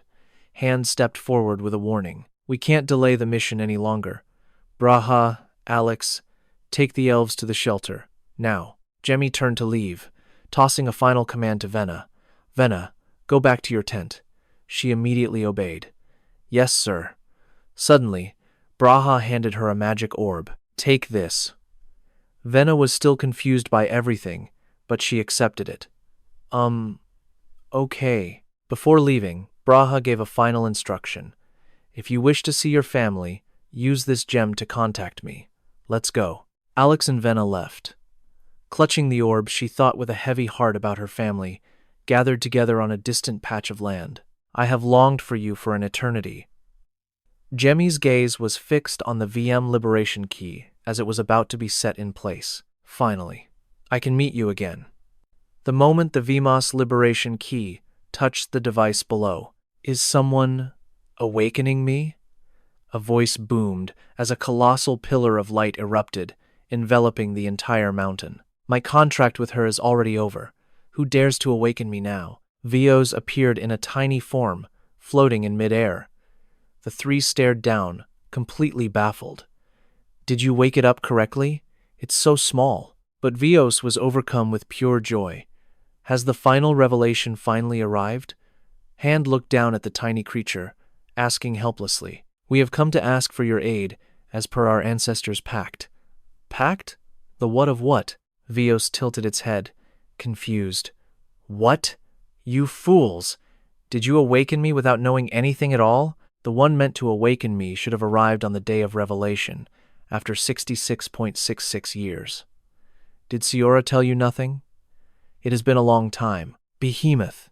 A voice suddenly echoed inside its mind. It was Jamie.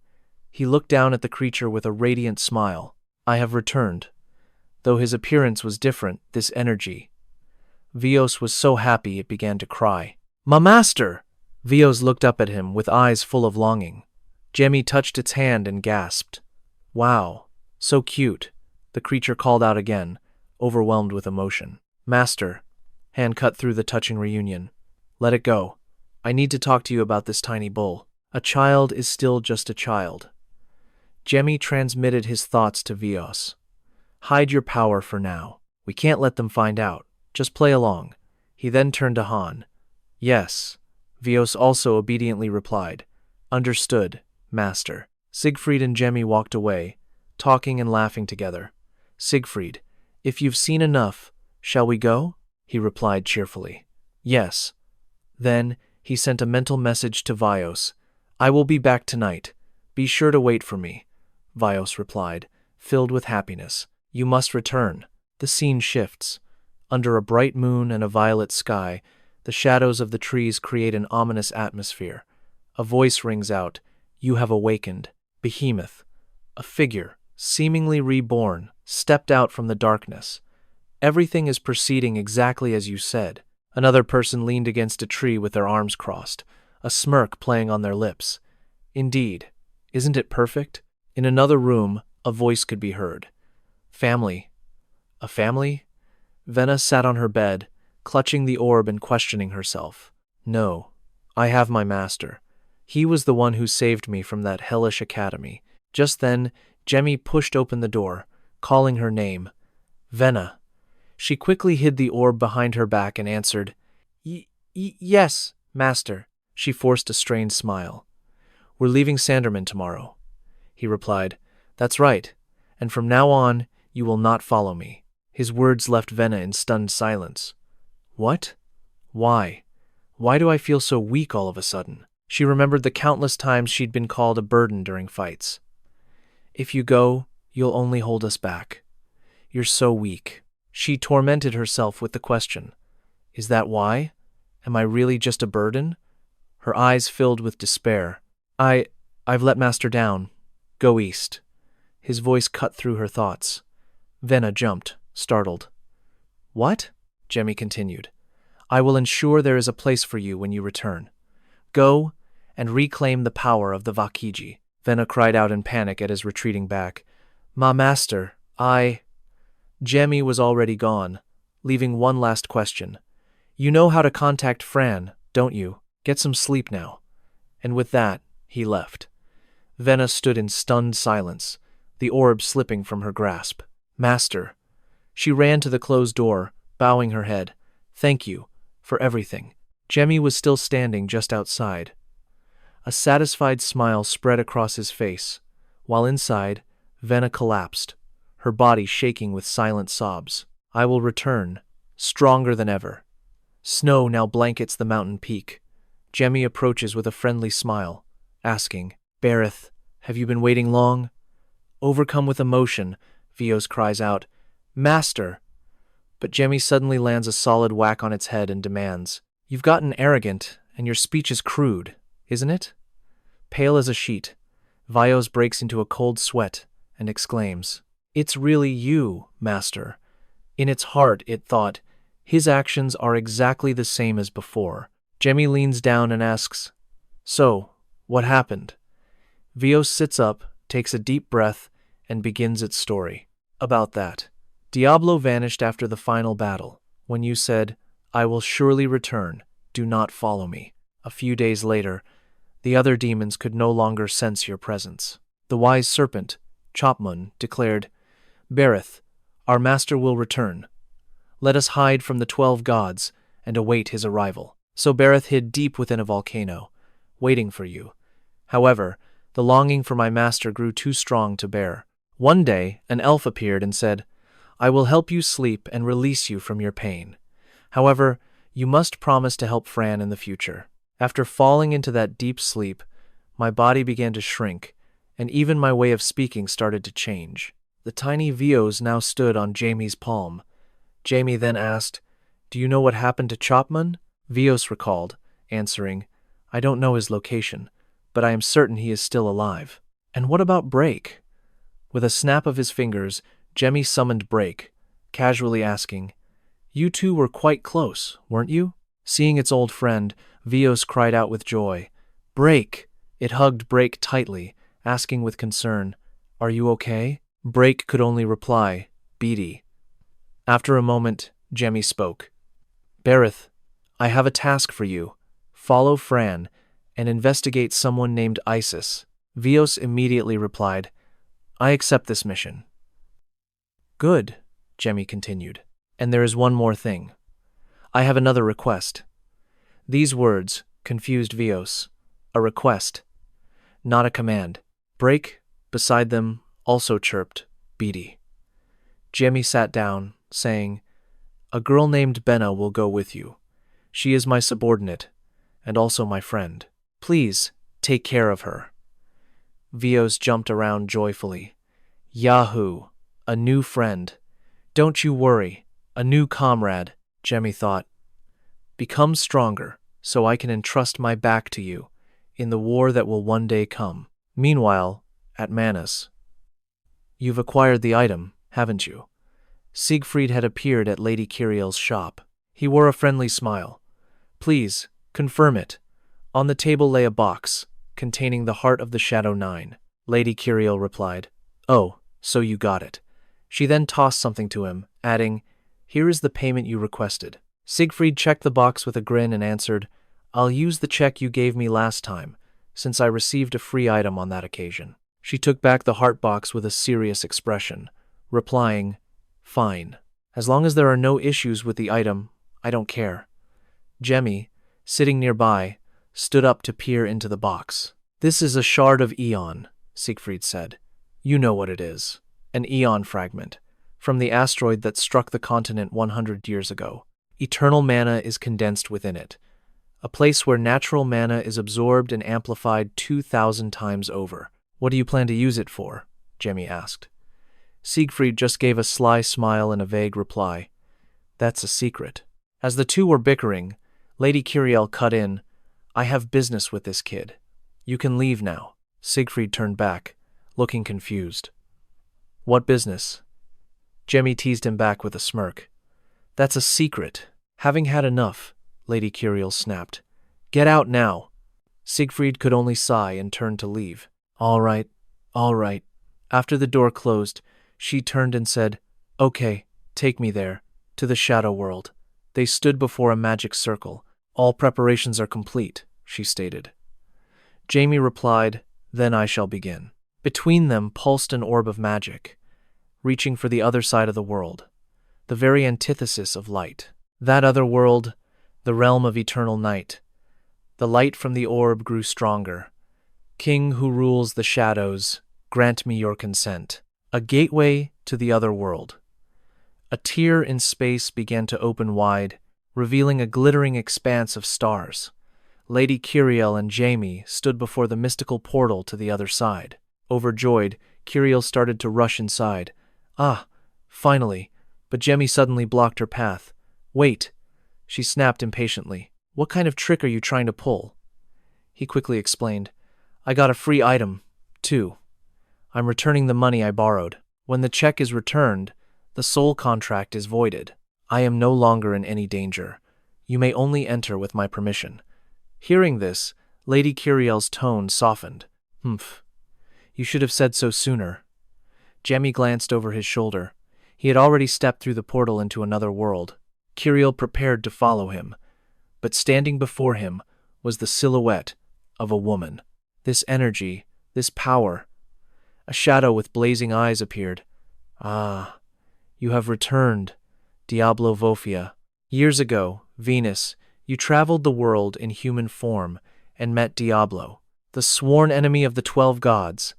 A rare human, the hero's incarnation? How ridiculous. However, he lost the Great War and all of his comrades. Venus' flare defied the 12 gods, bringing him to her world and granting him a piece of the shadow world. Jamie's past self smiled at his creation. I've perfected it. A new power, dark mana, has been born. And yet, I heard he died at the hands of the 12 gods. What happened? A woman appeared inside, remarking, In such a cute form, too. Jamie replied grimly, I didn't die. I was sealed. When I awoke, I was in this body. She answered mockingly. How amusing. So, what is it this time? He answered plainly, Someone wants to come here. She thought for a moment, then agreed. I will grant them passage. Jamie emerged and told Miss Kiriel, You just need to go straight. She cried out in joy. Finally. After entering the space, she left a parting message. I left something for you in the shop, the Foreigner Avalon. It should be useful, she explained. It's a staff made from a magic stone from Mount Taring, one of the world's 6 forbidden zones. A colossal amount of mana was measured from its central spring. No one could get near it, as it's a poison lake with an endless whirlpool. Hearing this, Jamie wondered, That sounds expensive. Why give it to me? My son, Vin, is about your age. An image of her son appeared. Jamie was stunned by her words. Finally, I can see my son again, Miss Kiriel said as she entered. He stood there in a brief, heavy silence. What she'll see in there is merely an illusion of the departed. A type of hell. He watched her small figure go, then sadly closed his eyes. It will be her place of eternal peace. A moment later, footsteps emerged from the door. Jamie put on a brave face. Let's go. The two began walking down the street. Siegfried spoke first. It's time to leave Saint Thamander. Jamie quickly asked, Are we going to the demon realm now? He didn't deny it. Of course. Ultimately, that is our destination, Siegfried said cheerfully. On the way, should we talk about your stories? Perhaps the young master's omnipotence, or the tale of Princess 𝐒𝐒𝐲. Both sound interesting. Jamie felt a bit helpless, thinking, I really thought he'd drop the subject. 2 weeks later, they flew toward a city shimmering through a thick haze. This is the demon realm, Jamie uttered. It's colder than I thought. Siegfried laughed. This city was built by the first king himself. The city itself is a magic circle, a massive circular pattern lit up. Not seeing it, Jamie asked, What magic circle? Siegfried simply hummed, It wouldn't be fun if I told you. Jamie sighed. Ah, right. I figured you'd say that. The best medicine of the Apopus X era. A spacecraft hovered in the sky, above a tall building housing the nearest pharmacy. Jamie looked around as they walked. The magic technology in the demon realm is incredible, he said. Siegfried explained, It's the one thing that rivals the magic kingdom. He then handed Jamie a piece of paper. I'm heading to the shop. You can look around. The young master read it intently and replied, Yes. Siegfried sighed and teased. It'd be bad if you got lost, so here's a magic map for finding lost children. Jamie was annoyed but couldn't do anything. Seriously. The scene shifts to another street, where a blue-haired girl is running with a bag, tears of worry in her eyes. I told him I'd be there before the opening ceremony. I'm going to be late. This was Anne Mermere, a student at the Phoenix Academy. Suddenly, her eyes lit up with an idea. It's the opening ceremony, so Siegfried and the family head will be there, right? If I show them the new magic I've learned. She imagined being praised, with Siegfried giving her a thumbs up. Amazing, Anne.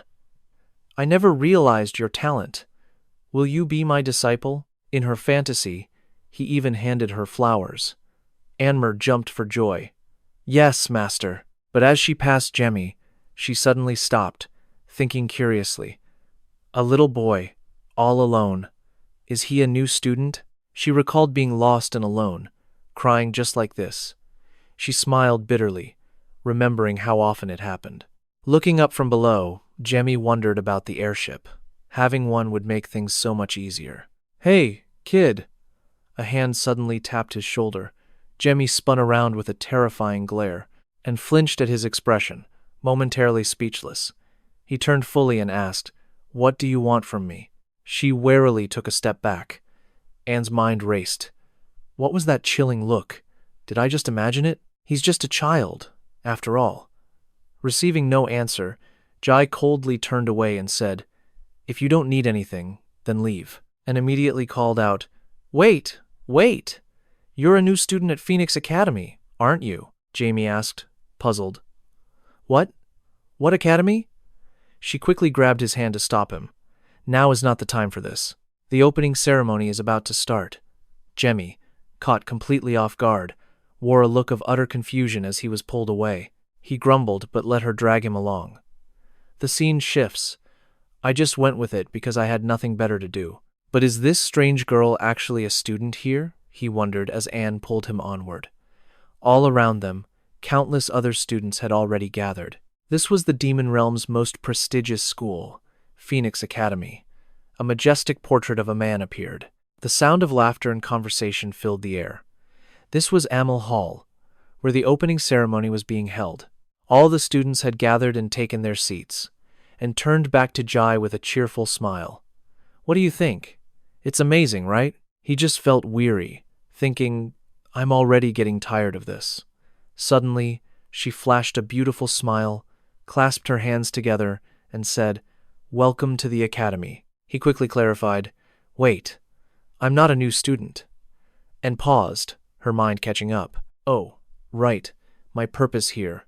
She'd forgotten her own task, then dashed off, calling back, I have to go.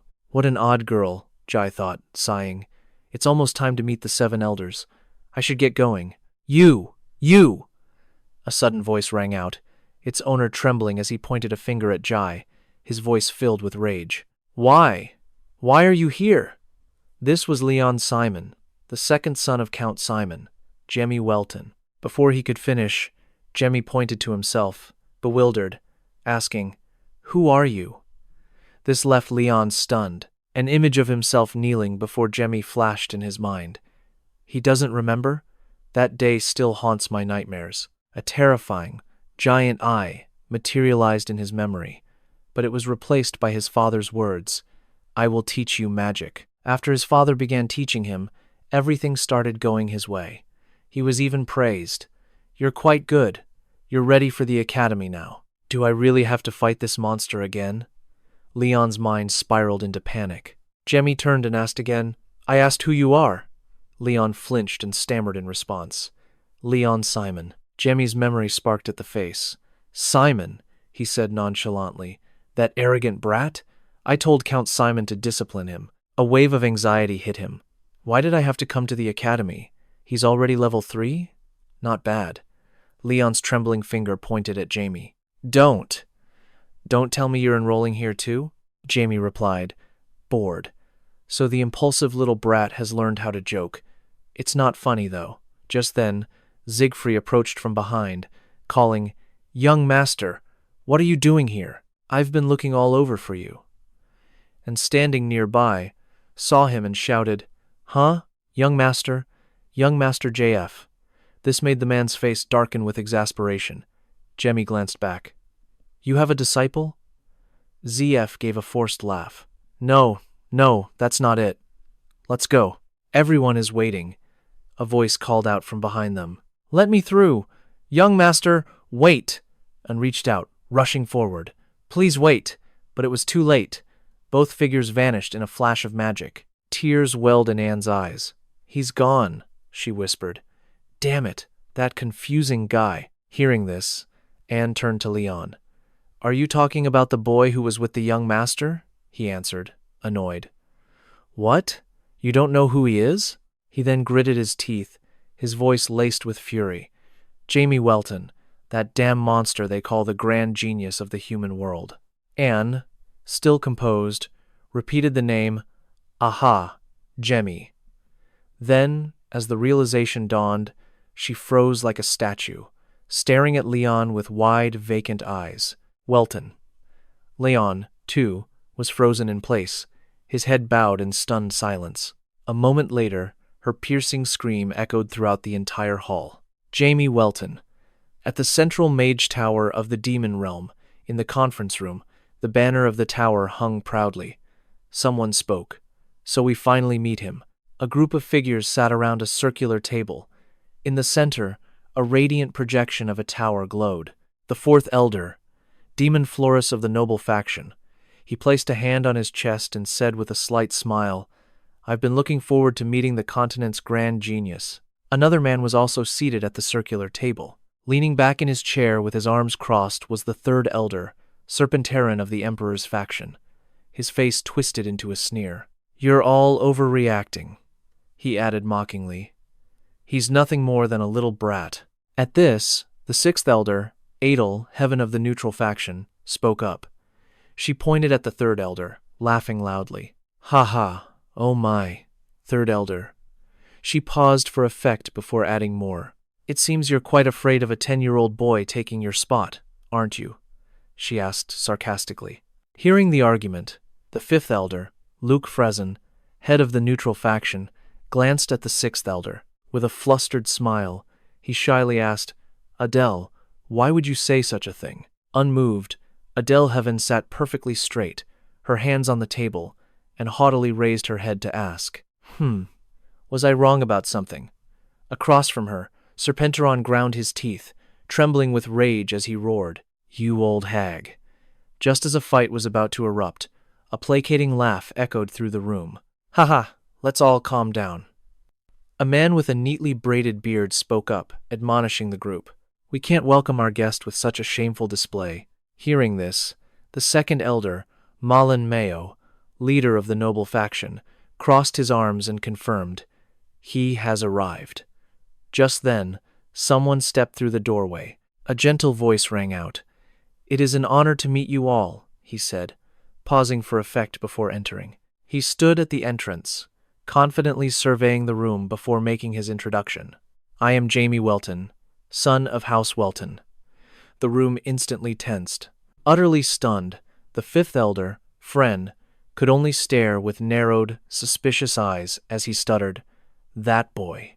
The next moment, the sixth elder, 𝐒𝐒𝐒-𝐓𝐇, stared wide-eyed in disbelief, gasping, "At least the next class up." The fourth elder, Demon Florison, glanced over, his expression still full of contempt. With a huff, the second elder, 𝐒𝐿𝐿, looked up with keen interest, thinking, "The boy has grown so much since our last meeting?" Jamie scanned their wary faces, thinking to himself, "So these are the elders?"